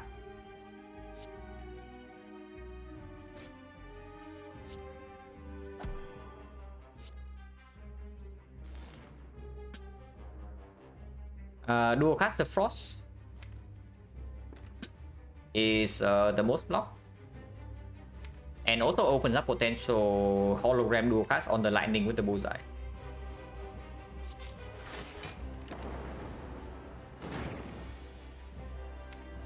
This is like 5 per turn. Maybe I should have done it already. Like memorizing the Zap, but in my mind there's actually a line where maybe we can block Inferno. But our damage is very behind right now. Our damage is actually massively behind right now. Taking 3 here to play hologram into the Zap, into the strike. We have 15 per turn. And 1, 2...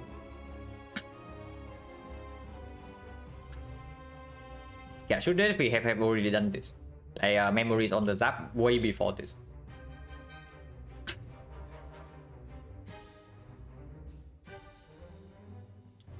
It's still 18 damage later on. So next is the buff already. So 1, 2, 3, 4, 5 turns. 75. 75, but he also gains 12 block. So 63. 63 means that we still need to deal 89 damage to this. 89 with 3 FTLs plays. 74, 74, 56. Maybe we can barely get that. Maybe with this potion.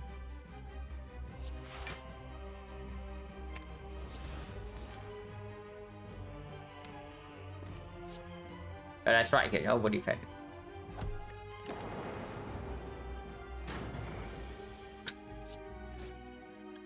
Nói về float energy ở đó.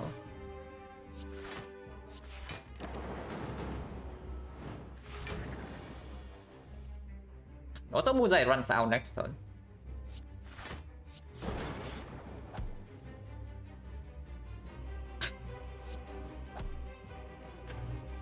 So minus 10, 64. 64 whenever we draw to this is 36. So 64, 26, 38. 38, 28. 28, 60.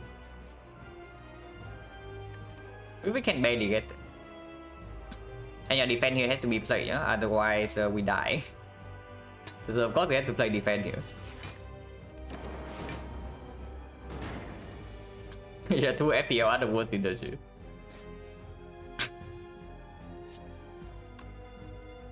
Need to play defense here or we die as well, right? Yeah, unfortunately we also draw a burn.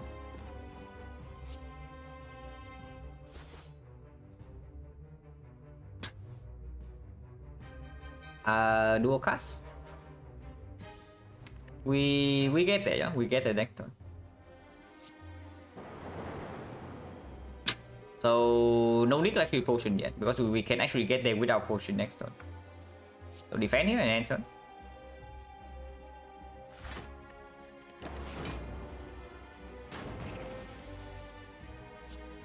Yeah, we kill without potion use. So very barely. Like very barely, but we are dead. We don't actually need to play this up. But we don't take damage from burn anyway, so it doesn't matter. Okay, potion tweezer. But that was scary.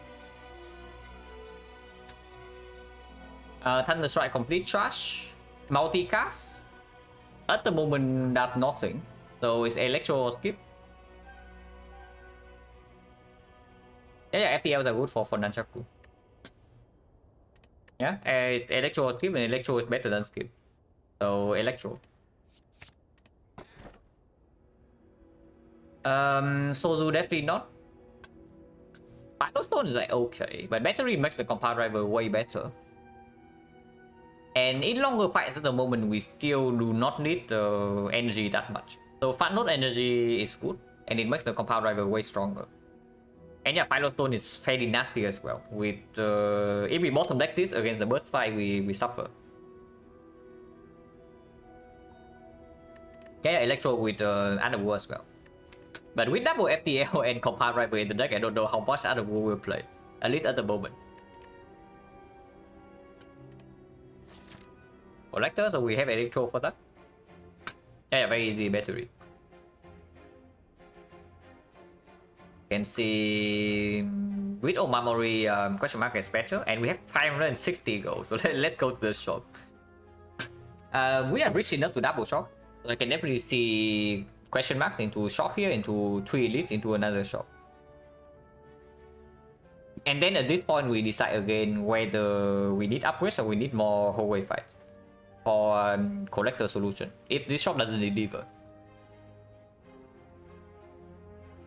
And yeah, if we want to go to this shop, we have to go for 2 question marks. So there's no decision here. It's very strong. If we don't die immediately, then sure.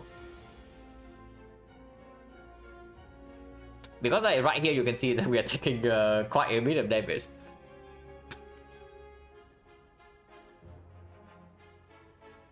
Only minus 15.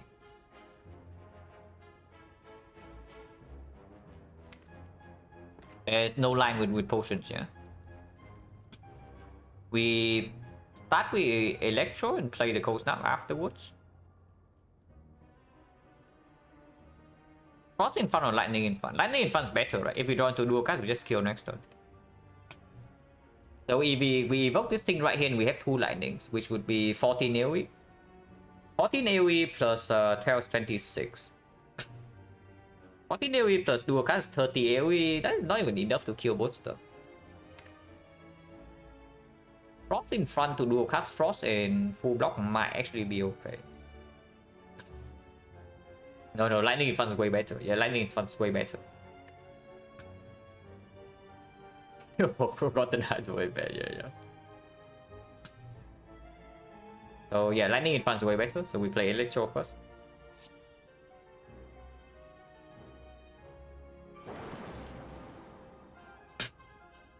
And which one do we hit? It's still this guy, right?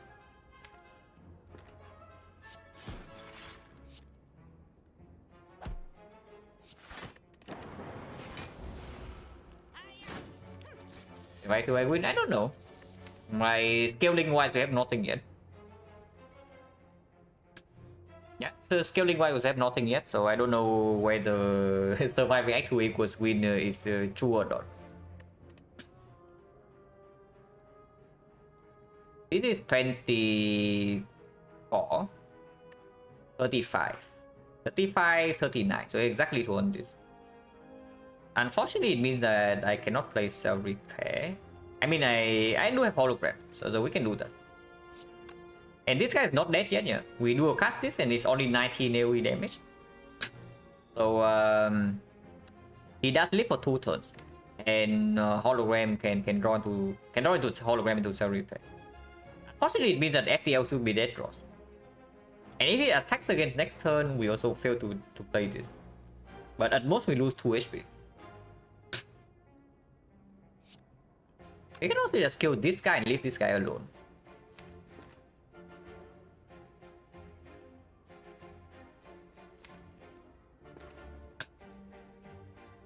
Yeah, what about killing this guy? He can attack for 18 next turn. We have like plenty of block in the deck, and FTLs can be played if this guy is the one that's alive. Killing this guy right now also set up Nunchaku though for us, and with compound driver, charge nuclear battery, and the FTLs. The Nunchaku setup does matter. Yeah, this guy probably doesn't even attack next turn anyway. 50-50. So we need to lose 50-50. And we also need to not draw Hologram, which is 6 out of 11, and then another 1 out of 2. While also not drawing full block for this to be bad. Yeah, it's exactly 2 on this. And we play defend here because of Hologram.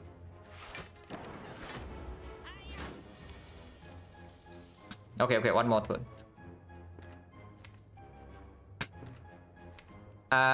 Do we actually kill next turn? He blocks for 6, yeah? So he goes to 8. 8 means that, yeah, FTL into Zap is perfect and we always draw into Hologram. So we do nothing here.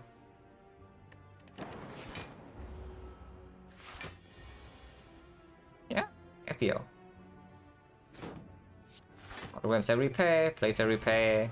He dies. Nunchaku 9, Self Repair in play.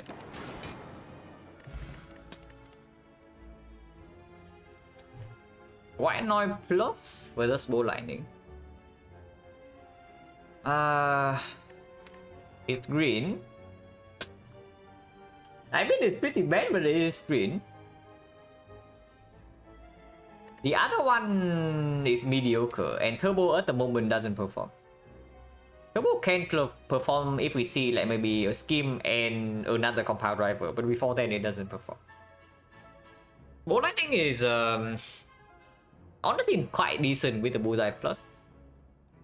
And into the collector fight, if we are using Electro, we also need like more Lightning Charge Summon. But it's not very good. It's really not very good. Exactly 1 Scheme, 1 more compound. I think we need 2. I don't think 1 is enough. At least in very short fights, because in short fights at the moment we are not even short on energy, like ever.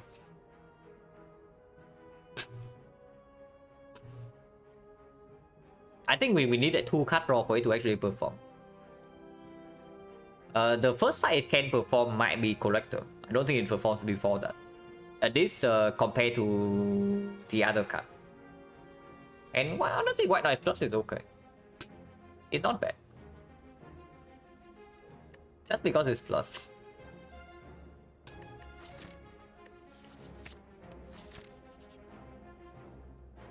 Yeah, 170 gold. Like, of course, I rob here. Wait. Does this mean anything? For now it doesn't, but maybe it can be something later.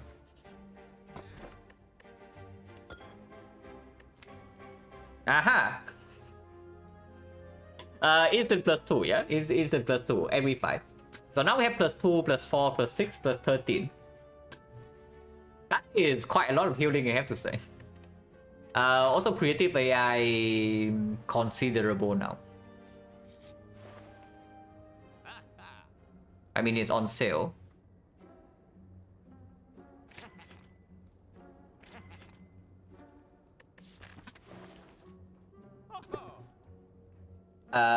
Okay. With the turbo right now, with the echo form right now, I can maybe see this. Yeah, why not only take a blue and green, even that is maybe, absolutely. With the echo form right now, I can definitely see the turbo now. But I don't know, buying turbo. How good is it? Card remove is probably clear, yeah? But it's got a complete trust. With Muzai Plus and Echo Form and Birthface Earn right now, we can probably remove Strike over defense. Even if we might want Strike with Flex Spot in this. Always remove, yeah, probably always remove. And then I can think about whether I want this turbo or not. But it's not super urgent. Even with Echo Form, it's not that urgent. Maybe it is. Drawing into Echo Form sucks quite a lot if we cannot play it. And we can have like hologram into Echo. Yeah, hologram into turbo into Echo. And we are definitely picking up more holograms. No consideration for double energy instead? Not really. Double energy has the problem of not being upgraded is really bad. Is what I would say. Because with the turbo, yeah, you can hologram into the turbo and it still performs. You can draw into the turbo and it still performs. But double energy is a very different story. You draw into the double energy is complete trash because you run out of energy already. So it gives you like 0. The same story, the hologram into double energy is way worse than the turbo. Yeah, hologram upgrade definitely good right now. And yeah, I think I pay go for turbo. Like we just turned out one for free, but it's going to be good now with Echo Form. And even if we break a little bit in elite fights, doesn't matter. We heal like 1 billion and we have preserve insect. Well, I sure hope it actually doesn't matter. It probably doesn't. Wood Instinct, not interested, yeah? Not enough card draw yet. Spending more gold in this shop to make Cleric not appear is a thing, but if we are double shopping here, then saving gold is a thing too.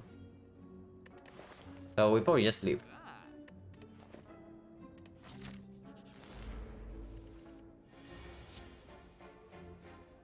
Potion chance is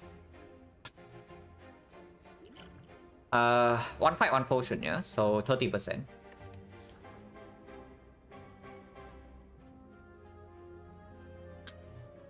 Some kind of hollow compound infinite with Sunday will get recycled. It doesn't actually. No. It doesn't do it because you spend 2 energy to play 1 compound, and that definitely is not energy positive. So for every 2 cards played, you shuffle twice, and that doesn't trigger Sundial.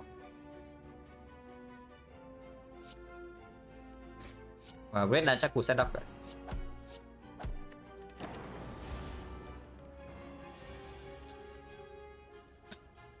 Okay, so this guy is deciding to be nasty, yeah? Yeah, we heal a lot, but we don't heal 12 plus 31 a lot. So, he's probably still starting with compound. Like, hollow first doesn't make sense, white noise first doesn't make sense. Black spot right now also probably doesn't make sense. If this is buffer, I can see even liquid memories on the buffer, if we cannot full block this turn.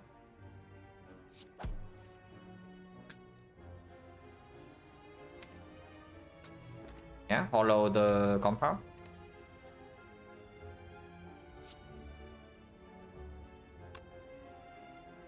Still have full block. Still have full block in case this is buffer.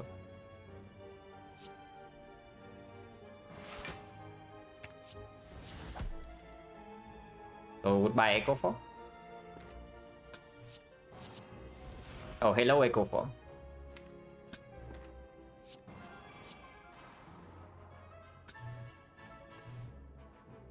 Then I only play one block card, yeah.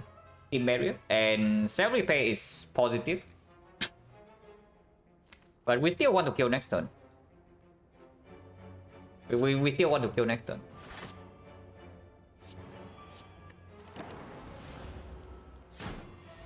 Okay, it's not even the thing. This is 28.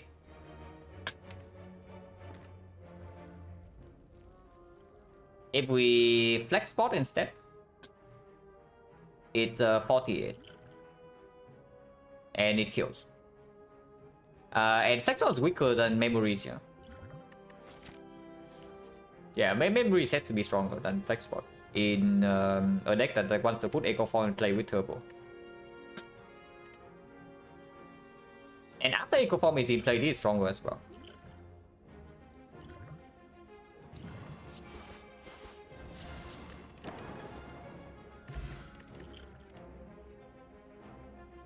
This is too much. Reprogram, however. Now, we have nuclear battery. No focus yet. Only one force off. And Echo Form. And hologram. And turbo. Reprogram into upgrading reprogram is actual scaling. And I don't know how long we want to wait before getting our collector solution. Because Electro alone is definitely not enough. Yeah, Electro alone is definitely not enough. And how many fights do we get before collector? It's like, okay, 3 elites. So like 4 relics. 4 relics plus 1 heal shop with membership card. And then 1 or 2 more card reward screen. So it's not that urgent that we take this hologram, take this reprogram. Because first upgrade is probably, don't know, if we pick up reprogram, then we upgrade that first. But before hologram upgrade is not that strong. Yeah, before hologram upgrade is not that strong. So we commit to upgrading reprogram into upgrading hologram here. Reprogram in the elite fight is not that good, depending on what it is. No. Reprogram in elite fight is just bad, right? So we don't even upgrade reprogram. If we pick it up, we upgrade hologram first still. And then we see whether we have picked up a curse or we upgrade reprogram here if collector solution is still not there. Why not speak against minus focus? Not really. It doesn't matter too much. Because you okay, how many powers like speak against the minus focus? Because even capacitor doesn't really speak against it, yeah. So defrag definitely. Bias score in some way. Storm starting discharge, but those are bad. And electro. And what else? Because Echo Form speaks for it. Buffer doesn't interact with it. Heatsink is like whatever. Loop Look with plasma is fine too with the reprogram. And then there's nothing else, right? So it's like probably like 50-50. But the white noise power is not upgraded. So even something like defect is not even strong.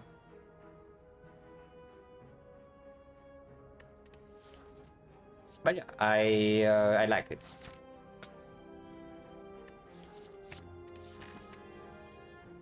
Well, worst case scenario, we just have a dead reprogram in our deck. If we happen to find focus off slots in these things and we go full of monkey. And of course, we still need frost as well. Before we see frost, we actually don't block the collector, even if we have damage with focus and electro.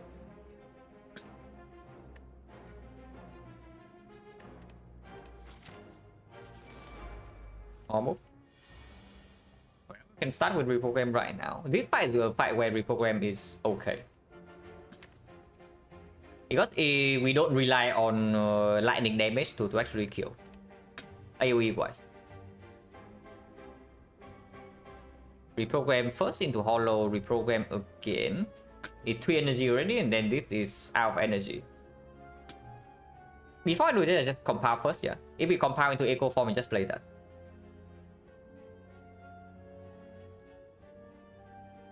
Yeah, if I draw into echo form, just play that. And we accept the damage.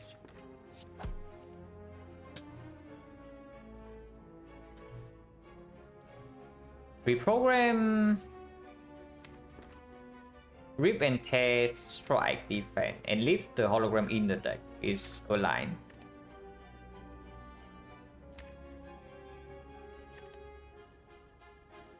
That's probably okay.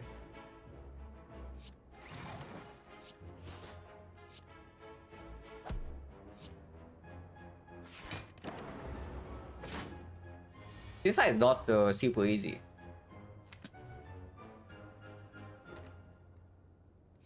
But it's not too difficult either. At least I hope so. Because we do heal a lot.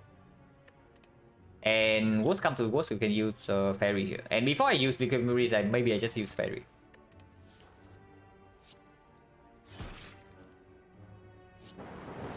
And no compile in the deck, so we can do a cast that.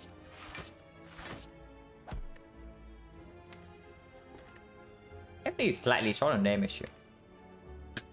But memories on this is after we get echo form in play, we can memory start to just kill. Currently it's 16 damage, it can be 32.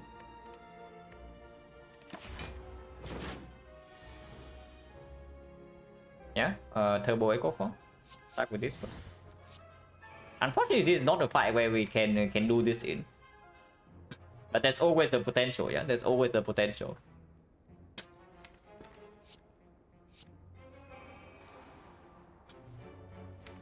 Electro gets rid of plasma, deals basically no damage, but does heal for 2. We don't need the plasma next turn. And with only -1 focus, the bullseye is still doing something. So -17, that's still fine.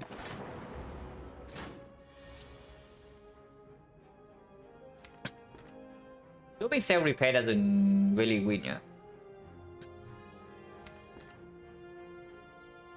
So looping bullseye right now is 24. 24, 30.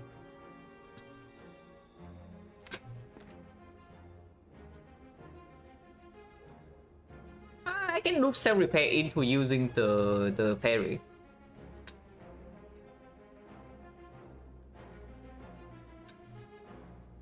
Yeah, looping self-repair into using the fairy is completely fine. As long as we do not fail to kill next turn. But evoking this is 4 block. We heal by 2. We heal by... We do get double heal from birthday zone, right? Yeah, so we heal by 4, go to 30. 34. Yeah, we have 34 and this guy's dealing 35. So we exactly die and proc the fairy. So that is good. As long as we have enough damage. So this is only 12, 18. 18 plus 9. 18 plus actually another 18 is 36. It's 28. 28 next turn we have... it's not a guarantee. But creative AI also give us something.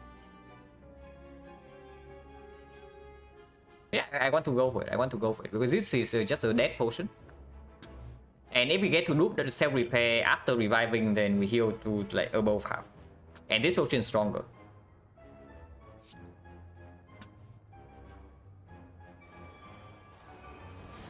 Play FTL right now. Or guarantee an FTL play next turn.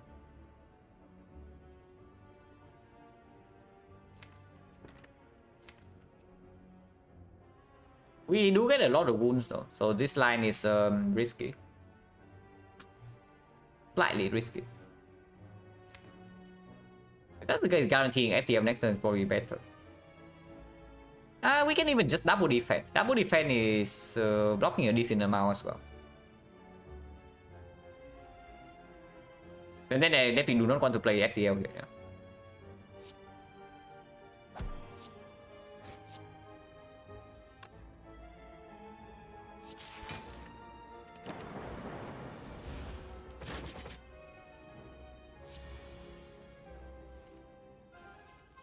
Yeah, it's just skills. So do electro. It's just killing, yeah. If I do FTL instead to advance nunchaku, does it kill? This 12 and then this evokes 20. Yeah, it definitely kills as well. So no problem here. This way we get to advance nunchaku more. Well, we can draw into void. We can draw into void. So do not play compound driver. Playing compound driver now can be actively throwing, so yeah, let's not do that.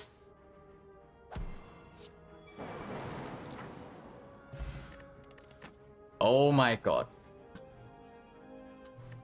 Yeah, okay. Yeah, I paid for turbo miners. I paid for turbo miners and I picked a freaking reprogram.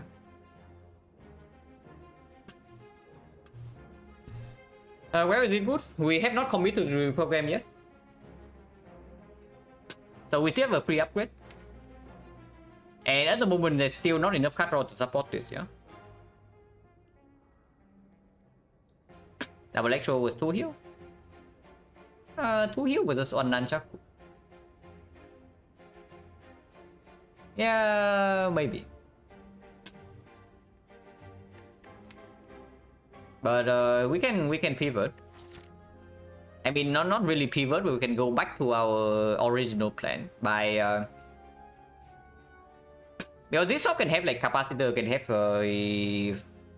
focus, and we can pick force ops, and then suddenly we stop caring about collector, and we just accept that we have a reprogram in the deck.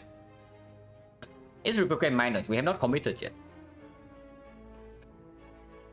Yeah, we just pivot like instantly in 2 floors or what. But this is fine. But I don't even know whether we want to commit to defrag yet. So we can even do defrag into upgrading the hologram. But I don't know, maybe that's stupid. Because upgraded defrag does play immediately here. It's not like upgraded hologram doesn't play, but it doesn't play as much.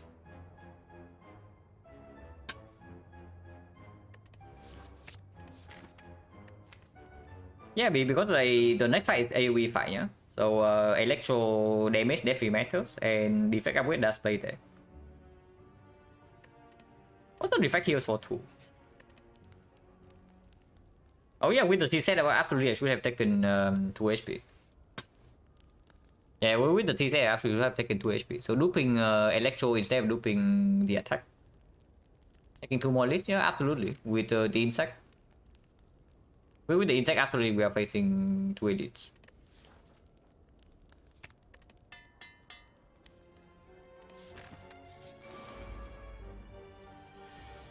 We attack turn 1, that is root. And we are taking some damage here, but we have a lot of healing. A lot. So Real Intent needs to perform here, otherwise we suffer. But I'm willing to use liquid memories if it completely misses.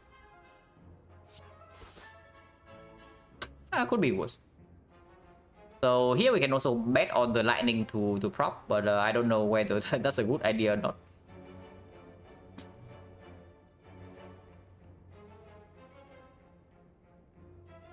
Lightning before frost, yeah.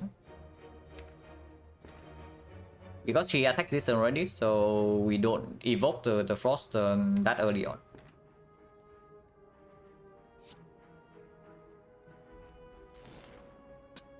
So if we cold snap here, we have a 25% chance to kill this.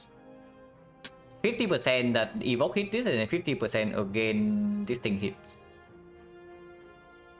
If we cold snap here, then it's fairly ugly. Yeah, cold snapping here is just better.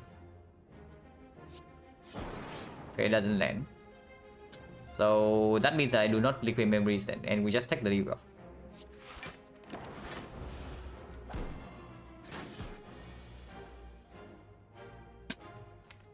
Oh, this hand sucks. This hand is really bad. We need more cut draw. We definitely need more cut draw. Like, way more than this. For now, still no need to potion yet. Because next turn if she attacks again, maybe potion comes in handy. But I don't know whether we have enough control to stay in this fight to echo form this tail repair or not. Again, other words good, yeah, because we want to play Echo Form next turn, we also want to play Electro.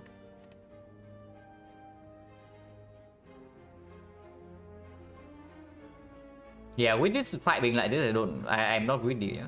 I should not be greedy.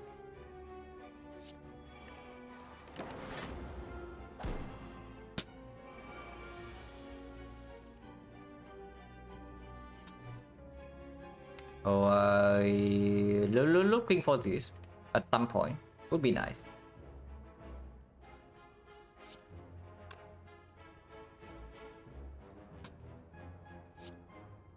Start with not really on this, right? Because even if we draw into Compound Driver, we don't kill this. The only draw that FTL here kills could be into a second FTL into an attack. So FTL on leader. FTL on leader, and then we see. Okay, at least Electro is here. So should be somewhat okay.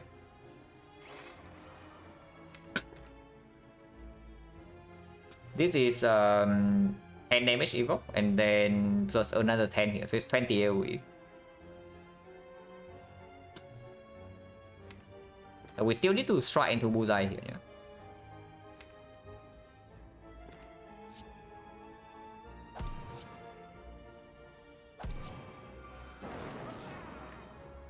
And I don't play the reprogram.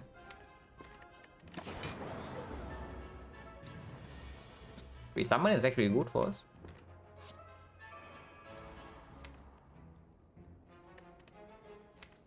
And technically wait for this, but if she attacks next turn, we need to kill. So I'm not reading for +2 health. If I play Cell Repair already, then we play this.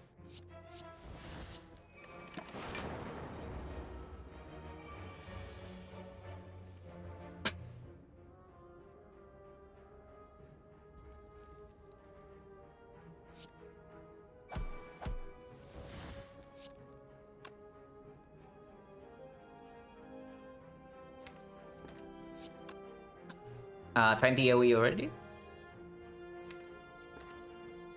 So 28 damage. It's less than that, but we can also do cast this turn, so no problem here.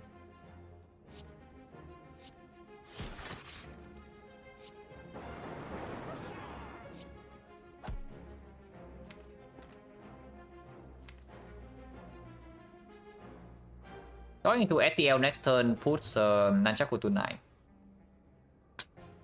So we can just hold on to this and not play it.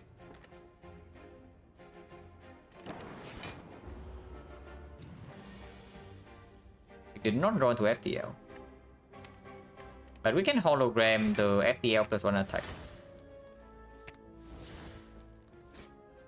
and that's fine too.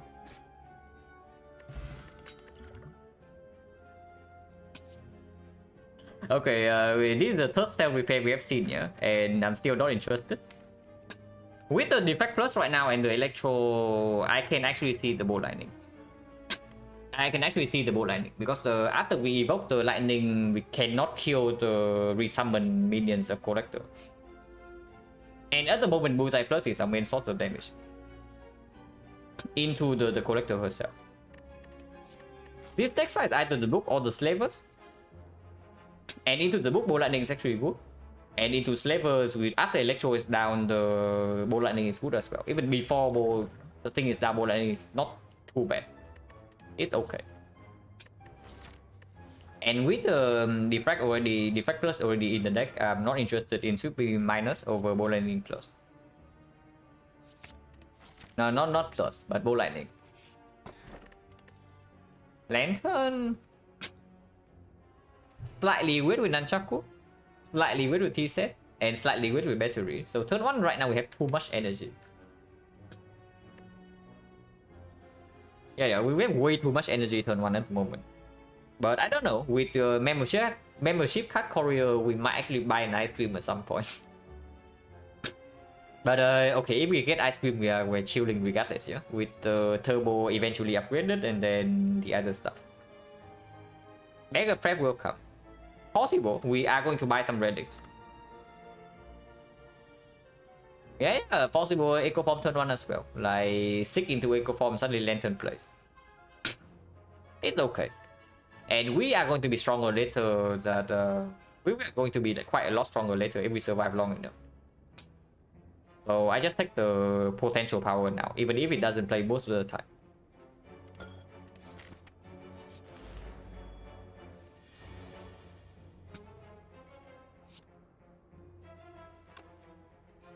Upgrade this hand, not really, right? Yeah, a lantern. Well, lantern already plays. Because now I can actually do a cast. We are taking like super heavy damage here though. Is it ever liquid memories? Immediately. Nunchaku 7, not too much energy, so it depends. But I can never see Nunchaku on maybe even 6. But we're currently reacting like super wreck here, yeah? We do heal a lot. Capacity negative. Yeah. It is still 2 HP though. And I don't know how negative it is when we don't even want to evoke this.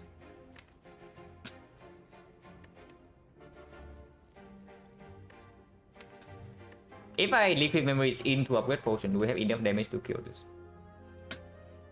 And not really, right? But we can also do dual cast in that case. Or is it negative? Because sometimes you cannot evoke this lightning and with electro, and we are going down to like single digits right now. Maybe we need we need to kill quickly. Dual pot is not a single pot, it's double pot here, and it's not even a guaranteed kill.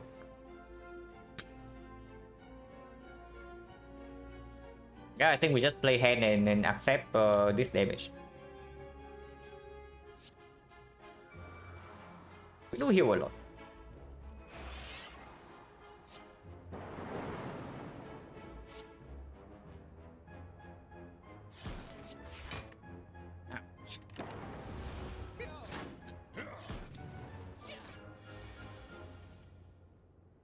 So Electro is not here.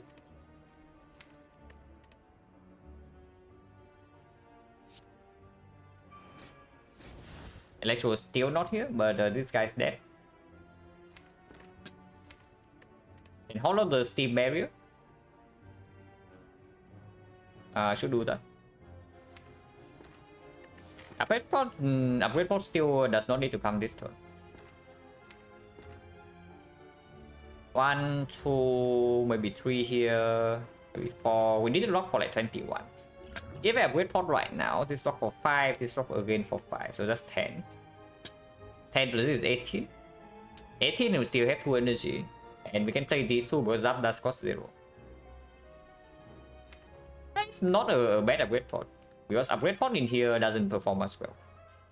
Like bad is like self repair plus 6 HP. But before we kill, I want to kill this first. It's okay. Exposure is not that strong.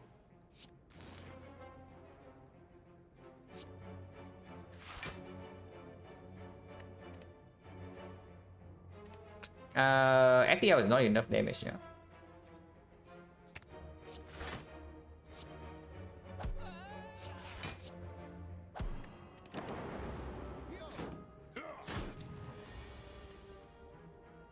Oh, that's very rude.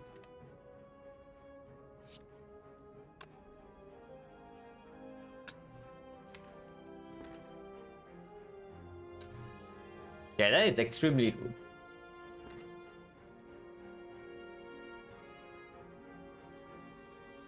But I can see looping defense into reprogram, into defense, into FTL right here and take 1 damage.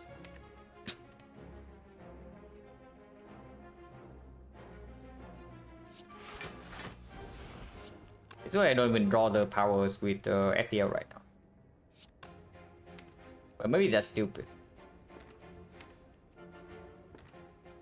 That's a waste 1 damage though.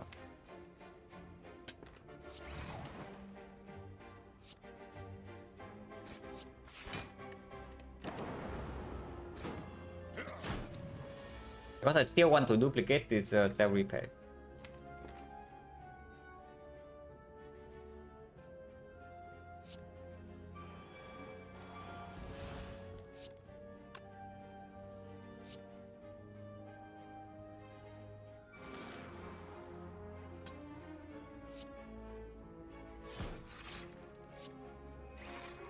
Unfortunately, this doesn't quite kill this, so we take like 7 more. And break the Sun Dial, but whatever.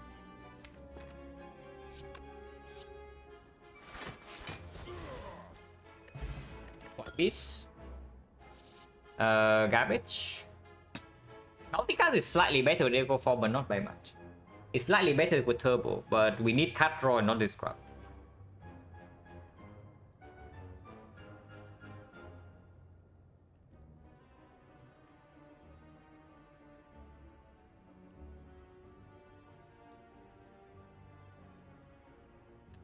Rebound, not really. It's still late question mark Act 2, yeah, and we still have Omamori. So even with White Beast, it's still better than taking the advance away. And I don't think I pick any of these.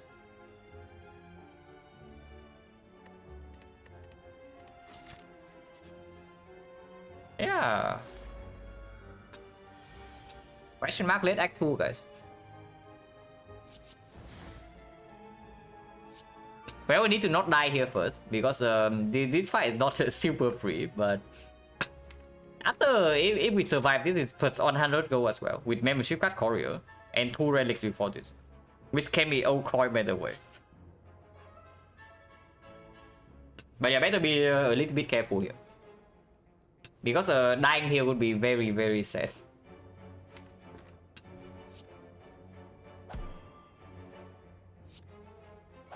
Now I wonder what I hologram. Defend holo defense is something, but we are weakened. But we do get Hello World card and memory is still here. I think 5 more is okay.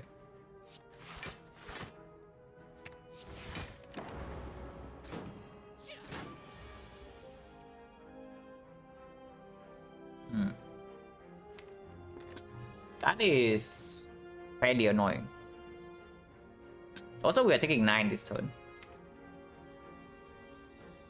That is definitely fairly annoying. But we cannot do anything here.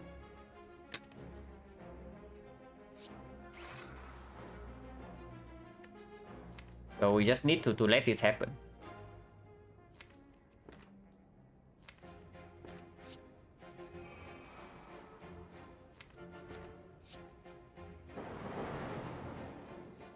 I am slightly scared.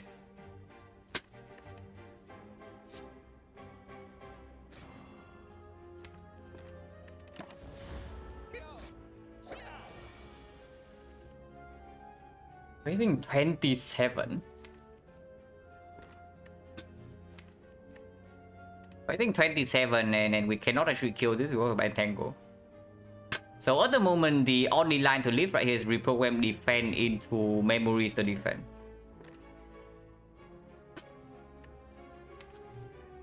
That's the only line to live. And that is very nasty. But we do that because otherwise we die. Bad draw and awful attack pattern. So draw was very bad and attack pattern is also complete garbage. Because honestly, if this guy vulnerable next turn, we just kill him and then this guy is attacking for like 19 this turn, who cares?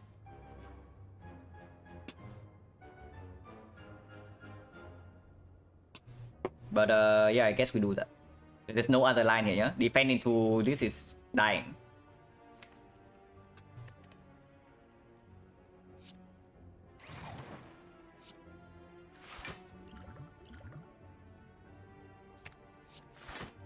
So we go to 2.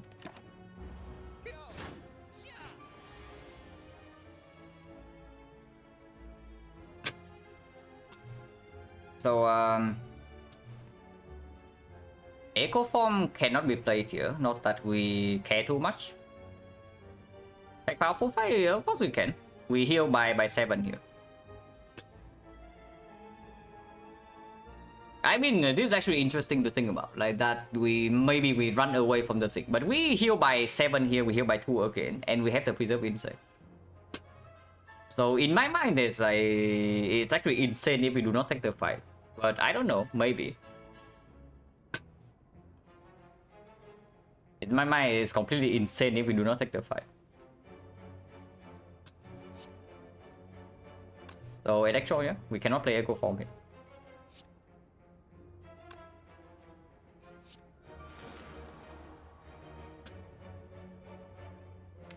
Compile first, in case we draw into FTL.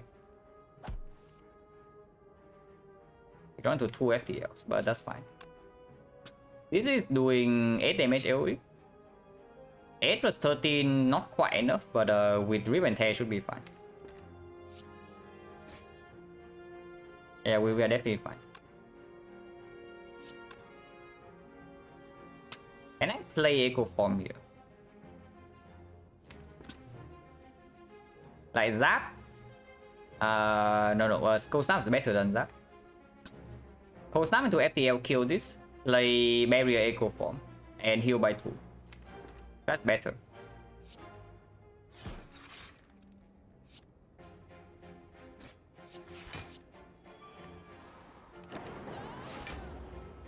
Yeah, we have like 15 HP in the next fight. Goes like 9, so double claw into Cold Snap is better to set Nunchaku to 9, even with Lantern.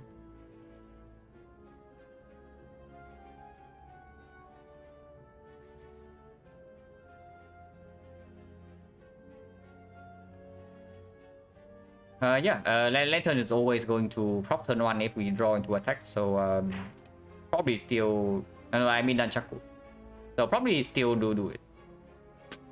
Common powers? There's no common powers. All the powers are either uncommon or rare. Cat potion? No. After this fight, no.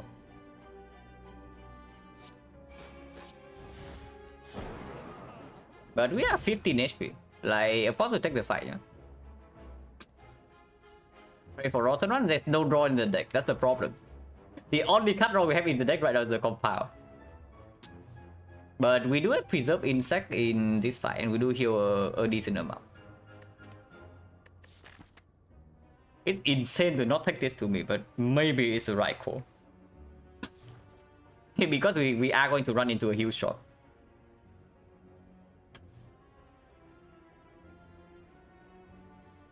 AoE damage 5%, no, combat is uncommon. There's no common power in this game. Every single power is either uncommon or rare.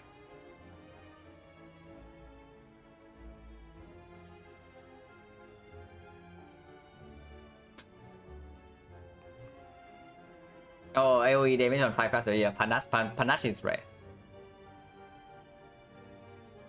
That's like might be faster, yeah, we have Preserve Insect. The only problem is that we can never take turn 3 hit from Knob, yeah? So we need to kill the Knob by turn 3. And Taskmaster is also dealing 7 into 8, so we need to block something. But every single power we play is drawing 2. This time, however, we don't have a potion. But we basically we need to kill the Knob in 3 turns. And how much is that? That is 90 HP Knob, rolling down to 68. 68 damage in 3 turns with Nunchaku. And the last fight okay. I don't know how okay it was. Like you realize that we went down to how low did we go? Like 2 HP, right? Yeah, we went down to like 2 HP, so I don't know how well we handled the last fight. And 1 potion used. 2 HP and 1 liquid memory is used, yeah. But we do have 15 in this fight. 15 means that we can ignore Taskmaster. Yeah, 15 means that we can actually ignore Taskmaster first 2 turns. Always found, yeah, this fight is way easier than the first one, like for sure. We have Preserve Insect and we can ignore Taskmaster 2 turns. But if we fail to kill the Knob in 3 turns, we still die. So we apparently, our deck is like this, but we come back to Act 1. Because we run into the Act 1 problem again. Kill Knob in 3 turns or suffer. And this time like Bolt Lightning also hits random target, so it's not easy to kill the Knob in 3. If we bottom deck Electro again. If we top deck Electro, we're probably fine. And this is like 10 damage only. And this Ribbon 10 doesn't perform in this fight either. No potion. Honestly, probably okay. Most of the time we are okay, and even if we are not okay, the White Noise can also give buffer sometimes. Copium. It's bad, but if we top deck Electro, we are fine. If we top deck Echo Form, we are also fine. Because then we can just play double attack on the Knob and then we win. If we draw the last fight, though, we are not fine. I would say that. If we draw the last fight, we are dead. How much gold are we having right now? 500, 1.5, yeah. So it's like 560. Man, this is 100 gold. So it's 240. 250. Plus 1 potion. Plus 2 relics. And you want me to give this up? Like, holy crap. If I actually cannot take this fight, I will be very sad, you know. Are we in risk of death? I don't even know. Because the Knob is only 68 HP. And with our energy, we can play every single attack. So that's already assuming that we bottom deck both of these cards. And then the Lightning missed the Knobs. And we also do not draw enough damage in 3 turns. Yeah, if we die very rich. Without Preserve Insect here, I would actually run away. But we do have the Insect. And then Insect is a huge deal. We take the fight, yeah? If we draw like complete crap, we die here. But I do not think the risk outweighs the reward.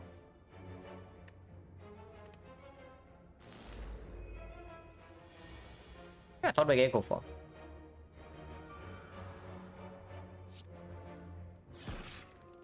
And he rolls minimum HP.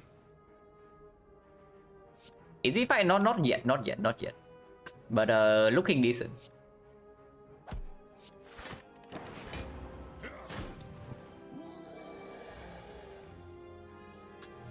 Yeah, draw 3.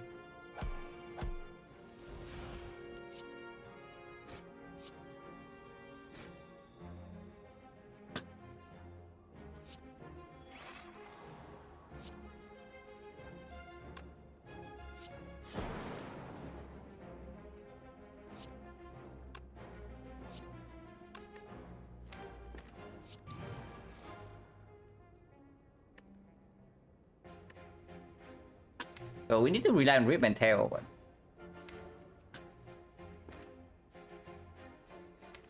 although the compound, if we draw into Electro, we can just get a kill.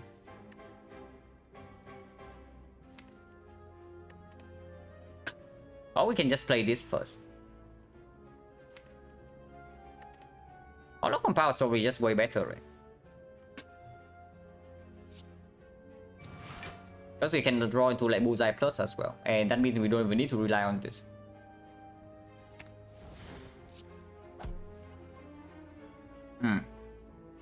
Well, that is not good.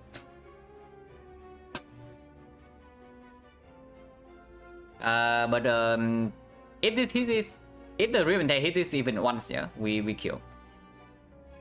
So 75%.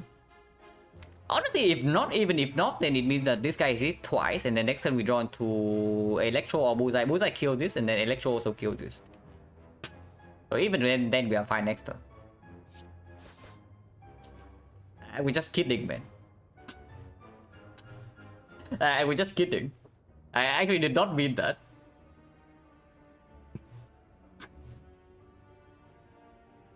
But yeah, barrier is good. If we have to take one hit from this next turn, we are dead either way. So barrier, of course, is positive.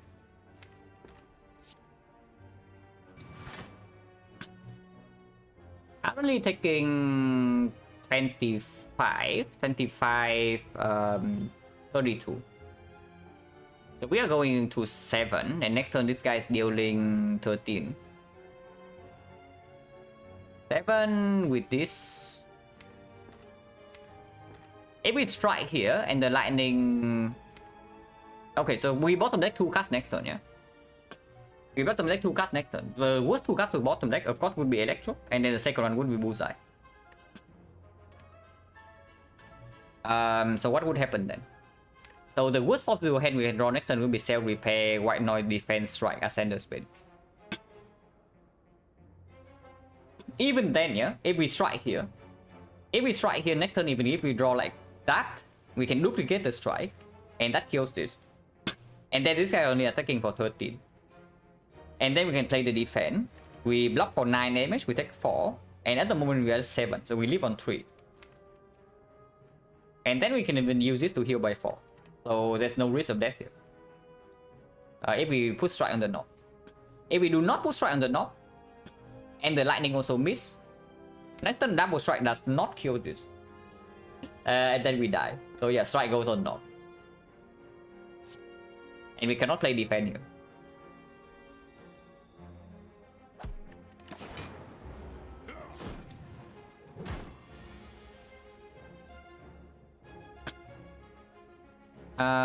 This allows us to dupe Self Repair, right? Yeah, dupe Self Repair, play strike here, play the Bullseye here, and it dies to Bullseye damage.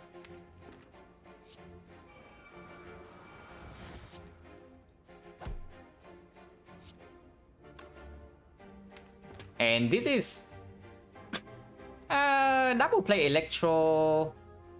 So like we play defense right here, we take 4. Double play Electro also takes 4, but advance Sundial by 1. No, it's not double Electro, it's double White Noise, but this thing right here can actually kill this. And then we can only play 1 power. Very rarely though, because it needs to spawn double Electro for it to die from the first power play.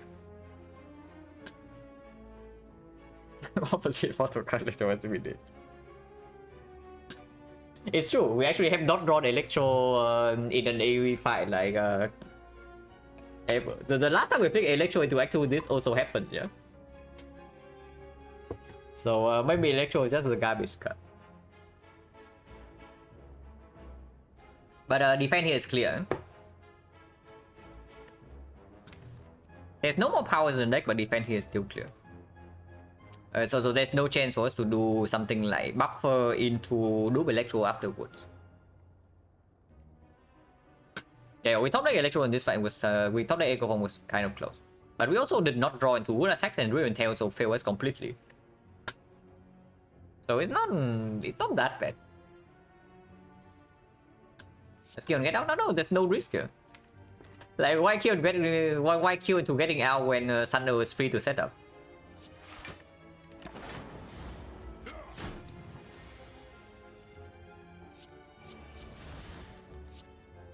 Yeah, this way we can even heal by 6. So plus 2 HP and plus 1 Thunder proc. Oh. Well, this thing we don't care about, yeah? Maybe it plays sometimes with our energy floating like crazy. But there's a mummy effect. Oh my god, I'm seizing top into this. Now, unfortunately... Okay, I'll tell you some very sad news right now. The very sad news is that we already saw both the blue candle and the medkit in the very first shot. And yes, the blue candle and medkit got already. In the very first shot we went into in this run.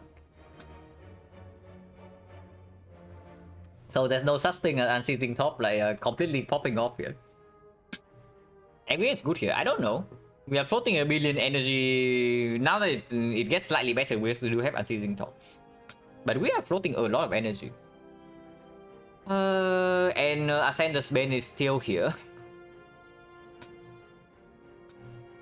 It's good. Aggregate is good. Aggregate is good. Unfortunately, yeah. Blue Candle is gone, Medkit is gone, so first cycle we cannot go off. But recycle can lead to some silly things. But this is good. With Unseizing Tom. Without this, I do not pick this. Okay, huge shot. Pastor is here, Orrery is here, Zuzu Braces is here. So Orrery first and then see on one. Yeah, Orrery first and then see. Super bad? It's okay with the top. And only with the top. Without the top, I never click this. But cut roll is right here. Yeah? This has like 5 schemes. Okay, not quite scheme, but it's good enough. Compile plus. Stronger than Vision, yeah? Quid is okay. Okay, I guess we pick up a reprogram for recycle target then. This one we don't pick. Compile plus is better than Vision. Check for X? No. We cannot check for X before this. Because this is the first relic we buy. Second hologram is good. Quoted is okay.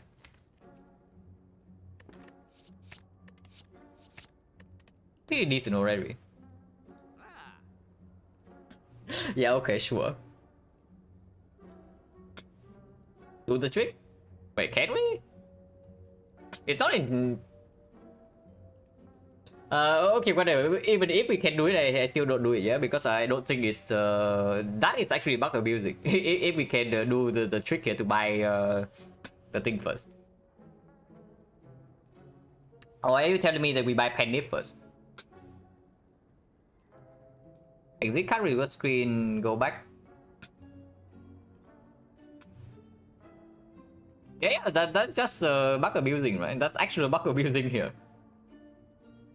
So yeah, we don't do that.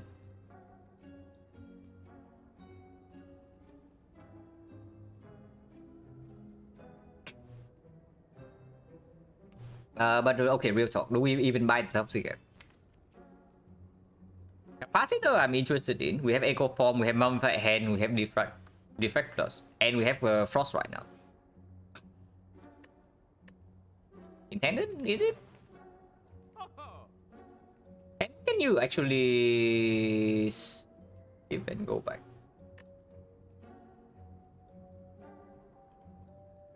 It's really weird, right? Because normally... I don't know, it seems really weird to me because it's kind of like exiting the library, you know. So to me, it feels like exactly the same thing.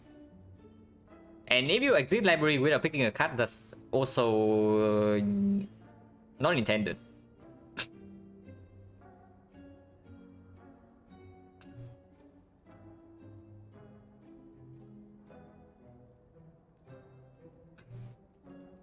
But yeah, whatever.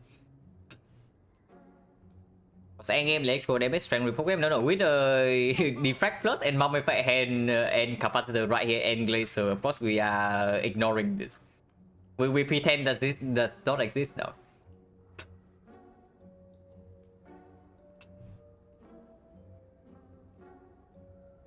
And don't want to animal pick. Already cut accidentally hit back. Maybe, but that doesn't matter. Legit pure shit.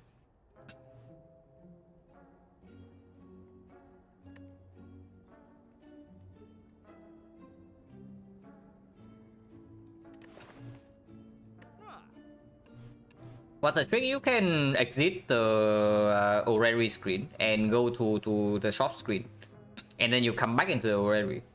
So you buy the orrery, you see Toxic Egg right underneath. You buy Toxic Egg and you come back to orrery and all the cards upgrade. Yeah, but yeah, doesn't matter. I still think we buy the egg. Like we have way too much gold, and this thing is the best relic in here. So we buy the egg and then we see what's underneath.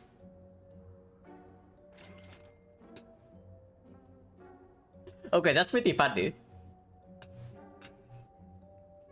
But this one we don't take, yeah? This one we absolutely do not take.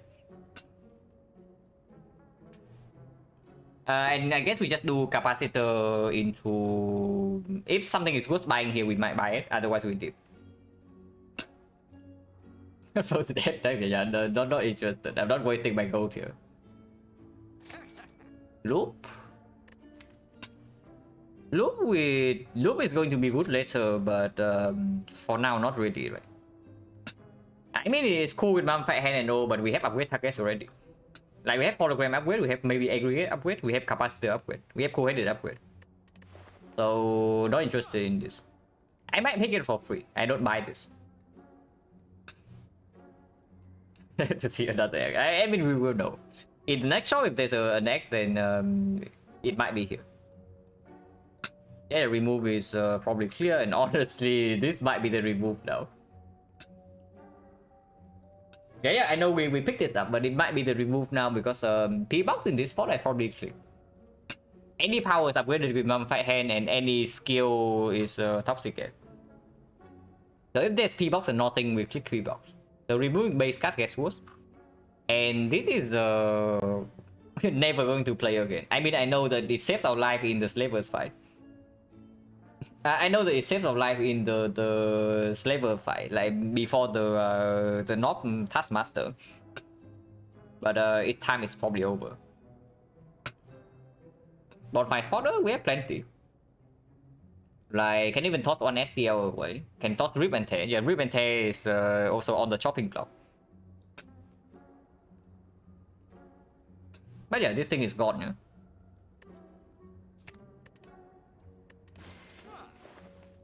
And we leave the shop? Or are you telling me we should buy a potion?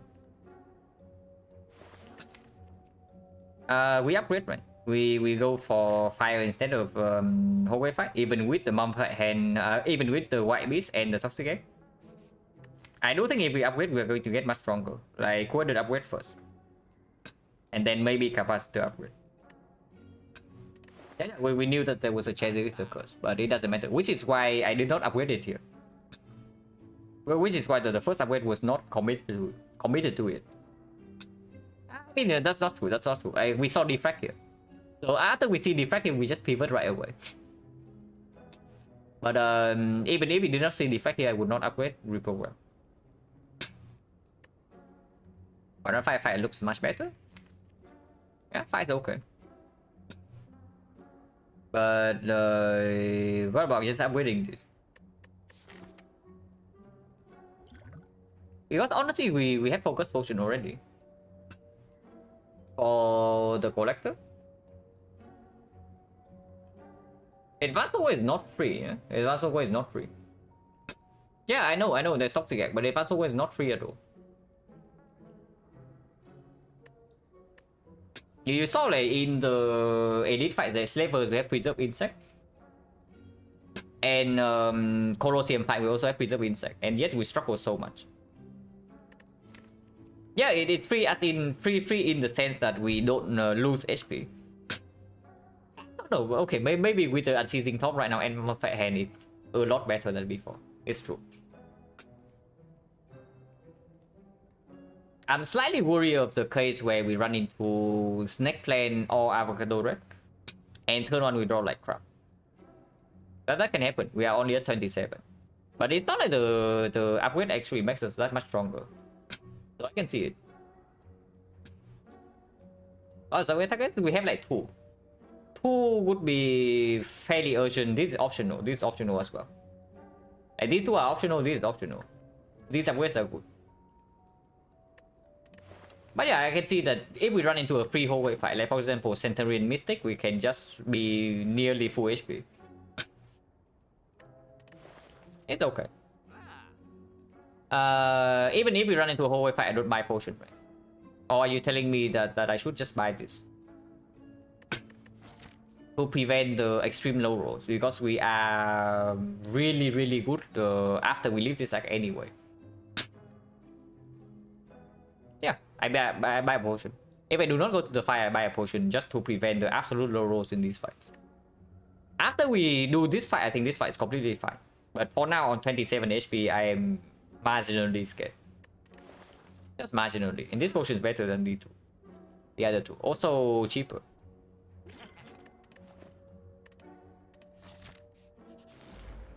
Cycle should be okay. Yeah, I did buy a potion, yeah. And I don't like this hand too much. We can potion right away. We double compound still here, and drawing into FTL's next turn also way worse. Drawing into White Noise next turn also way worse. Unfortunately, both holograms is in our hand already. And yeah, we even have White Beast. Yeah, compound. Glacier compound doesn't draw any extra, so compound first.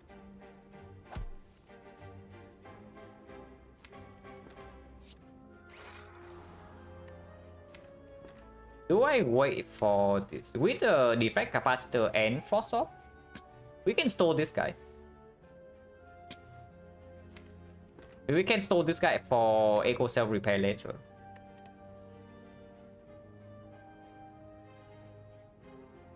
I have player card, so other words not here. And I actually still want the plasma. Dual calculator, honestly, it's okay.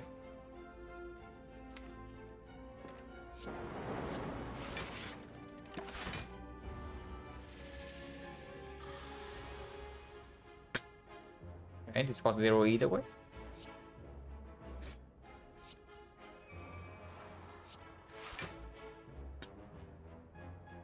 Barrier here still preserve plasma, but we don't have 3 frost.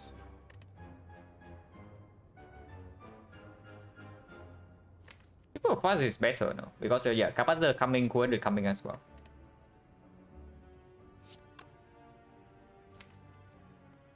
Maybe not, maybe not. Yeah, probably not, probably not. That's stupid. So just steam barrier here and pass. After we get this thing down, we are fine. But before that, we can still be hurt. And it's only +4 block for on energy. It's definitely not worth.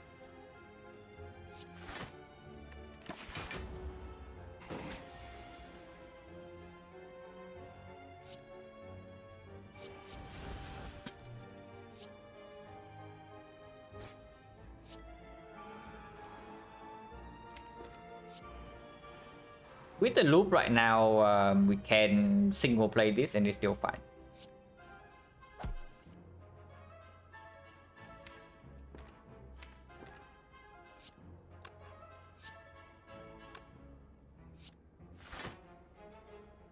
It's fully blocked. But we also don't have Frost next turn. And this also gets to loop the Frost right away.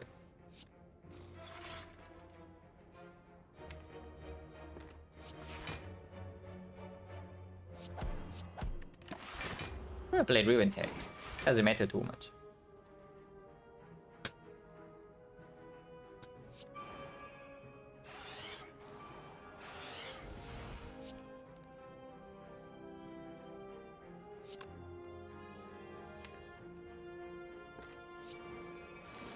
Ah. Okay, that is annoying. But I guess we get out of here then. With these two in play already, this guy is dead before we get to draw back into this. And we cannot hologram into looping that. So I guess we just play this and get out of here.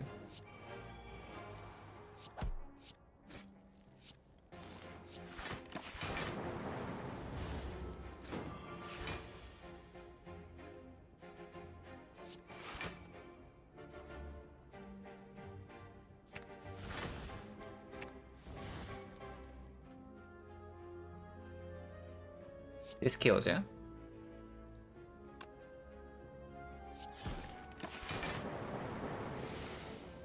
Cancel? No, lightning will kill.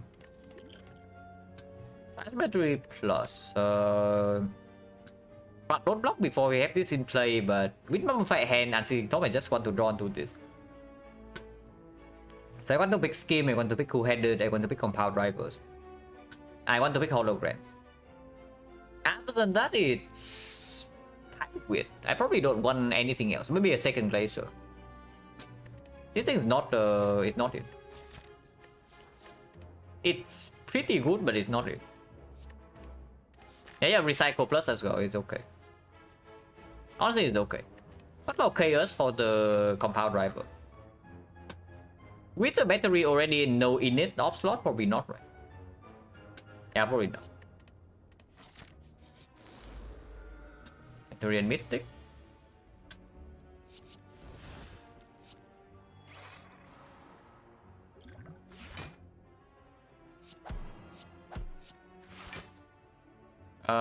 Maybe I wasted potion. Probably wasted potion because I actually forgot about Seething Top before I played the turbo. But doesn't matter. It's still blocking for a little bit, and I don't even know whether I want to compound here or not. Because we do have some powers I would like to play, and she's forced to heal already.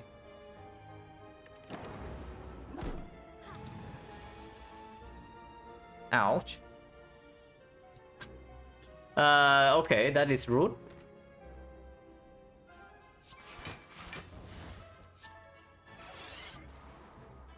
That is very rude indeed. But we still have Echo Form self-repair, so not a huge problem. Yeah, we are at full HP right now.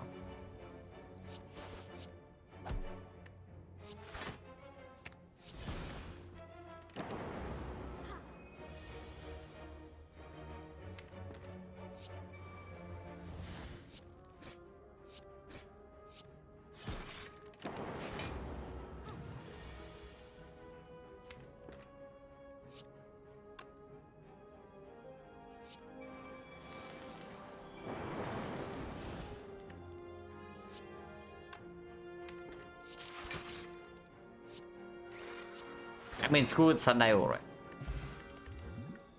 Okay, this one I take. This one I actually take, but I don't know. There's a Fossil Plus right here with a million powers in our deck, but that's also Equi Plus. And Equilibrium is very good. It blocks the Unceasing Top, but it's very, very good. With sometimes like floating energy and way better after Echo Form is in play. Not just that, because the setup like Echo Form into. So you play Echo Form, yeah? We play Retain on the power because Echo Form charge is already gone because we draw into this. But we retain this hand, and then after we play Loop Diffract. Biofarm Fossil is cheap setup already. Not really, even if it costs 2 is still positive. And it becomes 1 cost fairly fast. But the Equi is just better. Yeah, I also prefer the Equi. Capacitor upgrade in case of Fusion Hammer. Coordinate upgrade is better or what? Capacitor upgrade is better, right? In case we have to play this before Echo Form. Because Collector Fire is not like super ultra free yet. It's probably free, but it's not confirmed. Yeah, Capacitor upgrade is just better because we are past Act 2 already. And this thing does allow us to not having to wait for eco form. What did I upgrade? No. I mean, I'm all down for like a speedy upgrade, but okay, first of all, yeah, I will say something. Is that I do not think that either upgrade matters for the collector fight. So the only thing that might matter in this run is we die in potentially late Act 3 or Act 4. So first opponent is the Awakened one. I think there are only a few opponents we care about in this run. So first thing is the Awakened one. And against the Awakened one, this upgrade is slightly better, but not by much. Against Act 4, this upgrade is better if it's spear and shield, but against the Heart, it's better. So this is better against the Heart, it's better against the Awakened one slightly. It's worse against spear and shield, for sure. This upgrade is way better against spear and shield. One outslot does nothing turn to a Heart? No, it might mean that I do not actually need to pick more scaling here. Which I probably don't, but in the Heart fight, we cannot wait for eco form powers. So I have to be prepared to fight the Heart with only one capacitor and one defrag. Taking every power? Am I? I mean, maybe I am, but power unupgraded, not really, right? And honestly, do you really think that picking... Okay. So compare two cases, yeah? Case number 1. We upgrade this, and we stop picking powers. Case number 2. We do not upgrade this, but then pick like maybe 2 or 3 more powers into our deck. So what do you think would be faster in that case? Because I just see that upgrading capacitor into never picking another power again is just faster. Instead of adding more garbage. Because Unceasing Top is not even guaranteed to work. And the point that I want to make right now with the capacitor upgrade is that I do not want to pick up another one of this. And auto loop.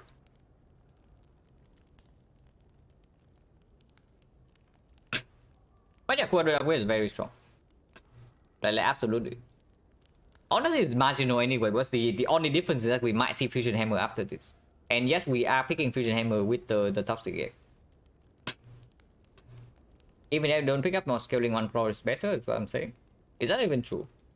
Maybe it is true without potions right now. I can maybe see that. But without potion and we don't see runic capacitor, yeah, then I don't actually think 5 slots with 2 focus is enough to comfortably block the Heart. Unless we get like super fast.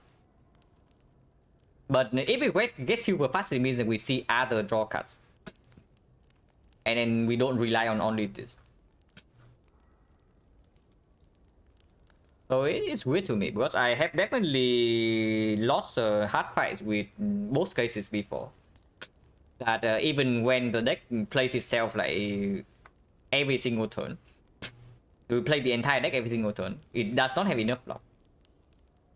But that's also a case where, yeah, it just doesn't draw enough and then we die first few turns. Yeah, but I'm preparing for the case where the card rewards a complete trust and we don't get to see card draw. And in that case, I prefer this upgrade. But this upgrade is definitely the next upgrade if we can do so. For now, I do think this is better, just because we have sustain already, so even Retromancer we don't care too much. As long as we don't instantly die in that fight. And we have Preserve Insect. Happens upgrade, carve later. Yeah, but Fusion Hammer is the only concern here, which is what I'm saying. Like the only concern right now is Fusion Hammer. Because either way, both of these upgrades will happen if we don't see the hammer here. But if I see Fusion Hammer, I think I would prefer to have Capacitor upgrade over the Go-Headed. And I absolutely do not want to pick up another Capacitor. I'm not even interested in something like Inserter after this. Don't think Cap upgrade always happen? Do you? Because I think I want this for Act 4. And at the moment I'm only looking at Awakened 1 and I'm only looking at Act 4. What happens like loop minus and don't take. It has to be loop plus.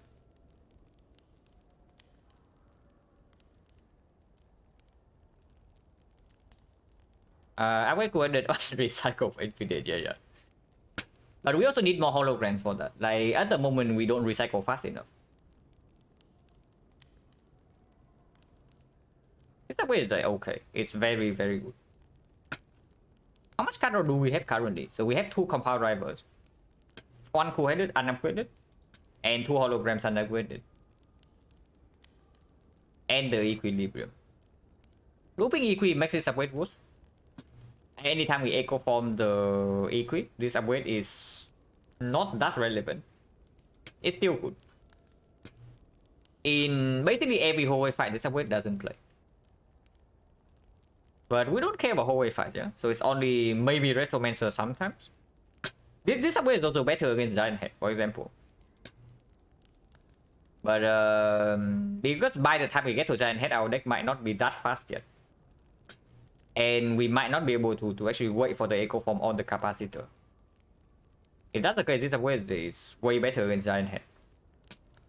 Doesn't happen very often though, because Giant Head also has less HP and it's not burning Giant Head.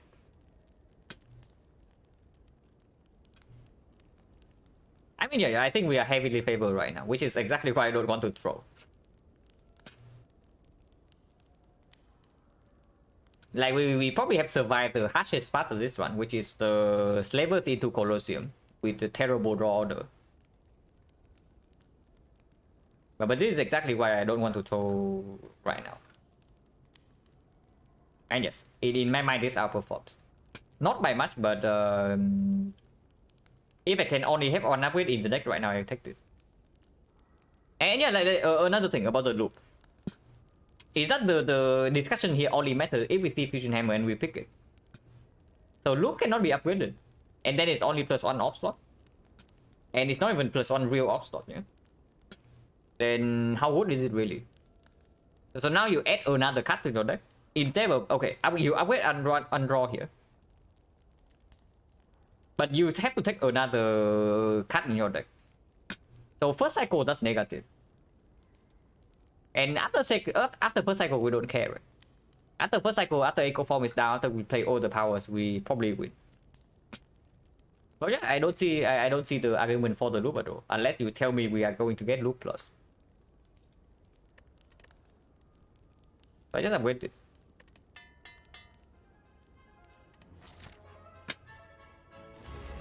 Alias slot? Yeah, probably. Start with this.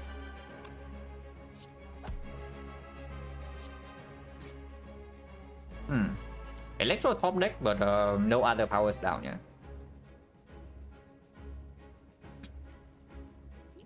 Of course we don't potion here.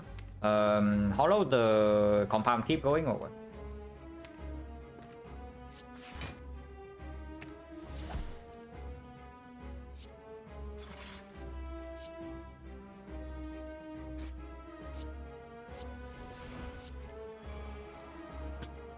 Electro right now kills the plasma. Maybe I should not play. No. That's nonsense. I guess we can kill the plasma. There's still aggregate turbo in the deck and Mumfat hand energy as well. Not a huge problem. We missed 1 hologram already, yeah. So So I don't think leaving Electro unplayed is ever acceptable. Who's in front? No, it evokes this into evoking this. You think that bad? Fairly annoying when Echo Form is not in play yet. But it's okay. Okay, do we get unseizing top this turn? So right here we have 4 energy in hand and we have 2 energy after we play our whole hand. So if we draw into an Echo Form right now, we cannot play it. Probably means I do not use unseizing top turn.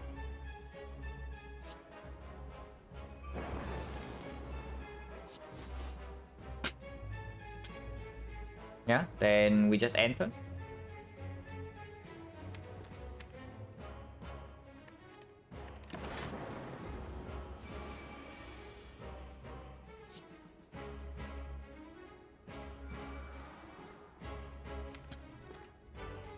Wars is good. With Unceasing Top can be that can be used next turn.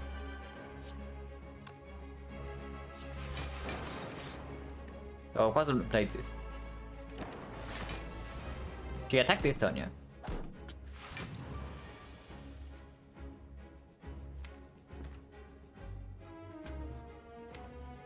Ow.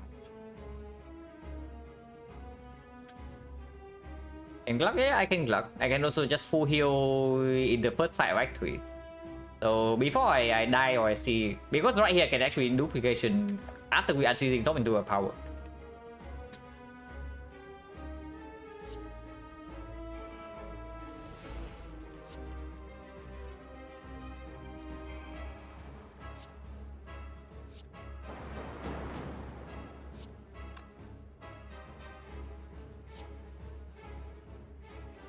It's just guarantee a kill on this jump.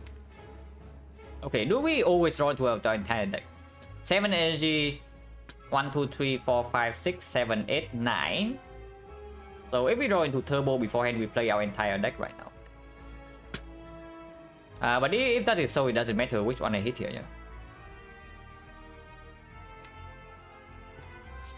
It's this guy then.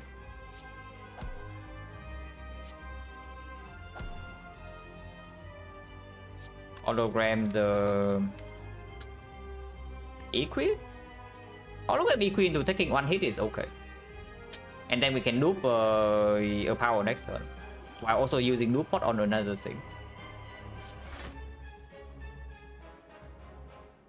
Hologram go for the eye is okay too. But this is fine. Yeah, this thing we can play with our duplication. It is fine. How kills this? Now we just loop defect next turn, and yeah.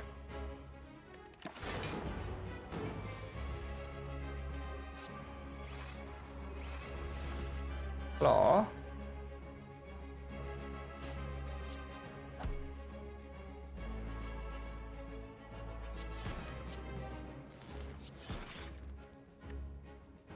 Probably can stop playing turbos now.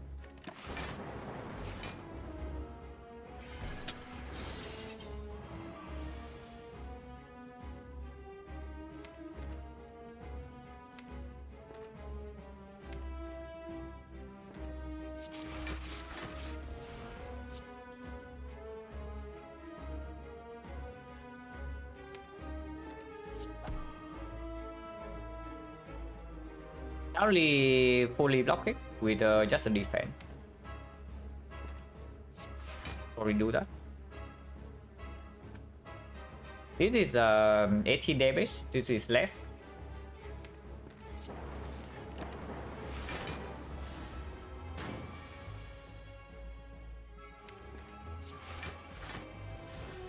Full block it.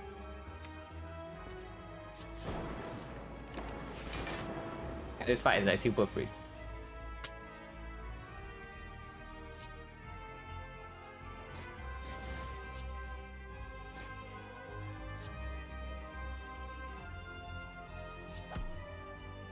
We are still retaining. 36, 36, 56.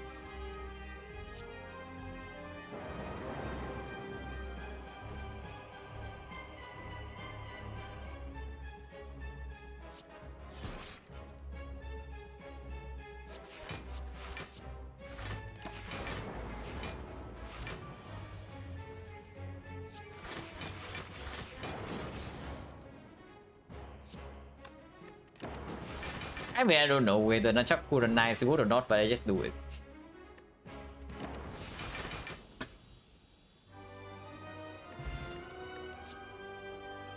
Green. Not green, but also strong. But yeah, we only care about setup phase here. So Vision Plus is phenomenal because it also makes sure that the plasma doesn't go to waste. With Unceasing Top as well. Meteor Strike is very cute. But we are not interested. Weak Potion definitely not better than this. Could have been interested a little bit. Free energy. Or Black Star. Yeah, there's free energy in this Black Star. So energy is good, no? Yeah, energy is good.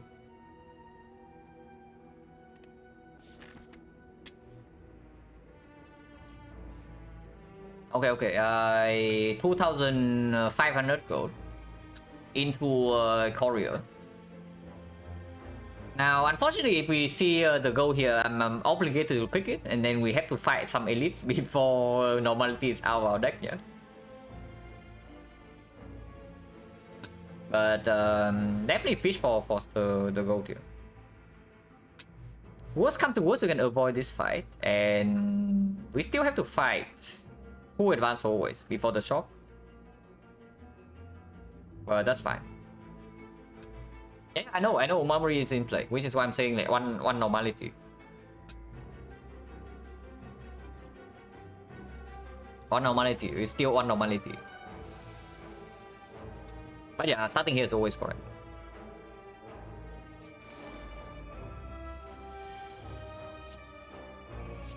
Take some damage here, but who cares?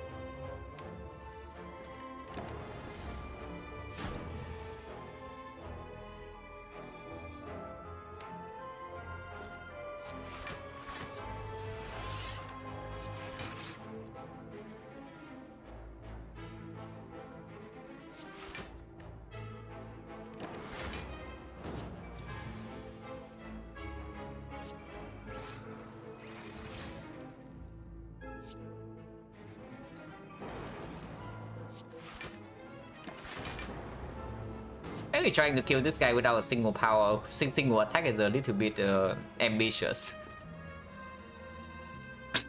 It's probably a little bit ambitious.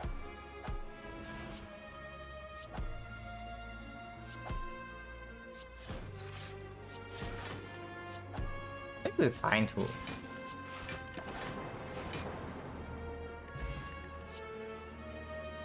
Oh.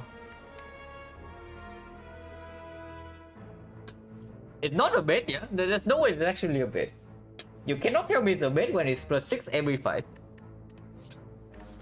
So, if we do not see normalities here, we are going this way. And then it's 1 fight, 2 fights. Yeah, it's this elite into this elite, yeah. So, 1 fight, 2 fights, 3 fights, 4, 5, 6, 7. So that's already 43.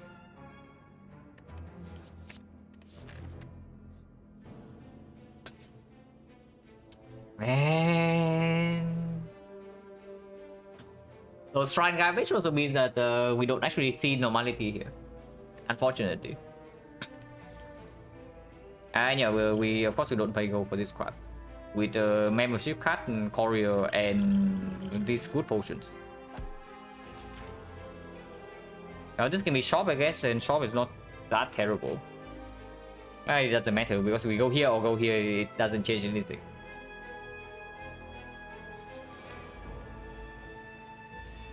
Now I'm sad. Also we are getting like a little bit wrecked here. That's a little bit.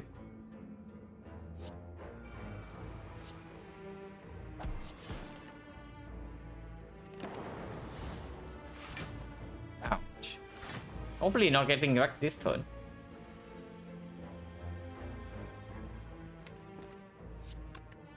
And hologram the turbo.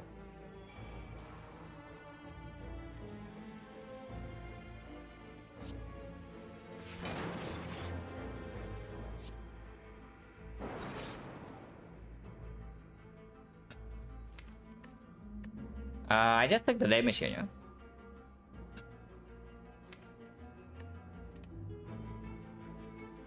.97 currently blocking for 30. So 14.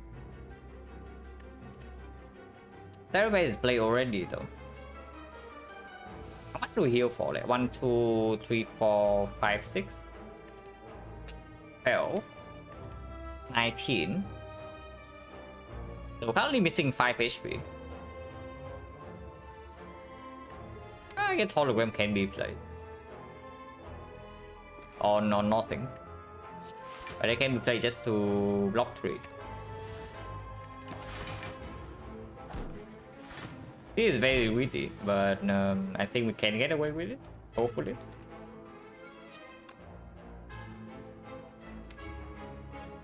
This only draws 2 though, so maybe even loop the barrier to block. And this block for 10, 16, 21, 27. We're taking 2. 2 is fine. Drawing 2 cards is okay too. And drawing 2 and killing this is okay too.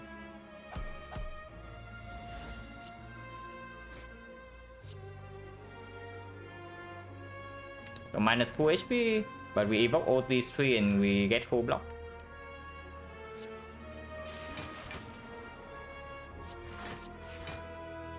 And full block.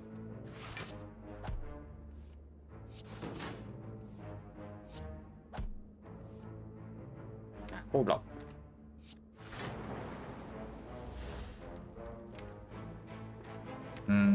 I wait, yeah. I wait for the loop powers. Fight should be fairly under control here.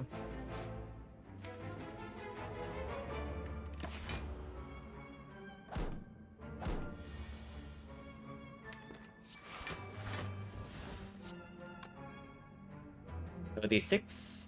Need to block for 1 more.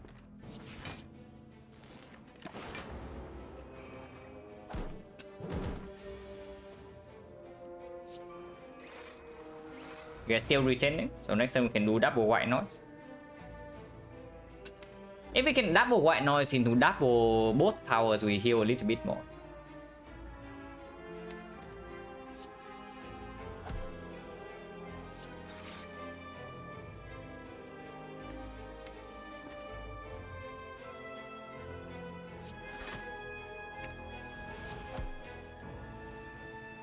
Yeah, I can loop a capacitor.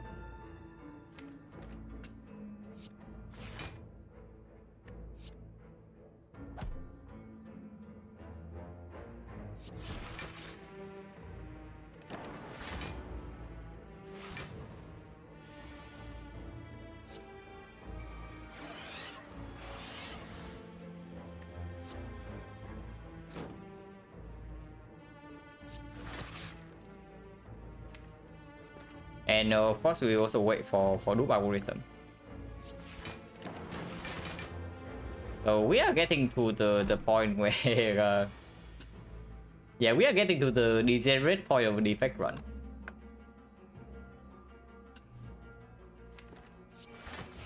But yeah, it's just the defect.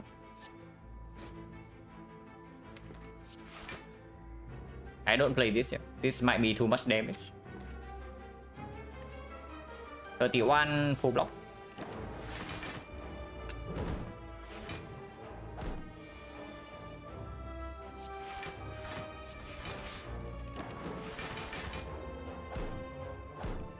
What else do we need to do? Like only white noise, right? We heal 7 from cell repair already.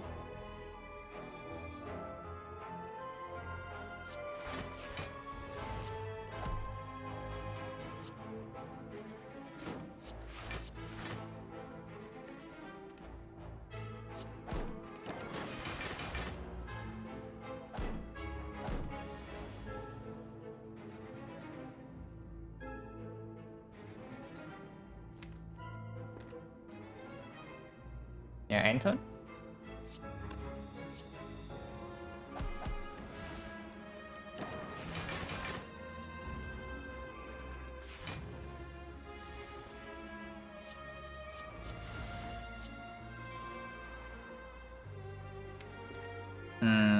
Playing this does not kill.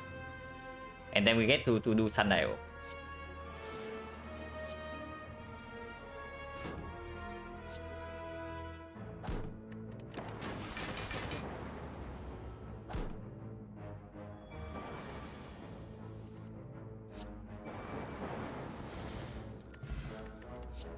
Boost sequence plus.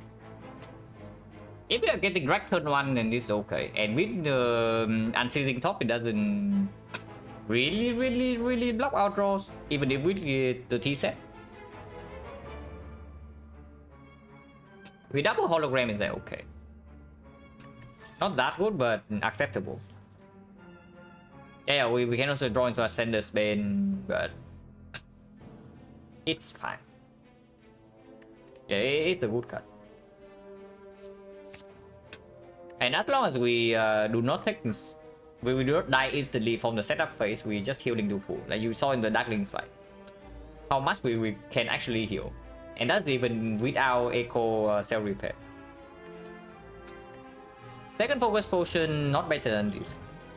We definitely keep one focus and one duplication.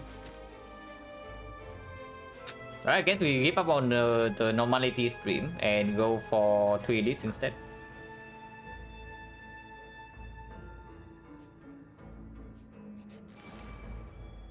Transient. I guess you don't have dagger.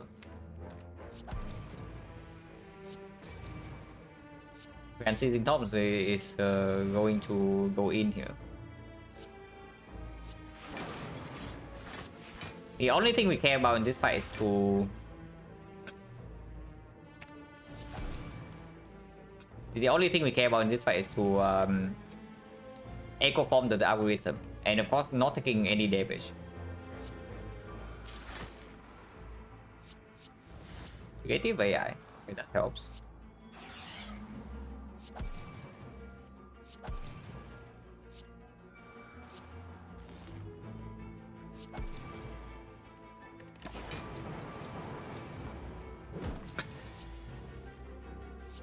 Okay, mission accomplished, yeah.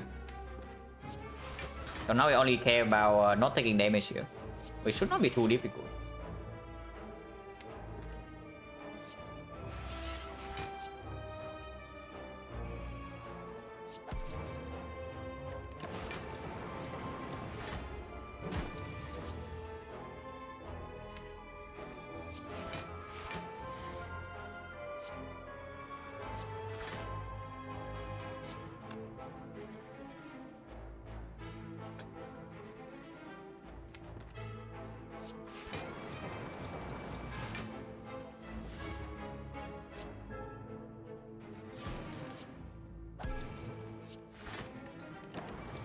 Maybe that was stupid. But with Sundial energy, probably not.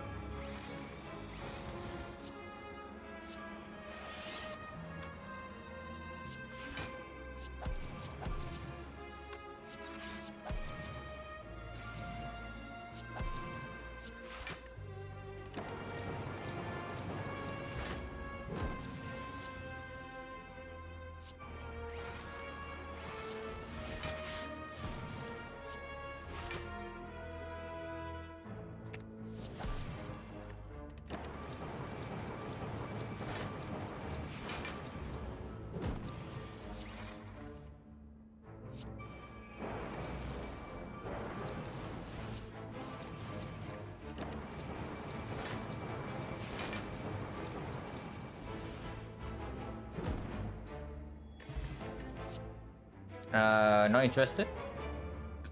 Yeah, Consume Plus, not really. Darkness Plus gets a little bit better, makes the compound a little bit better, but not really. With a runic capacitor, I do not want this.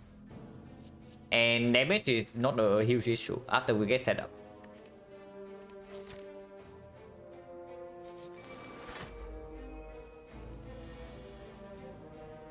Biker, not a huge problem.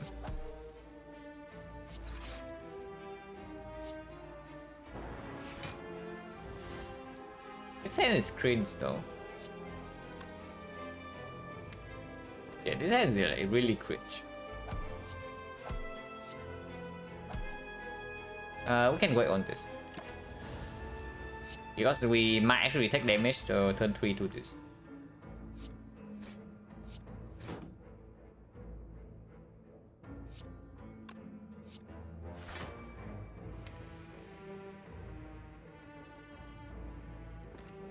Always have can take 4 damage here. Next turn we always have hologram into boost sequence plus.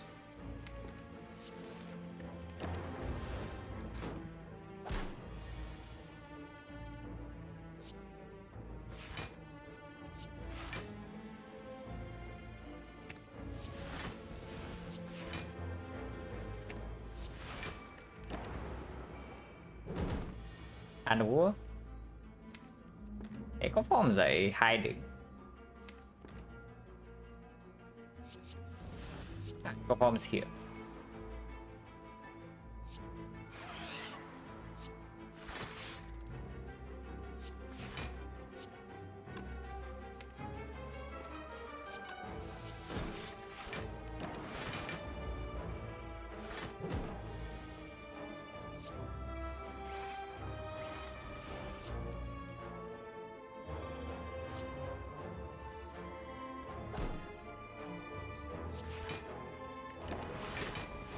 One doesn't matter. So now we just wait for the algorithm.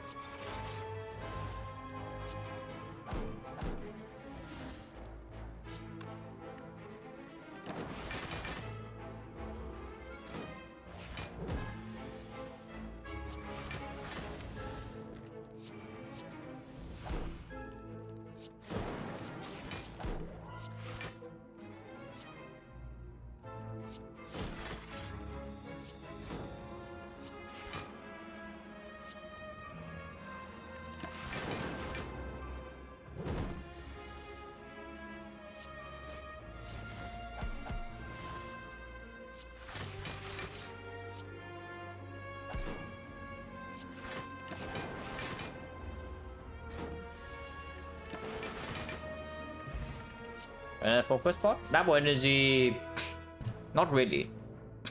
We know that mech is not available to support this unseizing top, and honestly with aggregate and the yeah, we will aggregate and the turbo is enough to do unseizing top in first cycle already, and we don't care about the second cycle. This exhaust anyway. Recursion plus is not terrible with the plasma and doesn't block unseizing top, but it's not actually good.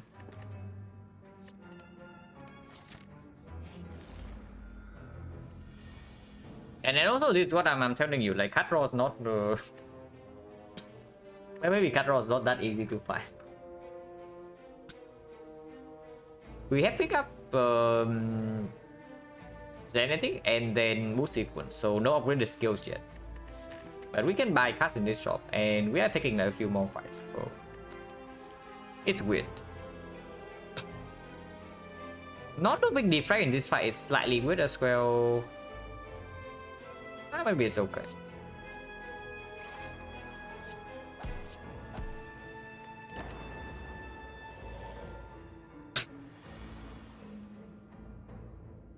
I think Meta speaking cards want to see the opening hand. Not just that. Because otherwise like this card will not be a pick. But this card is like strong enough later on with Echo Form that it's just good. And Hologram is a card I definitely do not want to see in my opening hand, but I'm definitely adding Hologram Plus.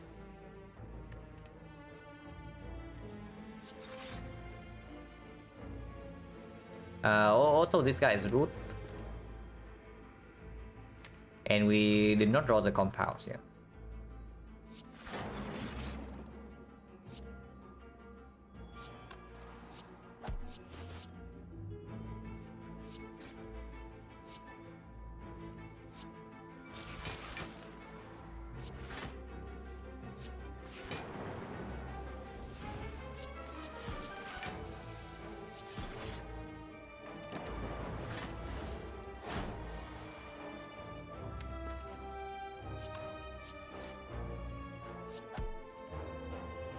Echo Form lại hiding.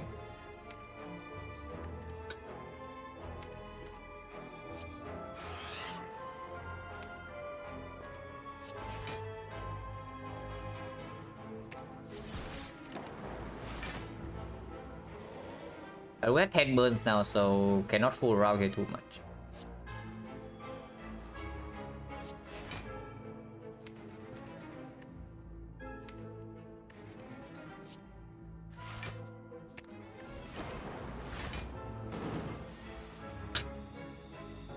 Hello, Psycho.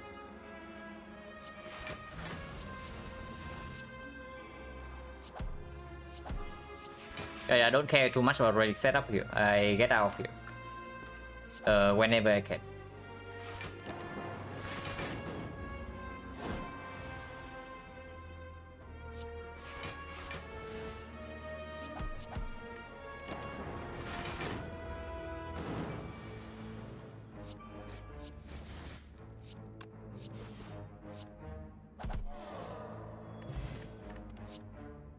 NTL plus.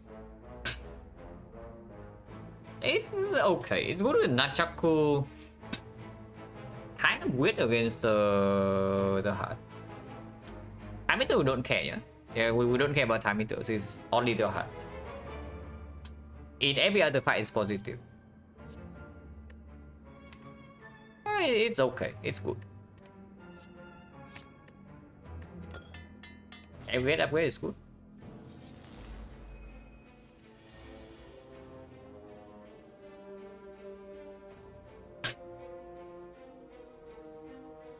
I've been playing Silent trying to get to Act 4. So, yeah, Silent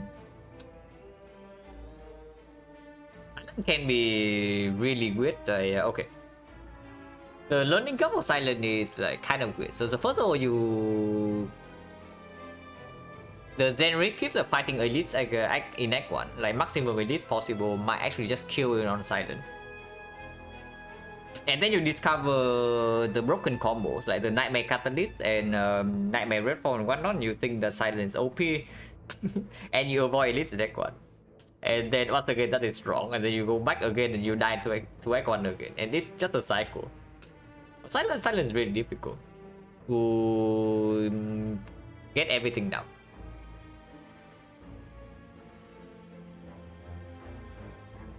But keep going because it's this I don't know, but I don't know about you, but at least to me, at least for me, like Silent is really satisfying to play when you win a really difficult run.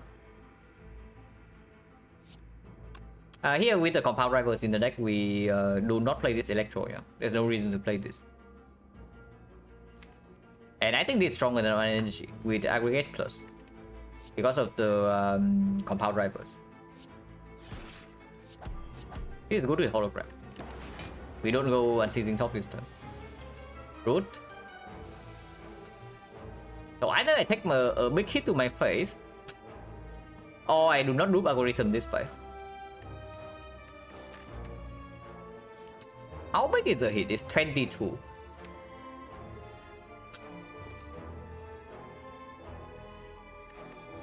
It's only -3, and this fight is not super free either, yeah? What am I talking about? This fight is free. After we get Echo Form now, even if this guy scales to like 60 damage, we block easily. But sometimes we are forced to end the fight early and we cannot store for full heal. And right after this there's an edit. Okay, whatever, it's just -3.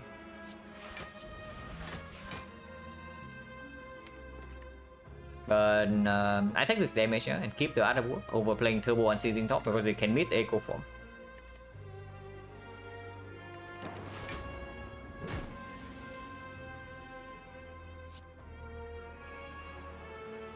So we take this damage again or what?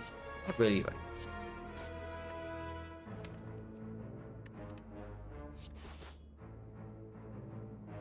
Although I think the hologram at the moment, like boost sequence plus maybe. That's okay.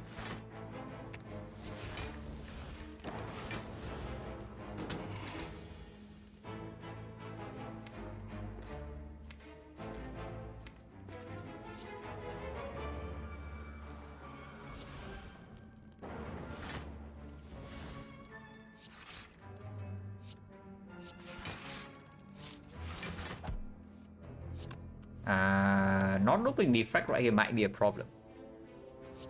Okay, now I'm a little bit scared of this. Just a little bit. Yeah, probably still fine. Capacitor does not need to be do.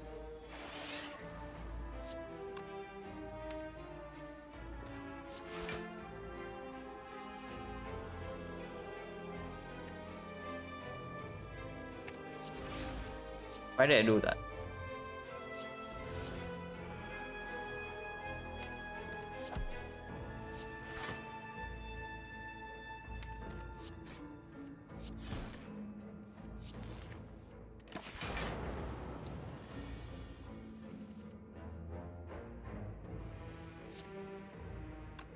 How much does this block for? 16. 21, 28.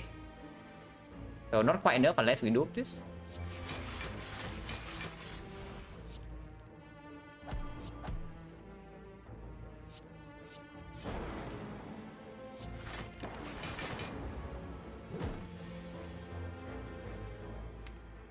Okay, we can unseating top our whole deck.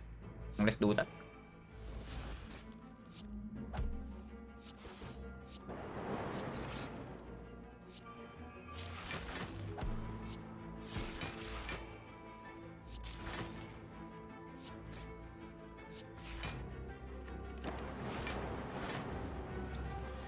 Yeah.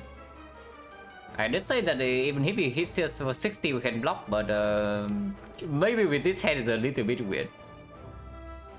And we do a self repair for 14.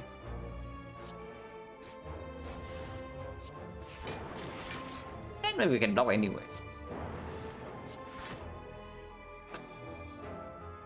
Like double strike here is a kill.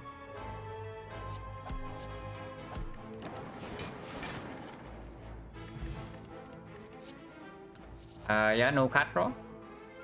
Fusion Plus gets a little bit better with compound drivers and unceasing tone, but it's also not card draw in early turns. So basically, if we pick up this fusion and unceasing tone fails first cycle, we are very sad. But it does improve the compound drivers in the second cycle. Not really, right? First cycle is way more important. It's win, yeah, but everything's win. And I want card draw, not energy. This is card draw in the second cycle only. Or at least, at the very least, after we evoke the plasma from this thing. It's not real card draw. Oh, not really. We don't need the cold snap.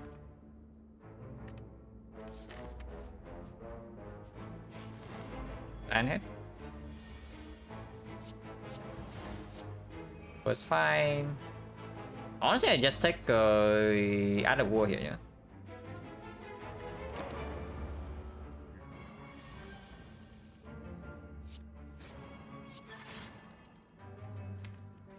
This is better with Fission, and we have 2 comparison deck as well, so I don't break. I don't play Fission yet. I mean, yeah, this is better with the hologram afterwards because we can do unceasing top. If we use this right now, we cannot unceasing top.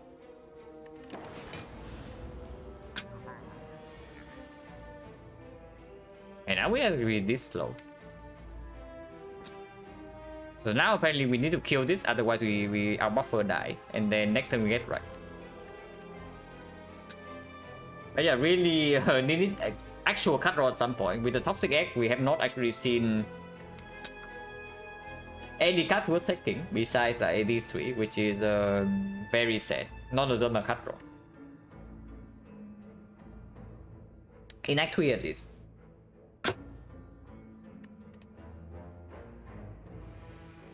But yeah, I guess we killed the plasma.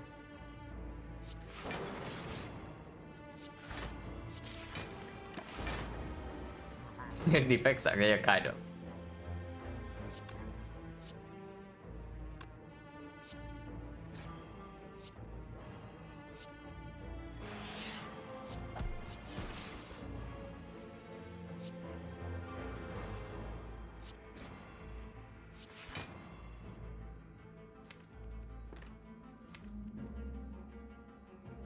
Aggregate right now gives 3 energy.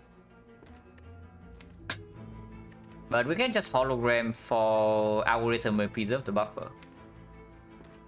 So we don't get to echo form the algorithm, but this fight is slow enough right now that I am actually scared. But the hologram the algorithm also means that if I draw into echo form right now, I am very sad. Hologram the vision is fine. I had to talk about it. Like we saved the vision for this. Yeah, we set the vision for this, so let's do it.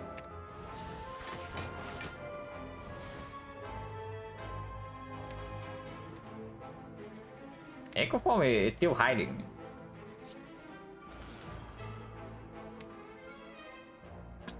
Hologram cool-handed, we can draw 1 into draw 3. And we can still play Echo Form.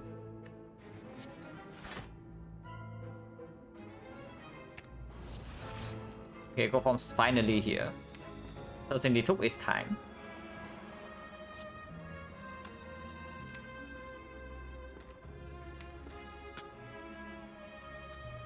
I can lose the buffer right now and then get Sun Loop Defract into Equi into defend, but and Sundial Energy as well. We also preserve Nunchaku. If I play the Compound Rivals, if I play Compound Rival and we draw to Defract right now and not the Equi, then it's really bad, right? So I probably just take the buffer here.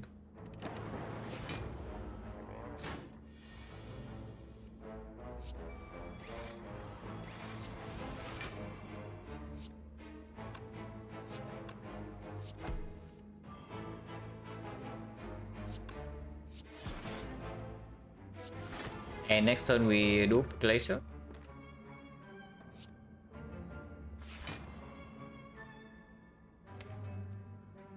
Nah, no need, right? We play Glacier right now. Let's not fold energy.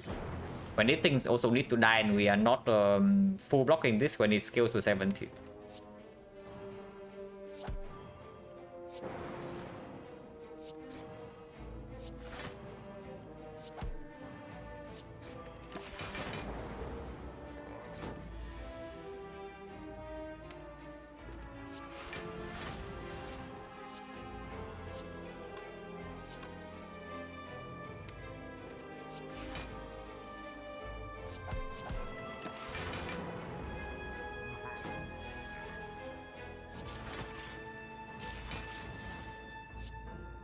Convoy every deck cycle, yeah.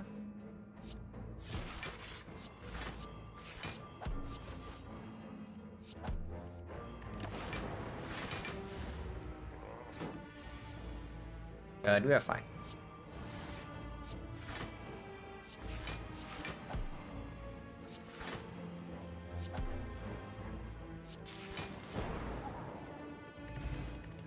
Wow, exactly what we need.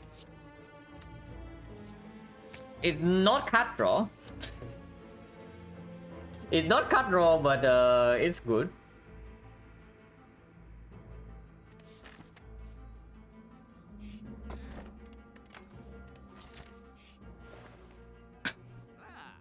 Also no cut draw in the shop. What about Spoon? Spoon at the moment, Fusion is very good. Genetic is exceptional. Boosting Kun is quite strong as well. White Noise not that good, but okay. And Hologram is good. So Spoon is very positive. That's also Kunai, yeah. Kunai with Unceasing Top with triple FTL is definitely a real thing. But okay, I need a toilet break, so be right back in like 3 minutes. And we talk about this show in more details. But I'm looking at these two for sure.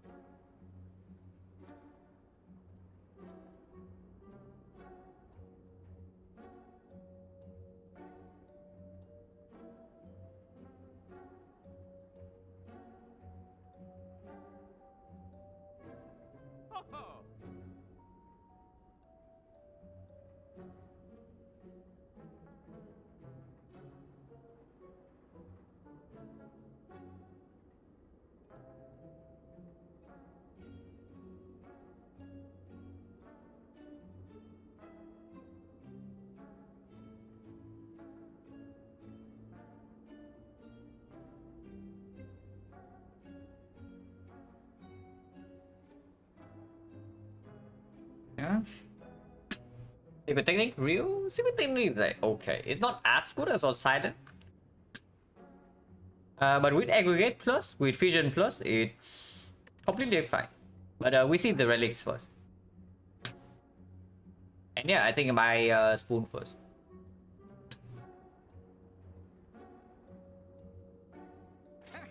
Okay, we do not buy this even with the courier and the card. It's too late for it. Even though it's reasonable. And kunai. Yeah.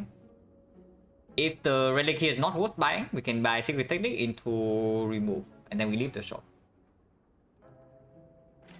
Okay, this is definitely not worth buying. So we buy technique and then we leave the... buy technique, remove... probably the XecnaR. Yeah, with the crack core still being in here, with the ball lightning in now deck, with electro already to fill the lightning slot of the compound driver. With the strikes actually proccing kunai and nunchaku, and defense scaling with kunai, this is absolute trash, right? But I don't know. Is that really worse than strike here? Because Zap can actually evoke Zap can evoke Frost. Zap can be efficient fuel when we are playing Zap with Unceasing Talk. Like we Unceasing Talk into Zap into Vision, then it gives us more energy, more card draw. But we Unceasing Talk into Strike into Vision, it doesn't do anything. And after first cycle, we are mostly okay. The Kunai is just insurance for the case where first cycle we actually cannot get Echo Form double powers in play, and then we scale our defense up with Kunai instead. Oh yeah, Kunai with Echo Form also like super strong. So Kunai is probably fine. Okay, this one I can see. We buy the technique. I still want to have enough gold to buy something like Calipers in Act 4 though if I see it. Buy the technique right here and take the card remove. It's 138. So we are left with 36. 36 and then yeah, there's no way just enough gold. If I just take a card remove, it's still not enough gold, right? To buy Rare Relic in Act 4.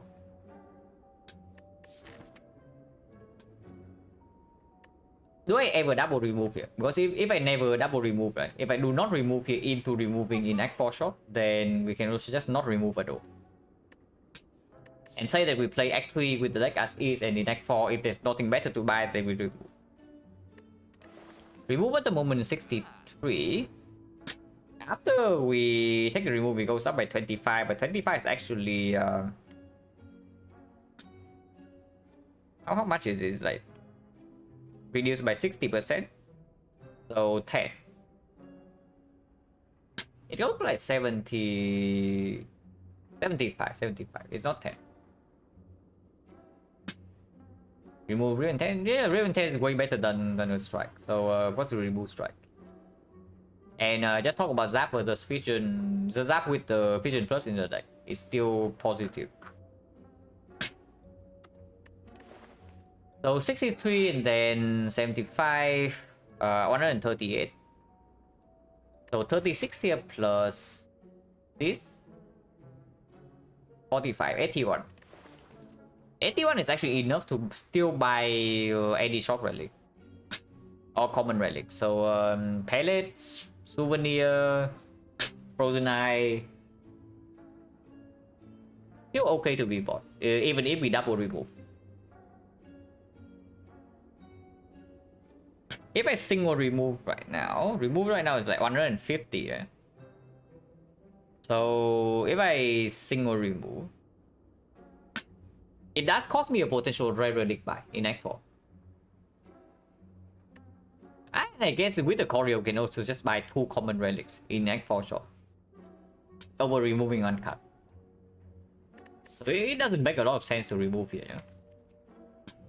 Also, Awakened 1 is going to be slightly weird, because in the Awakened 1 fight, we cannot Unsealing Top. Yeah, we cannot Unsealing Top in the Awakened 1 fight, otherwise we have to play all powers. And that would give him how many strengths? Like 1, 2, 3, 4, 5, 6. But we want to loop these 2 as well. So that's 8 powers. He gains 18 strength because he has starts with 2. So that's 24 times 4, 96 damage. And we don't actually have weakness. Oh yeah, okay, that is spooky. And we don't even want to play white noise. Unseizing top does not happening in Awakened 1 does mean that we might be a little bit slower than usual. So that is spooky. Maybe we don't care about potential calipers and act for shock then. And just take card remove here to make this fight slightly better.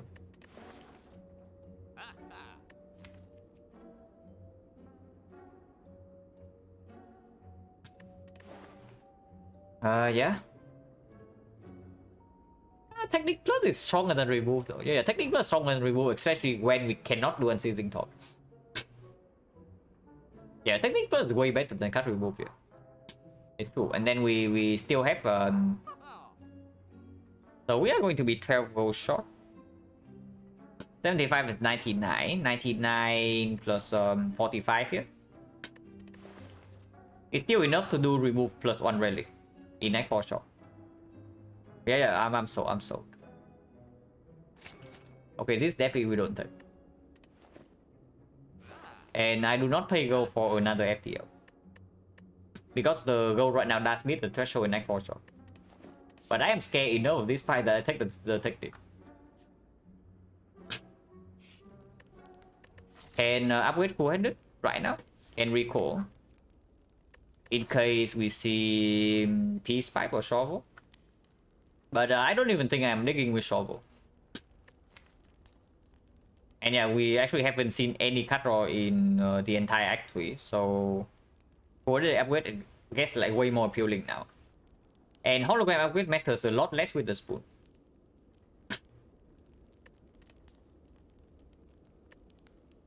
So only Peace Pipe potential here, but this fight is not super free either. It can be Retromancer.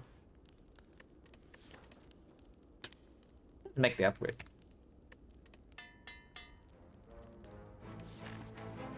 And yeah, don't double shot, man. Calipers. A free Calipers. Or free death or what? Hopefully not free death. Because this fight does block on Seizing Top.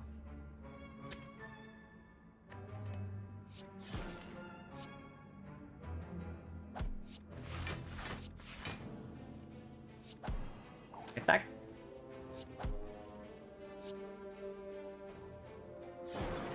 If we draw to Echo Form right now, we cannot play it.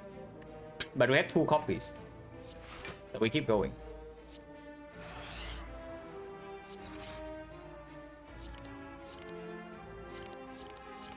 Oh, that's bad. At least we have a second hologram.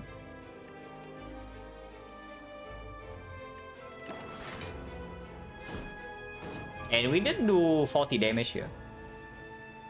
Yeah, second hologram for the thing. For the aggregate. And now we can keep going. Technique. Can get vision. Can get equilibrium. Can get glacier.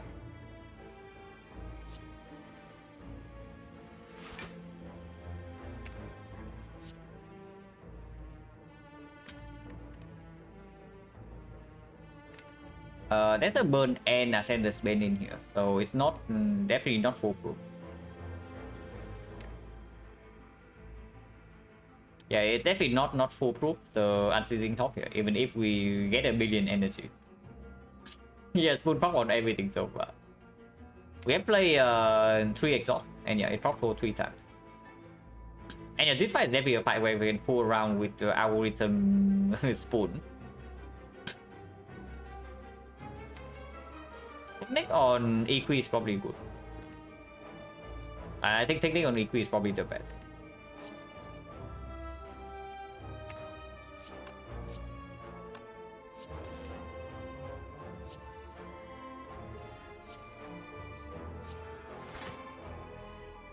And yeah, like we get wrecked immediately. We actually get wrecked immediately, but the Echo Form's in play now.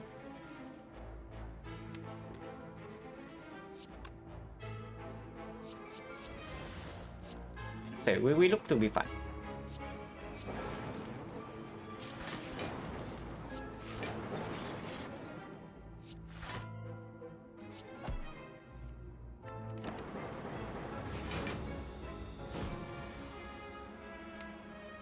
So our rhythm is here.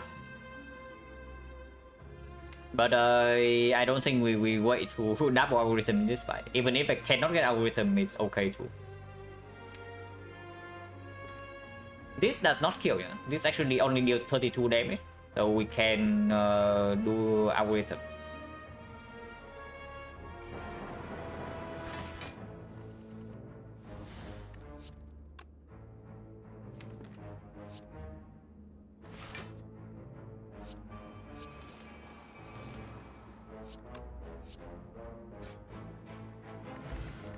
Not quite calipers. I mean, it's okay.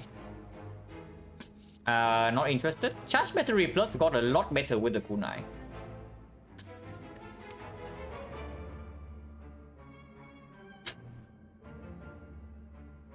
It's not terrible. It's not cut raw, but it's not terrible either. It's like not really. It does block for a lot, but the thing we are afraid of is that we have a bad turn 1 or turn 2 or turn 3. The opening turns are bad, basically. And stack is a good cut once we dig to the bottom of deck. So it's really weird because it's the weakest when we need to be strong. Charge battery is fine. It's positive in Awaken 1 for sure. And Awaken 1 is right now a fairly annoying fight. If we cannot actually use Unceasing Talk. So it's okay. And honestly, some cards will be good. Like any Scheme, any Cool-Headed, any Compound Driver. Would be kind of sick.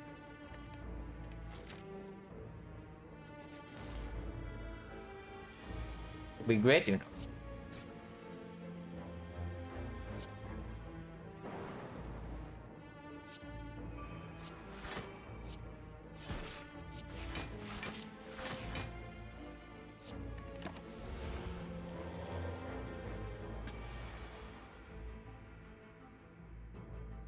Still 100%.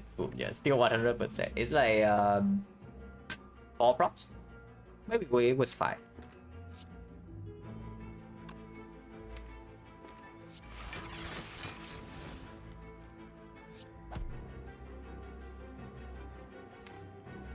Yeah, with double compound deck, I get on landing off. Maybe that was stupid.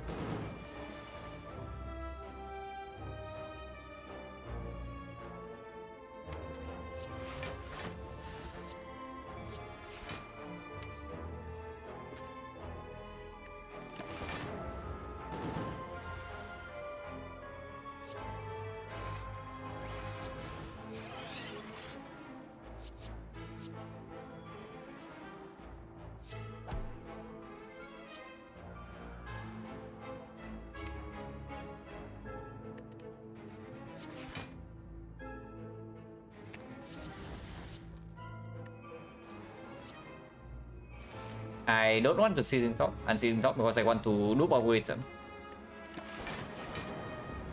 We do have spoon algorithm, but this guy is also not super stoleable. It's not giant head.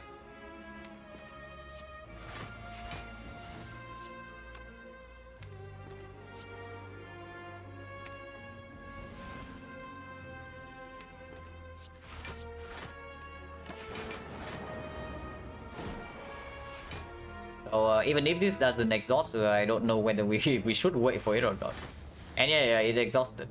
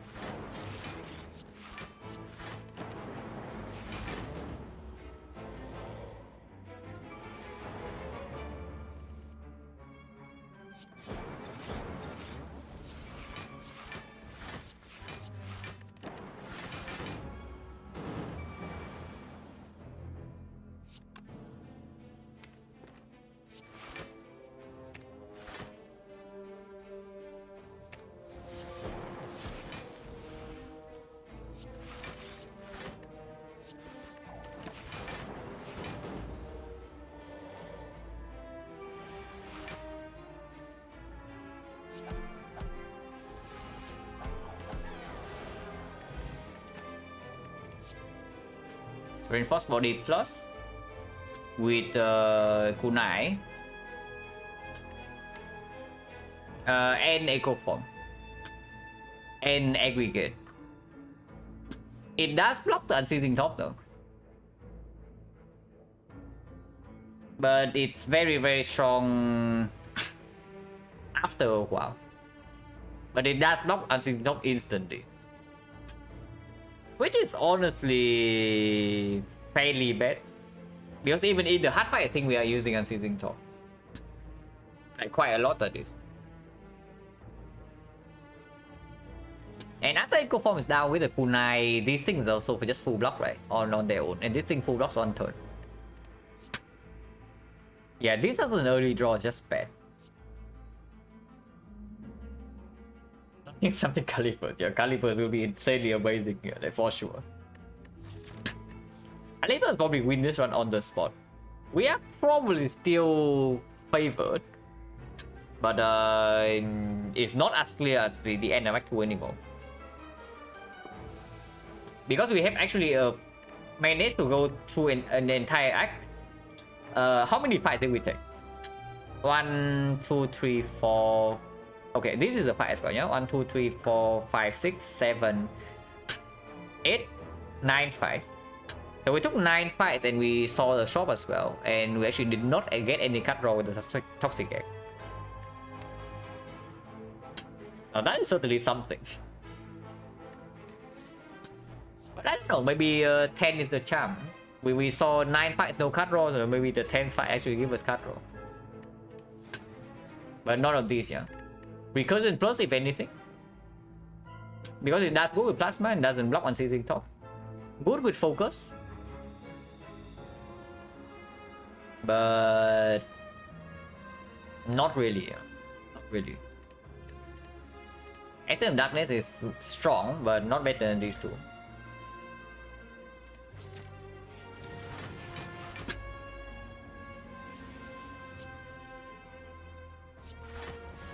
It exhausted when we needed the most. The legendary 51. Now, you don't see this very often, but this is the highest damage you can. The highest damage the spike can deal to you on turn 1 out of every single fight. It's debated cover here, I hope not. Because we are getting like Vega wrecked here. We don't actually need a second aggregate. So before that, I actually just take the strike to maybe get kunai stack.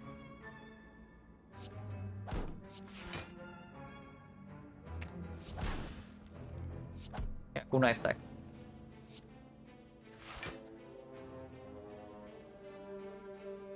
This one maybe can be aggregate. 11 energy is a lot. 11 energy is a lot. It's 10 right now. It's boosted down to 7. Yeah, I can still play basically everything.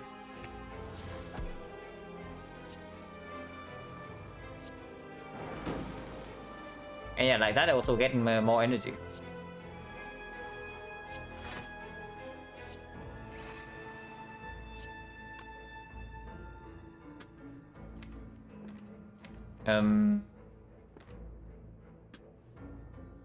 Well, if I am only facing 18.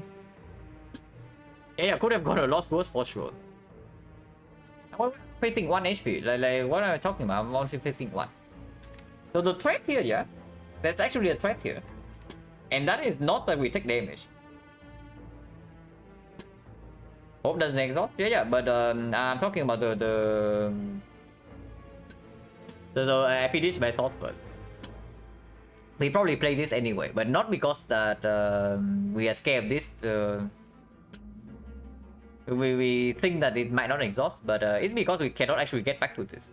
These things die to electro lightning. Like, these are not darklings. This one is dead right now and they are just dying. So we play this right away. And even if it doesn't exhaust, we don't really get back to it. Because both holograms are drawn already. Yeah, Fission actually doesn't kill this. Oh, Fission actually doesn't kill this. So maybe we can do something here.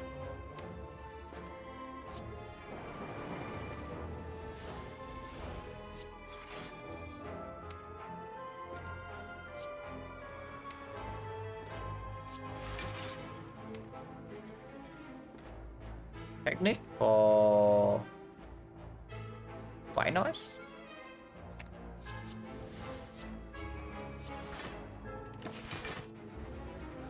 Yeah, any spoon. So now we can wait. Now we can actually wait.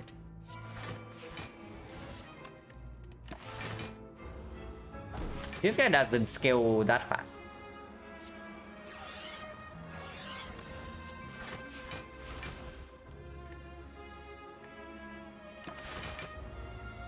And then we evoke all lightnings already. So okay, it doesn't spoon anymore. So now we kill him. We can wait for Sundial. And Sundial actually can be relevant, yeah, because this is one of the more annoying fight source for sure. So if Sundial is free to set up, I just do it. And should be free.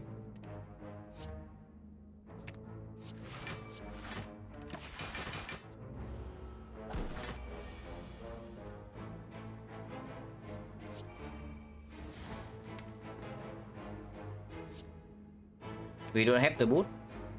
Yeah, no, the boot. Wait. Okay, we don't have the boot, but we had 2 echo forms. Okay, that was bad. But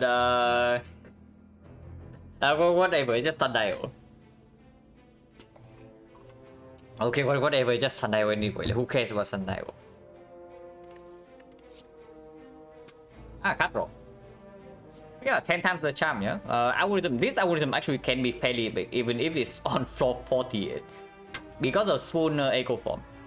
But Compound Rival is exactly what we need.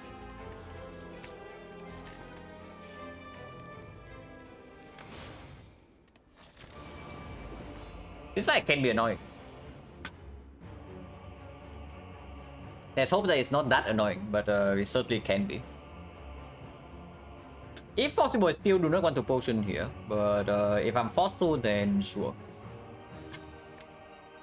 Ideally, this fight is looping the playing the Echo Form into looping Defect, into looping Capacitor, into Frost Wall plus 1 Lightning, and then we just play Compound stacking Kunai. Electro is not play. Second Echo Form, less exhaust. We don't play White Noise and we don't play Cell Repair. The other line is of course trying to kill this quickly. But yeah. Start with this first. Yeah, Kunai stack. With no Frost in play yet, there's no need to actually play these powers. Also, one of the reasons I bought Kunai is just for this fight. And then this fight alone. We also can just ignore the Echo Form, play these 2 and get Unceasing Top right away. How much block is that? Like, defense plus 2 slot and giving this thing 8 damage on the multi-hit. No, plus 2 focus. 2 focus with 9 slots, 18, so it's very positive. But actually we only have like 7 or 8 frost, yeah.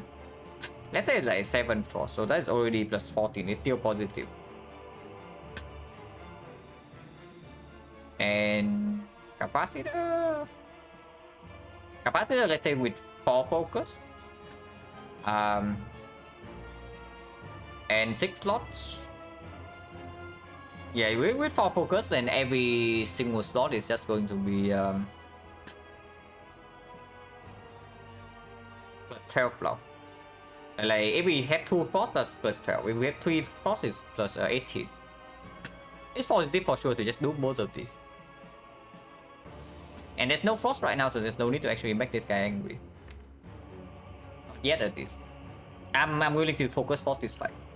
I hope that I don't have to, but I'm willing to.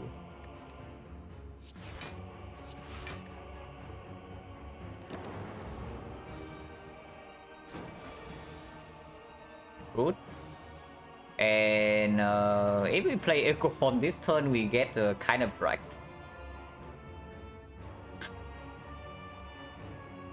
If we don't play Echo Form this turn, one Echo Form exhaust. And multi-hit turn 2 as well, so that's very annoying. At least I did not play Deflect Capacitor last turn, otherwise this turn would be very sad.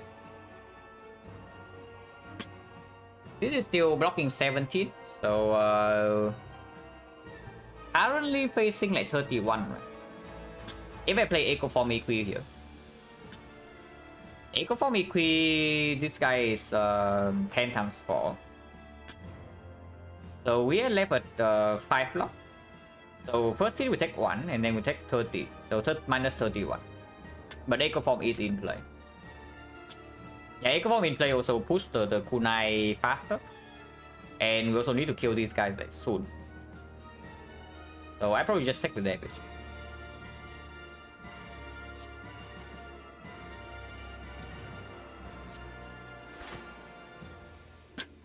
And yeah, I don't actually want Zap in my hand next turn, so I can play it right now for some damage.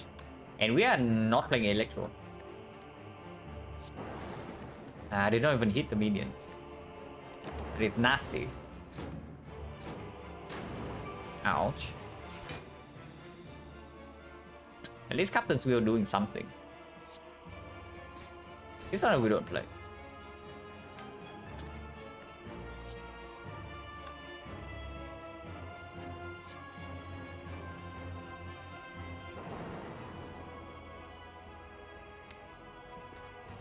Yeah, no retain here.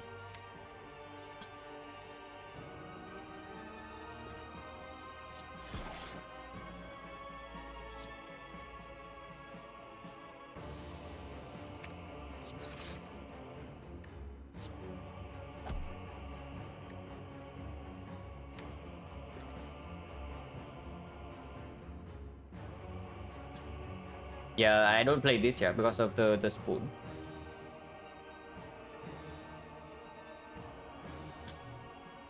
Seven, 8. 22, 40, 44. Currently taking 1.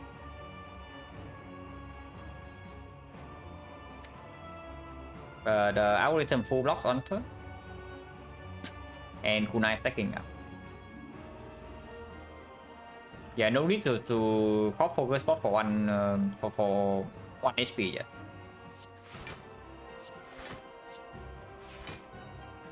Echo Form right now also is only +1, and then we get to do 2 cards. Kunai stack faster, block gets stronger.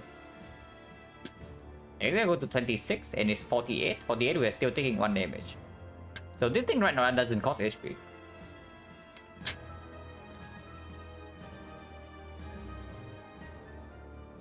Next multi-hit we might die though.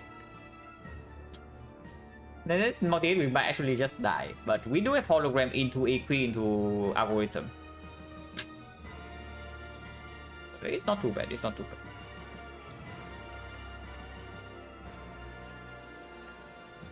I play this to make it happy.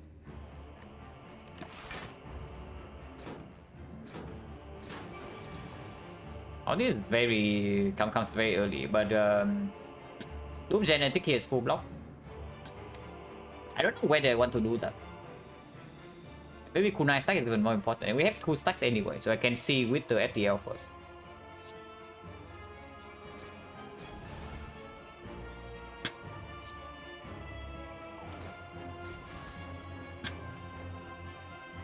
And yeah, this fight I'm more concerned about winning first, and then we'll be thinking about looping this garbage.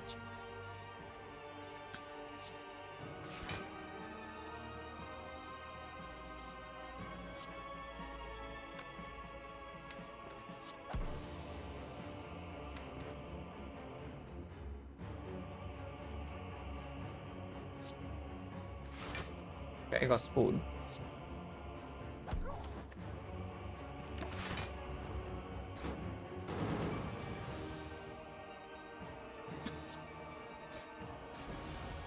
I'm sure glad I bought kunai like right now.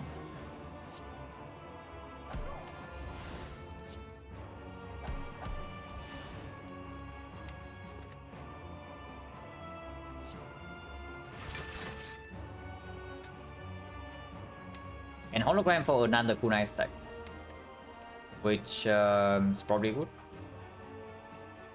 Next multi-hit we might be in danger though, so I am scared.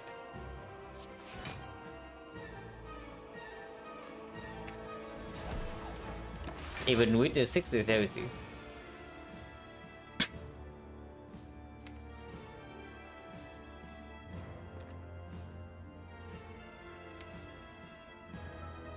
Technique for Equi.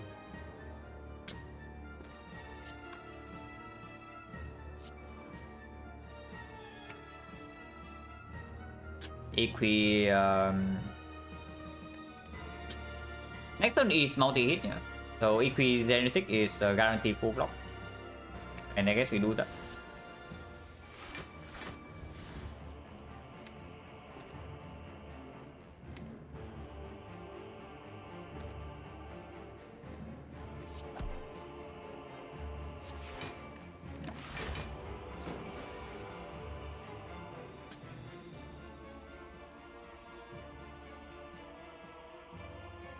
So we get kunai stack first. I don't care about duping this Equi.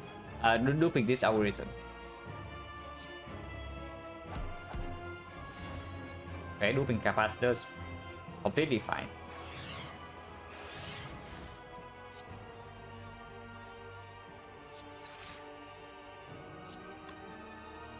We are still retaining, yeah.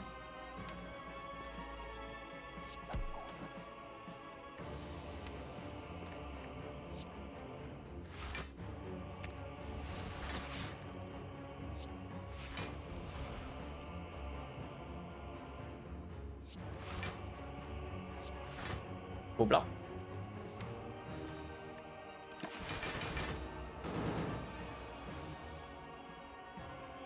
Not retaining anymore, so next turn is another big hit. It's not multi yet. But now this guy has like 14 strength, so we break a single turn, we are toast.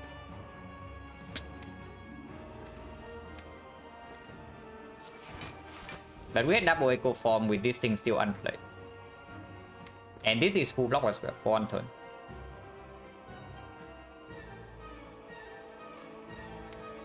With compound driver in here, I do think I play this.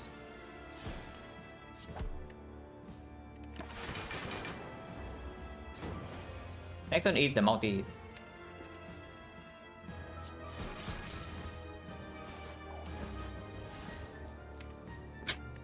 We should be okay. 80 damage. But yeah, we should be okay.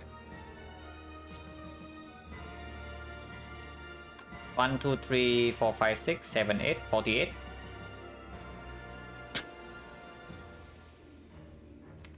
Draw 6 cards. No voice in deck, and we get a Nunchaku. So yeah, no problem.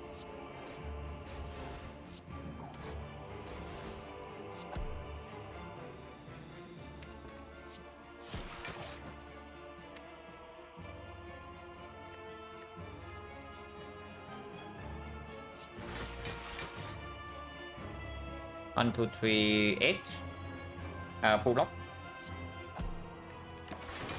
After the first phase, this fight is going to be a lot less stressful because we can actually play our powers. But before then, it is weird. Retain this turn, retain next turn. So in the multi-hit, we do have a prepared hand.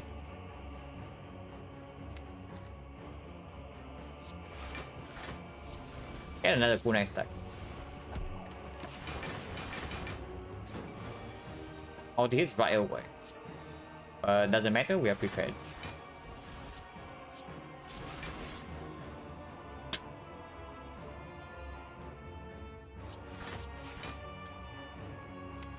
Renew bullseye is fine. Yeah, it's only 80 damage, like not a problem. Until we have no block cards in hand, 80 damage, not a problem.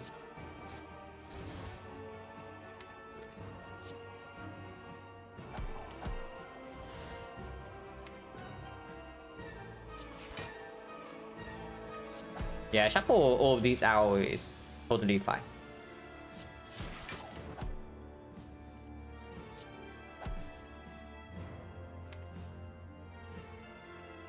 Technique for white noise is that we don't draw into it.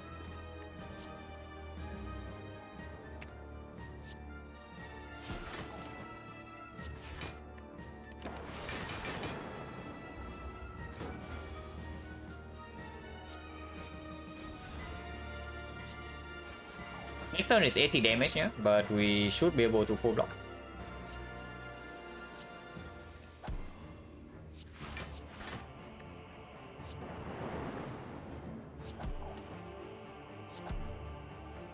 Oh, we just kill this turn. That's fine too. Get another cool nice stack. Okay, this fight should be should be over from here, and we can echo form the self repair. So we do heal by a lot. Yeah. Of course we don't play white noise. We have school, but now we can do it, and then we definitely leave this fight with full HP. This is healing 18, and this is healing another 4. But I don't know. This is slightly risky. This is okay to play.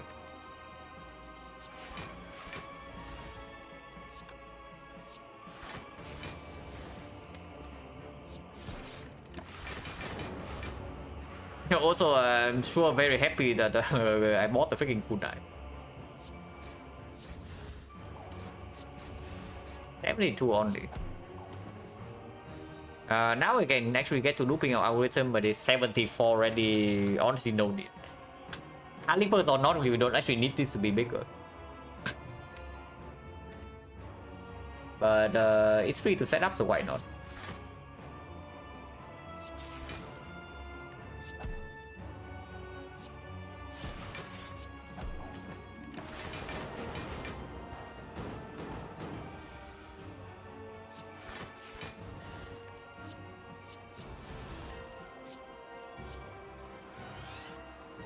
Yeah, I could have waited with the thing, but I don't care too much.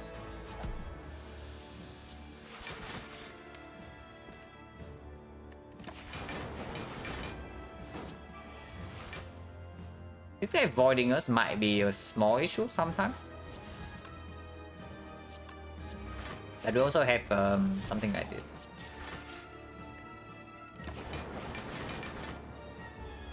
And we have like loop now. Okay, this is a small problem. 1, 2, 3, 4, 5, 6. 42. So we cannot even totally the second hit. So I guess we are facing a full 30 damage. I guess it doesn't actually. We are not like home free before we get to exhaust all our powers. But whatever, we pay a weapon run tax.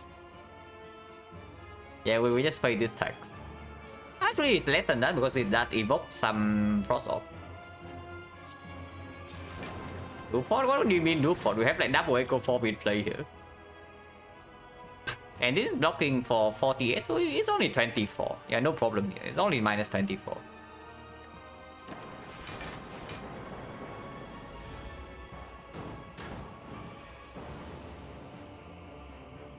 Okay, I was scared for a second when I see it's the multi-hit again. But we are fine.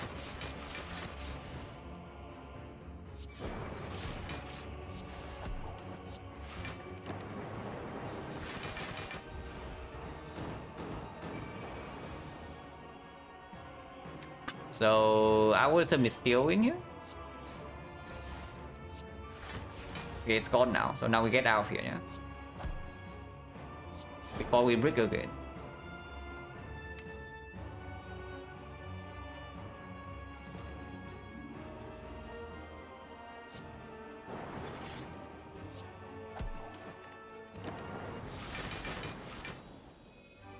Yeah, it's not even that bad. Time meter? The effect turn 1 and we cannot echo form it is weird.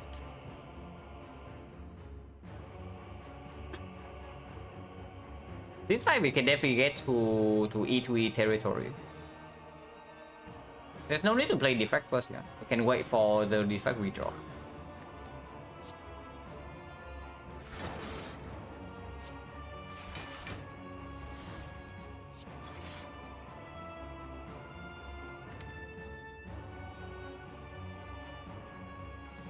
I think for Equi, it's okay. I think for white now it's okay too.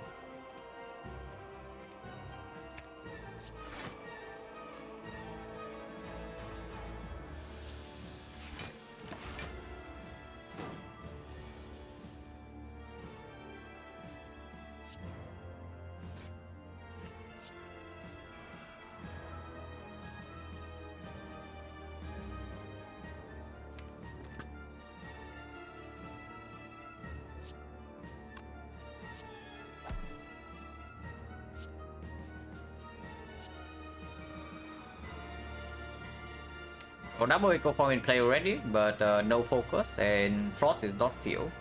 But we do have double hologram. So algorithm exhausted.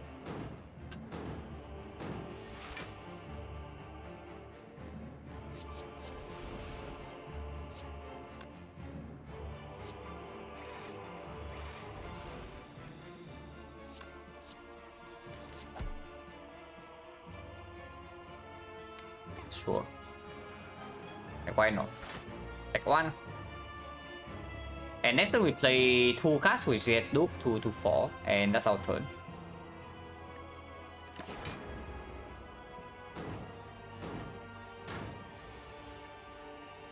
Ouch.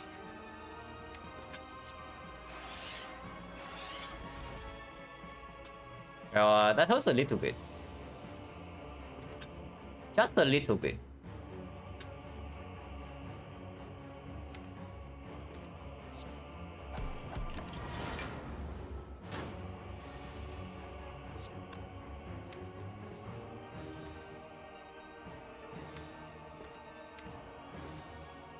This is dangerous.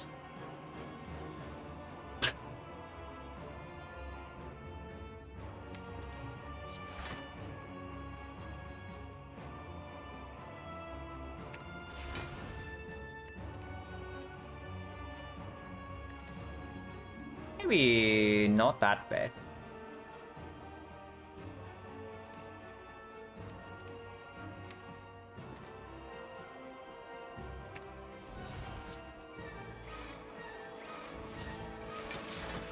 Because we do have 3 echo form stacks, so we get to feel our frostlight right now.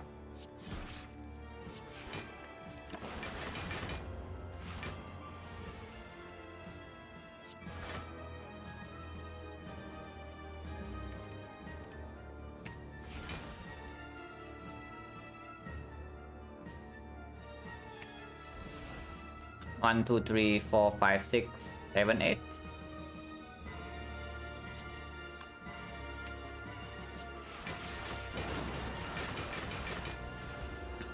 Okay, now we get like 1 lightning off and we have chilling, yeah.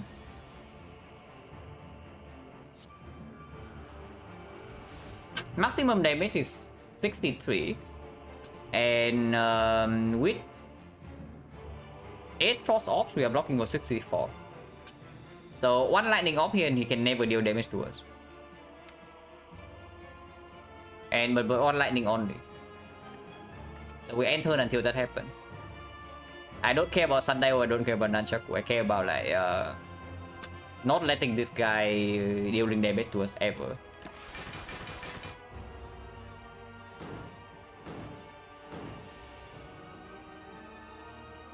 Techniques, zap.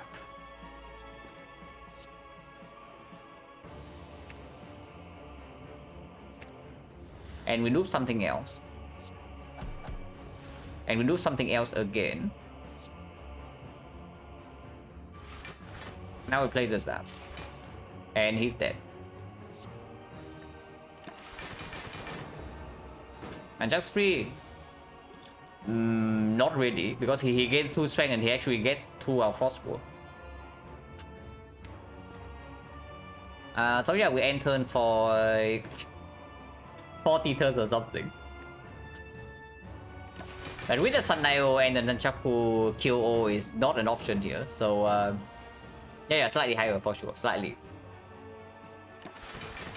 KO is not an option here, so we are going to be here for a while.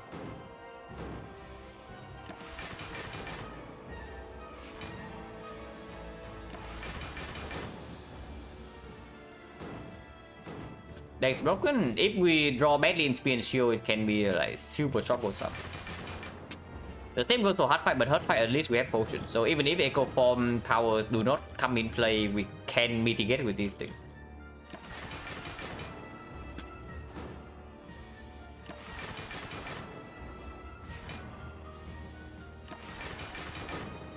Yeah, it's only 63, so we are invincible here.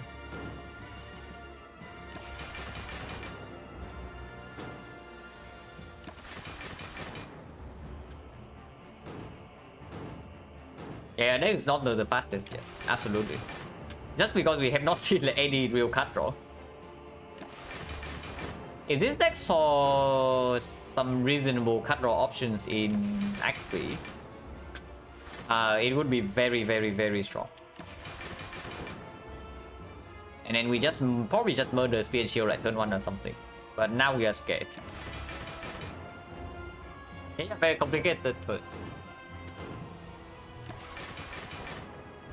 We press E until this thing dies, and he does do like debuff into multi fairly often, yeah. So letting our guard down here and being like slightly impatient here probably actually costs HP.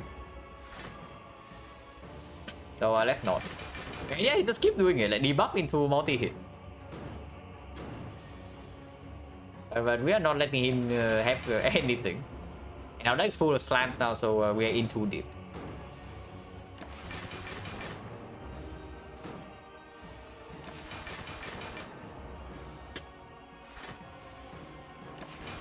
Also, algorithm is gone already, self-repair is gone already, so our job is like straightforward.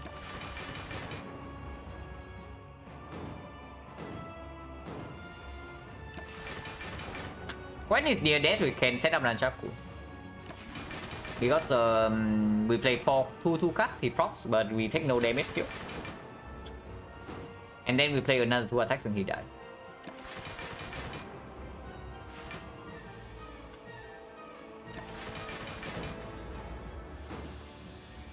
At least lightning off deals 9 damage. Angry Hourglass will be good here. Had some very interesting runs lately. What happened?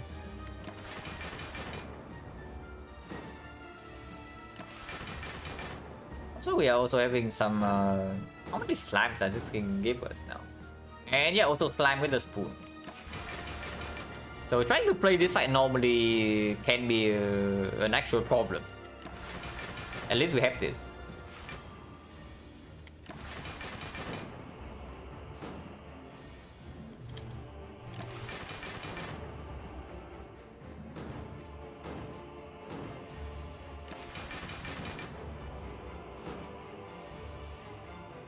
yeah, we are inflicting other worse stats. Nice energy.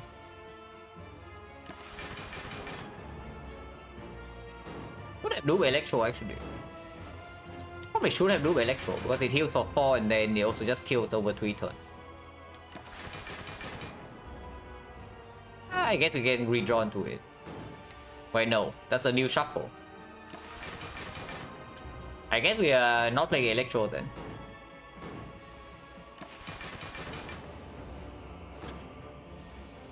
If we can kill this cycle, it would be great. Because Sunday is protected.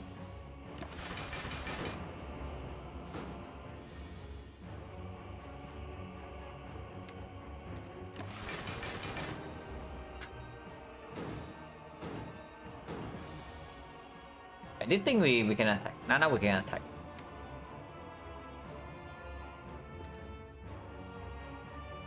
Attack. Sure.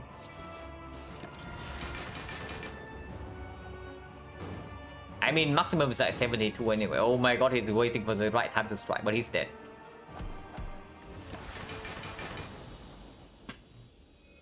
He was biding his time like all along, guys, but good thing we saw it coming.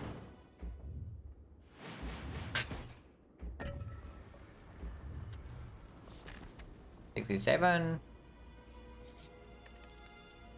Okay, what is the upgrade here?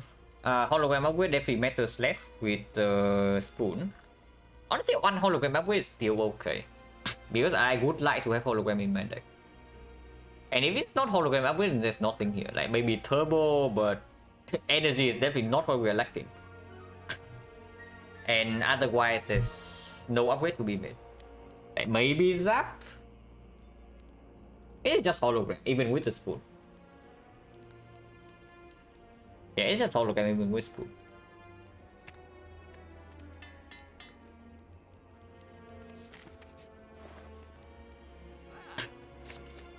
Now card draw. Can buy relic? Orichalcum, not really, yeah. We have Kunai and we're also playing Equilibrium Hologram a bunch of times. I only top the honestly doesn't do anything. And then there's the shard. Start with Toxic Egg for 1-5. We are buying relic to see what's underneath. Yeah, we are defect, so we cannot even avoid focus now, it's true. We don't have Chemex, yeah, so Transmutation Plus, not really it either. I think that we are thinking, yeah. We are just looking for card draw, and I already saw the 3 relics. So it's definitely better than blindly buying a relic for sure. Remove targets? Definitely remove targets, but we can remove second. No reason to remove first. Like, definitely there are plenty of remove targets in here. But what relic are we buying out of this? The toy with white beast is like something, but we don't even want to potion in speed and shield, yeah? But it is 10 HP in the hard fight. HP in the hard fight is just better than the other two. Yeah, it's just a toy. It's also the cheapest. Not that it matters too much.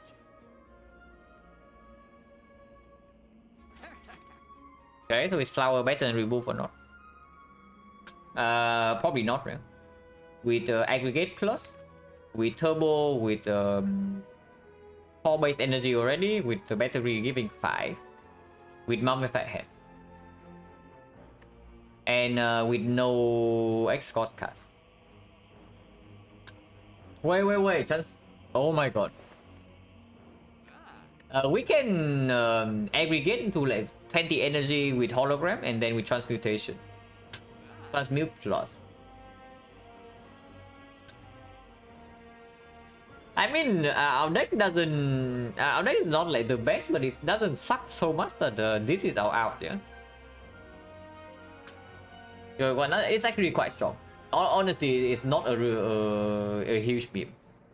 But if your deck can win as it is, then we don't have to rely on this. But that line can carry a deck that has no chance to win to a win fairly easily. Because when you transmute for 10 and every single thing is upgraded, you get like a bunch of magnetism, you get apotheosis, and suddenly your deck is a real deck. But we probably don't need that. So yeah, we just remove and Steam Barrier is like okay with the kunai and with the unceasing top, but in the hard fight this doesn't play.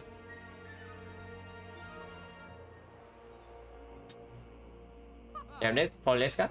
I know it's strong, I have played into this combo before, it's actually legit. Like surprisingly decent. But it's not what we need, right? So we talked about remove already, it's still the strike, yeah? Over the zap. It's still strike over zap because of Fission. And Fission doesn't even exhaust now.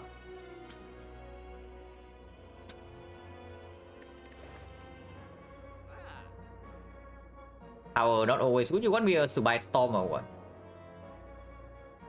Let's not buy the Storm. Like buying Storm to see what's underneath is not the line.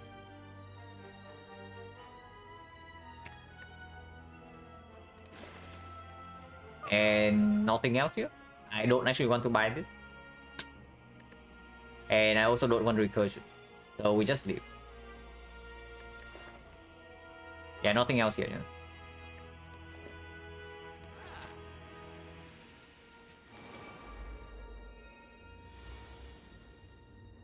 Okay, okay, we are going in. Hopefully we don't get wrecked by this thing. But we are going in.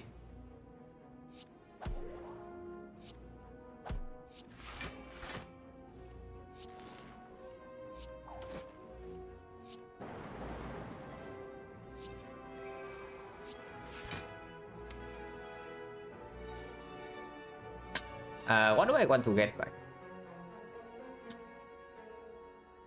Aggregate is definitely not needed. Zap for lightning for the compound, right? Was I? No, it's probably just a zap. We don't actually have go for the eyes or beam cell, so getting back the bullseye to sweep artifact here doesn't even do anything. But if I draw into compounds next turn, I want to draw cards.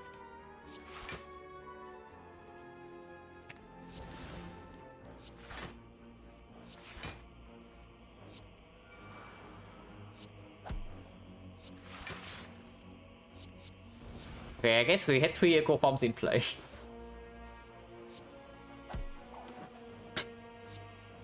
This thing can be played later, can be played now. I guess we play it now. Looking at this turn 1, we probably don't take that much damage in this fight. At least I hope so. But we still don't have any defract, any capacitor in play yet, yeah.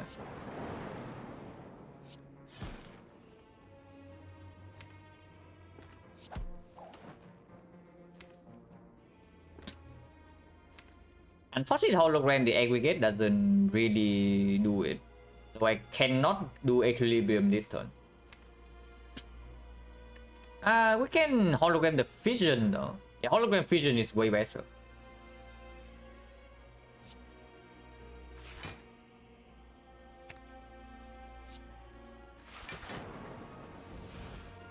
Yeah, we can technique for Equi now.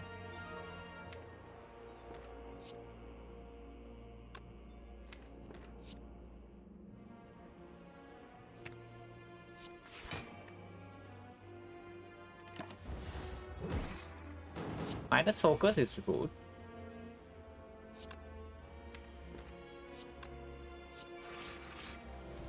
Okay, algorithm is here, so we can loop this. And we had triple echo form, so we can do whatever the hell we want.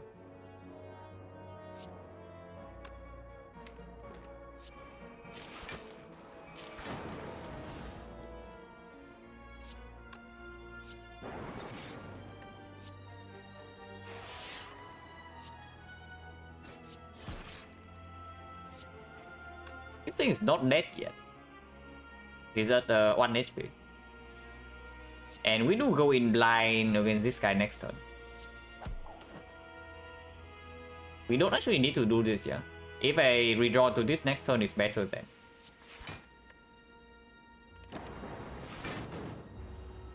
And even if I do not get algorithm in this fight, I don't care. And yeah, like with okay, no more power, so that's a mistake. Yeah, that's a mistake. Like not blocking for 9 here. No, Sundial, the blood vial. So right now we are missing no HP. Yeah, currently still completely fine.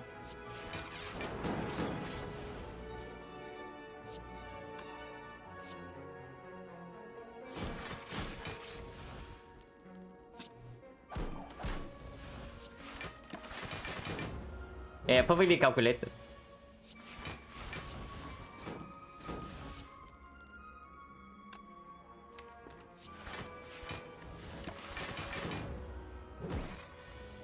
Let's focus again, but he's dead. Now it's on 0. Screw that. Ginger doesn't really perform. Second aggregate is weird. Machine learning is... it's okay. Actually, it's quite good because we cannot rely on a sitting top in the hard fight. After turn 1. So machine learning definitely does... because after the echo bombs in play, the only thing we care about is actually having some block card in our hand. Like one block card would do. Any card draw would do. Any block card, like any frost channel would do. Even card draw normally with dexterity from kunai would also do. Machine learning is positive. Aggregate plus is very good, yeah, but we don't need it because we actually cannot unceasing top in the hard fight for that much. It's good. And block motion is definitely not better than this.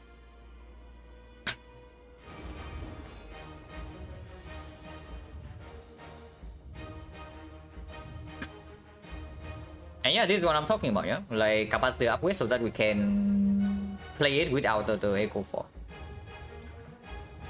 But maybe I just loop this.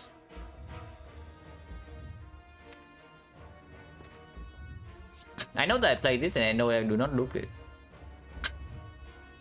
But looping capacitor right now and going in with aggregate seems good, right? That seems good. Because I do not actually need to loop defect, yeah? With loop capacitor and focus potion, a single defect would still do it. We don't actually need to loop defect. Well, that was wrong then. Because if that's the case, I should just start with boost sequence.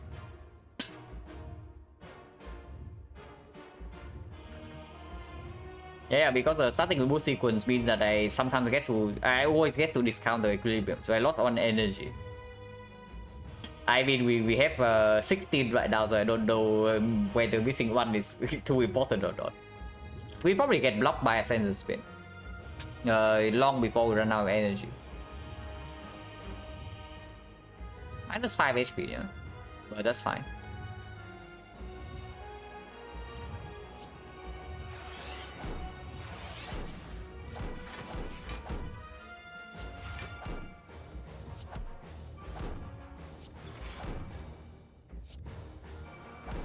Yeah, the effect right now is not loop. If we stop this turn, if we stop right now, it's not good though. So I think we keep going. Yeah, I think we keep going. I want to get Echo Form in play. Now, I mean, I don't know, because we do have AQ in play, there's no way. Yeah. Floating 12 energy, there's no way that's correct. Focus Spot no, it's minus 5 HP and Focus Spot now doesn't do anything. It gives 4 more damage on this lightning dual cast. 5 HP is way more valuable than that because multi-hit we face tank sometimes. And we don't have weakness here. So big hit we might actually take something like 50 damage. And 5 HP from here will be relevant. So what counter? Yeah, no problem because counter is in the second half. Yeah, there's no way we stop here. Complete nonsense.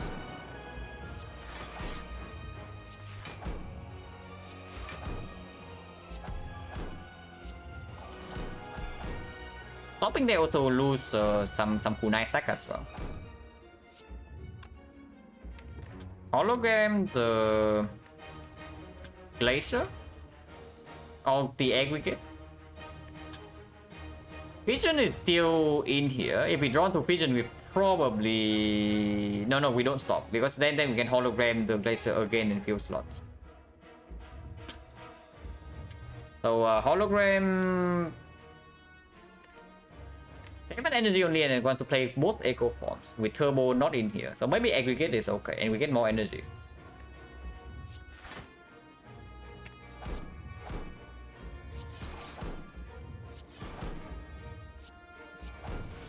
Yeah, here's the loop first. Yeah, Echo Form. We do have equilibrium at the moment.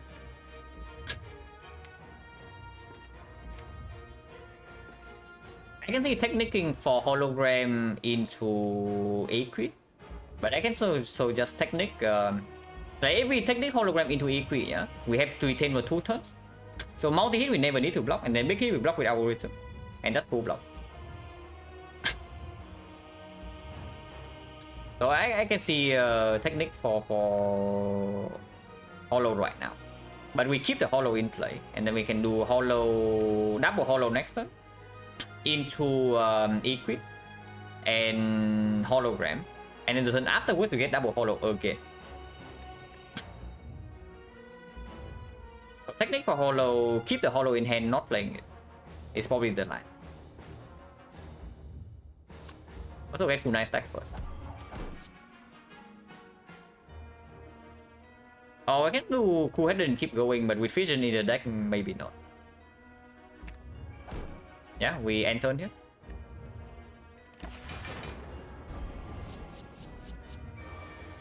It's on 15. Okay, I guess we noob Echo Form then.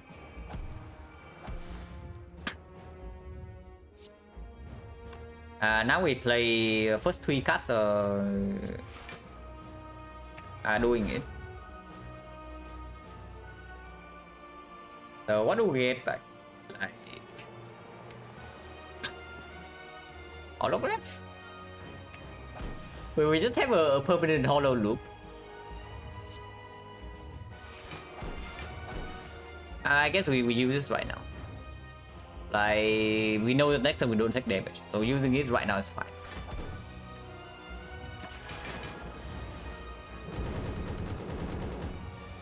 I should be shielding here. We don't even need to noob algorithm to full block this hit. We are still retaining. We are actually still retaining. I can start with this, whatever. And we play a lot of cards now.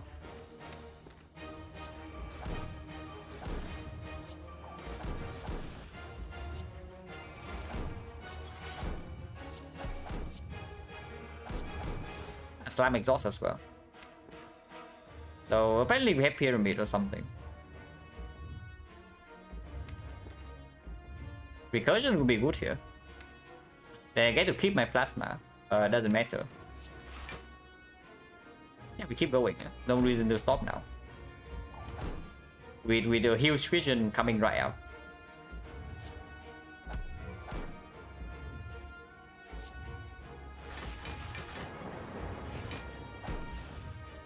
Maybe that was bad, but doesn't matter.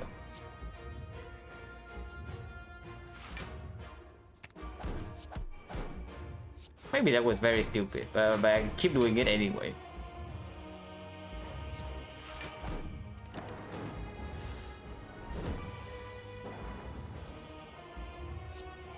Because we kill back slots like very fast, so honestly it doesn't matter.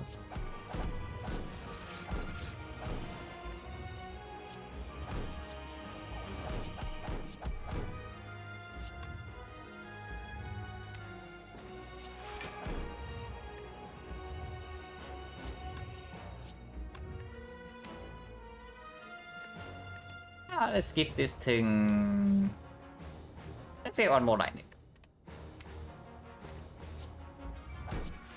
Doesn't matter regardless, but let's say one lightning.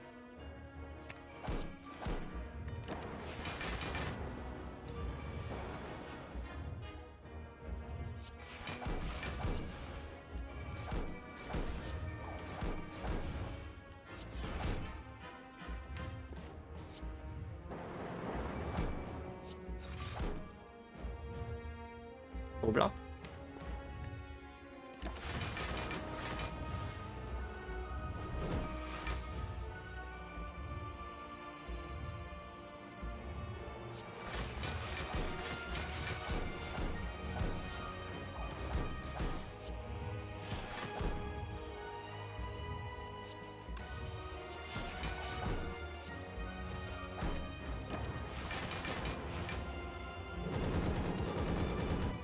Yeah, we are super fine.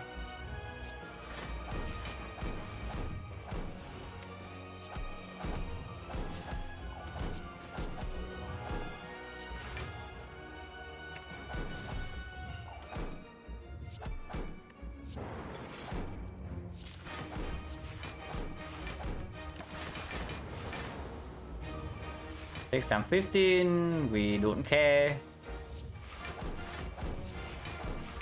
Don't even need a lot of force to block this. And Sunnail as well.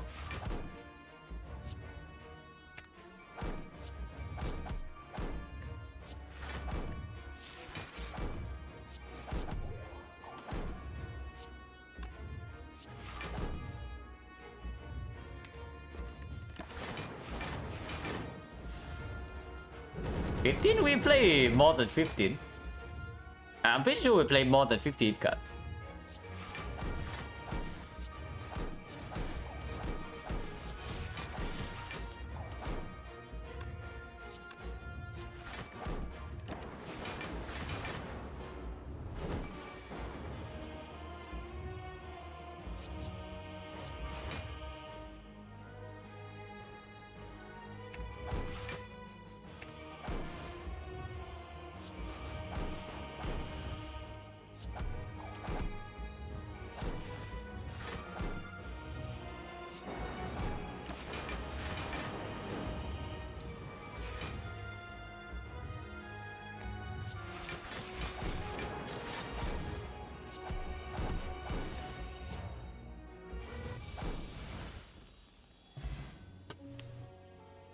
Bây giờ we're thinking about Cool Knight. Otherwise we might actually have died to a weakened one.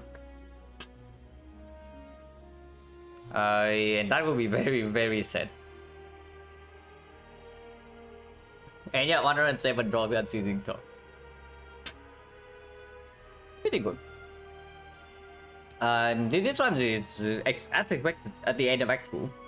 It's a broken run that has 2 difficult fights. In our case, it's actually only 1 difficult fight. Like the hard fight was super chill after that turn 1. But the awakened one is as annoying as expected.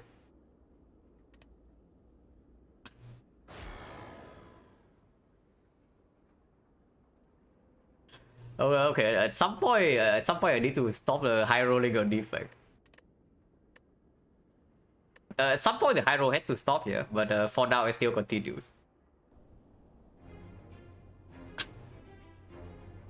Second arena fight. Yeah, it was scary. Act 2 was yeah, Act 2 on defect as scary as usual.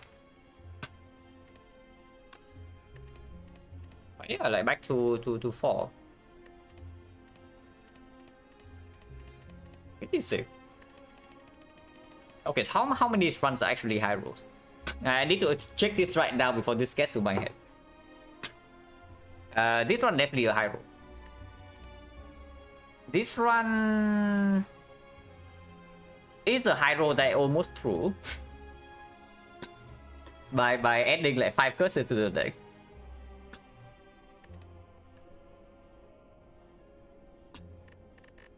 What was this? Oh yeah, this was the shuriken run. This one is average. Yeah, this one is average, converting into a win. So this one was nice. This was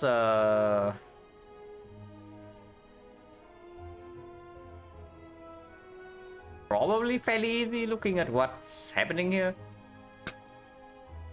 Like Frozen Eye start. I remember this Frozen Eye buy, but I don't actually remember what happened in this one. Probably just P-Box happened. Oh yeah, reach your dagger. Streamline, yeah, streamline. This fight is the streamline, but if I lose this one, it's basically because I threw. So 1 high roll, 2 high rolls. This one is not super high roll, but it's not low roll either. So it's like again average run converting. This one is mega low roll, but I also could have played better. So 2 high 1 low. Hammer swap into Mouth of the Bloom here. Hitting this alone probably qualifies as a high roll. Before we hit this one was just average and moving along. But the moment we hit this is probably just a high roll now. So 3 high 1 low. This thing... This is recycle... Yeah, this is recycle infinite. This is the recycle infinite and not the run with Meteor Strike. Red is a decent run, is not that strong. Probably like average. It's not actually high roll, but it's probably average. This one is super set. This is another extreme low roll, yeah? So it's like 3 high and 2 low. This one is the immediate strike infinite. Alright. Is it? Yeah, it's recycle plus meteor strike. This one was sick. 46 as infinite, and then we got there with like the oh, is it actually this one? Or was it the other one? Deep breath apotheosis. Self repair. No, this is not infinite. This is not the infinite one. The infinite run is like here. Yeah, this is the infinite run. This is not infinite. This is just apotheosis, deep breath, frozen eye. So yeah, this one is nice as well. We have cost pellets, but no focus. Beam Cell Infinite is this one. This is the Beam Cell Infinite. So this is the high roll, yeah. This one is a nice convert with decent relics, but not super good cast and no focus, and we converted. So it's like 4 high rolls, 4 high, 2 low. Probably like 3 average. This is mega free. This is insane high roll. Like you can also look at the deck. We have Palace Mummified Hand double 6 with Heatsink Plus and then Apotheosis and then yeah, Bottle Lightning as well on 6 plus.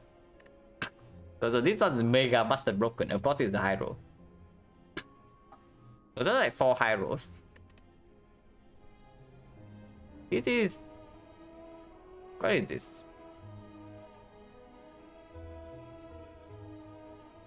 Well, looking at Toxic Egg one is probably a high roll. So it's like 5 high rolls. Astro X1 is fairly good. So Wood Boss Relic, probably high roll as well. So there's 6 high rolls. And yeah, this is the start, yeah. We abandoned this one on in Slime Boss to get the actual Neo bonus. So the trending like starts here. So it's like 6 high rolls, 2 low rolls we both lost. And then some marginal runs being won. But currently it's like 11-2, right? 1, 2, 3, 4, 5, 6, 7, 8, 9, 10, yeah, 11-2. 11-2, but 6 of the wins are high roll. So good to know. But yeah, pretty nice. I'm still enjoying the high roll. Like when the high roll comes, we just enjoy it and convert the runs. And then it's not like extremely broken like this one. So as long as the high rolls are not as broken as this one, I don't mind. This one is just super stupid. Like playing this one doesn't teach me anything. Yeah, playing this one doesn't teach me anything whatsoever. Like we just win. Just did cover, yeah, the effect auto better than Silent. Any cards I underrated before. I can probably look at the card pool because it's easier for me to look at this and tell.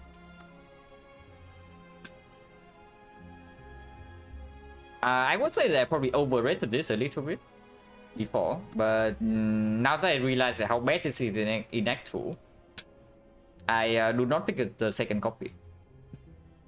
Very often at least. First copy is still probably very good in Act 1, but second copy is complete trash. Most of the time. Beam Cell I already know is good, so not exactly underrated. I would say that I probably pick this up more right now, but I know it's good already. Phenomenal, good, amazing. Rebound is like whatever, but it's positive enough to be added. Team barrier good, recursion still bad. Stack not early game. Streamline complete garbage. Sweeping beam is good if we do not see Doom and Gloom and have an upgrade. You know, save one run. No, it's not really a real thing. It saved the run because I almost threw. It did not save the run because it was good. It saved the run because I almost threw the run. Turbo is good. Aggregate is good.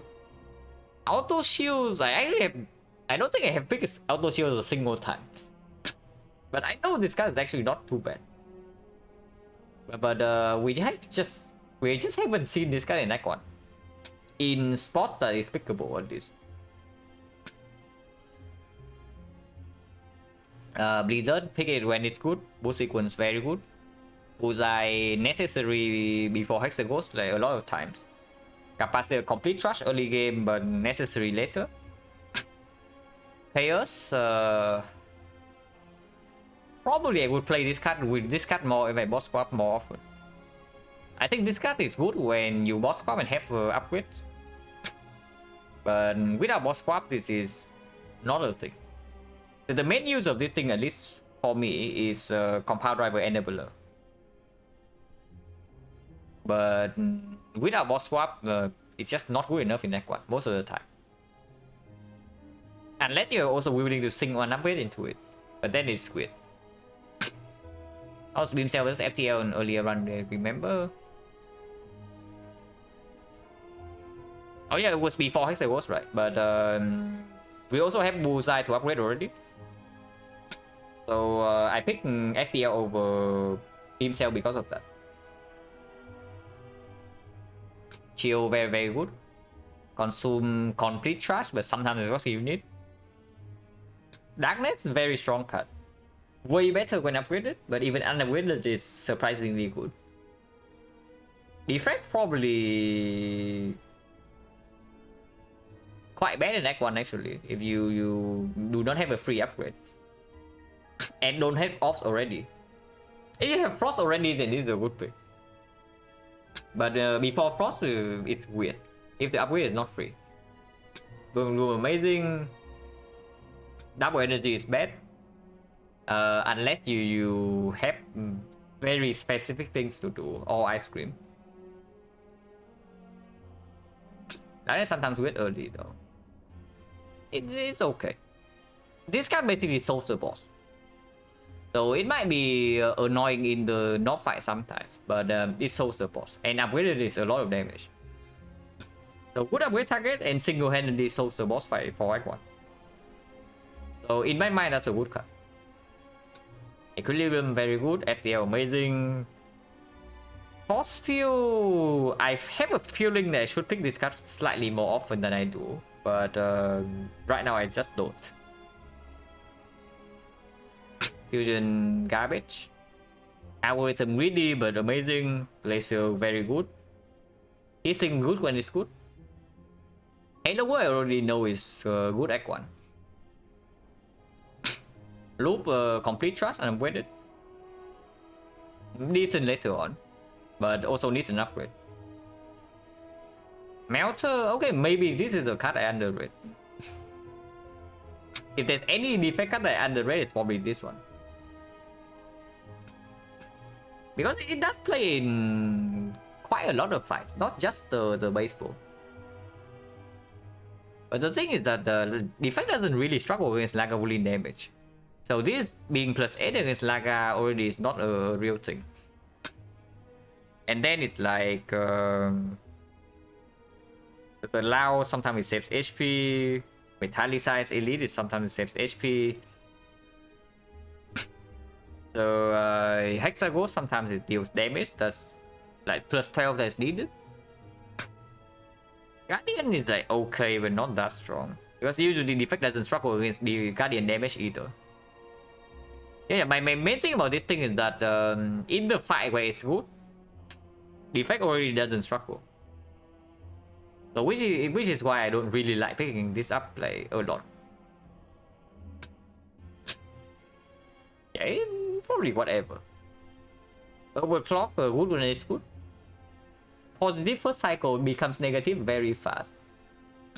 But if the deck is set up heavy, it's okay. If you transform into this, it's okay too. Recycle degenerate card. Reinforced body also a degenerate card.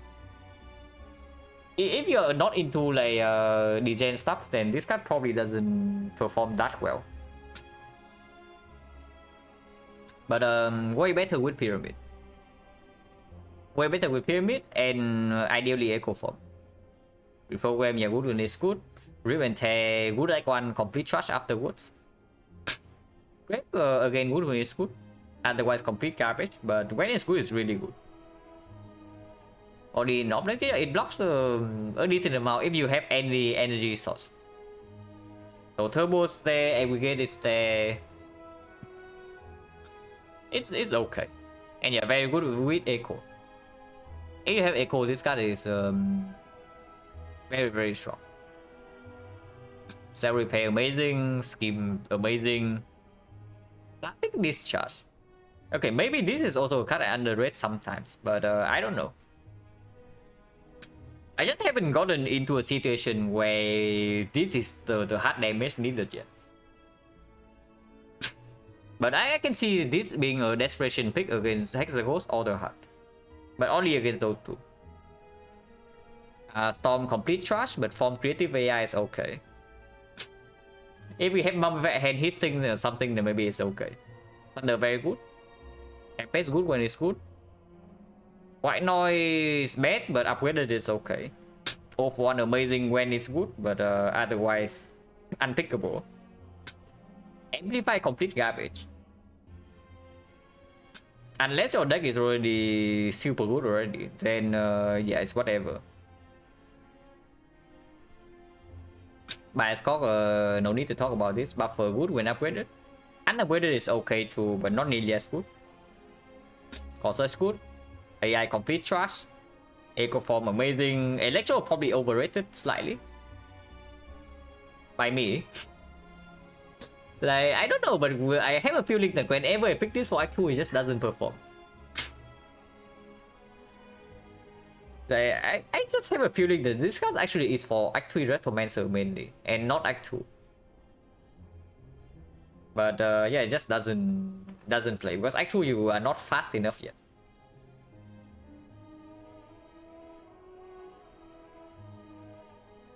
Vision very good.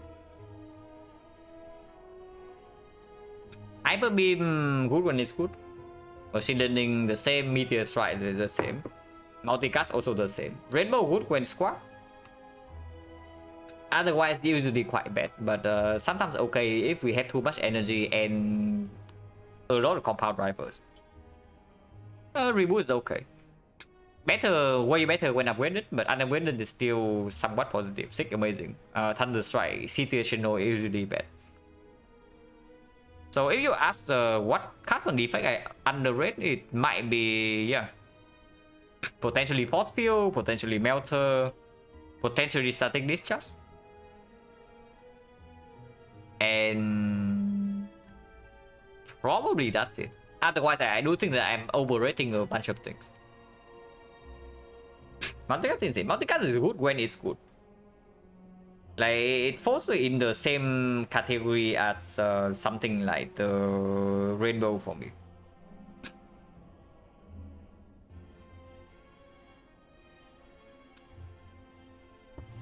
But yeah, until I figure out some other things, at least right now that's my evaluation of the cards. And yeah, I do think that I'm overrating a few things a little bit. But underrating, difficult to say. Because I just don't even pick these things, you know. Will it hit reprogram? It can work. We won 2 runs off the reprogram already. And then we needed the reprogram to survive, yeah? Maybe not this one. Okay, this one we only survive the first fight of this because of reprogram, but maybe without reprogram in the deck we would be doing okay. Reprogram plus score. If you have a good reprogram deck, then there's no claw in it, usually. But reprogram pivot happened like... Where was it? Like here, yeah? Yeah, I think this thing is reprogram pivot like right here. Where was it? Yeah, defect plus and bias scope with echo form, and then we pivot to reprogram plus right on this floor, and it carried the entire run. And this dark card, oh yeah, but sometimes it's what you need. Like sometimes when you cannot actually have enough defense otherwise, then I think this is mainly for defense. Using this for the strength is not really the thing, but it's mainly for the dexterity. Is at least my experience with it so far. When you cannot really get your Frost War in play, when you cannot like draw too many cards, but you have a bunch of holograms, then this is your defensive scaling. And those are also the spots where I pick it. I don't pick it because I'm lacking damage. I pick it because I'm lacking defense. It does perform. So so far so good.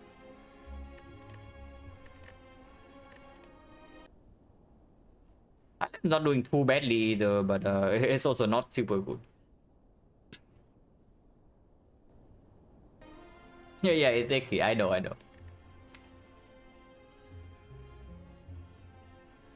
So this run is looking like a high roll, but then we almost die in Act 2 because of this crap. So I really wonder whether it's actually correct or not to pick pre-box over back or and wrist blade here. It's probably never wrist blade over the back, but if we could have gotten away with the back, then maybe it would have been a better pick. Because back does not actually kill us in the middle of Act 2, I'm pretty sure.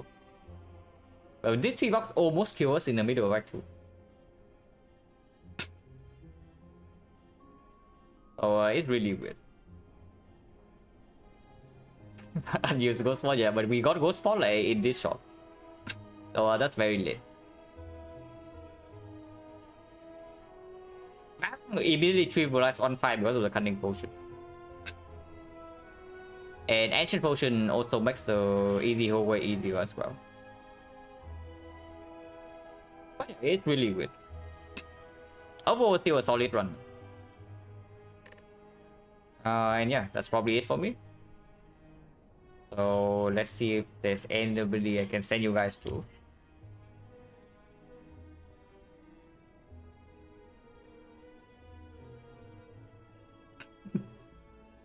Okay, Coach is back, and yeah, I guess I'll send you guys back to Coach.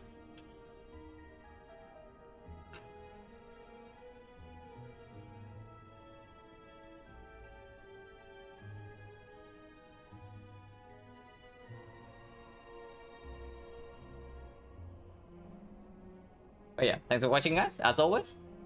And yeah, he did rated me. And it's pretty funny that he is back live again. But yeah, see you guys later.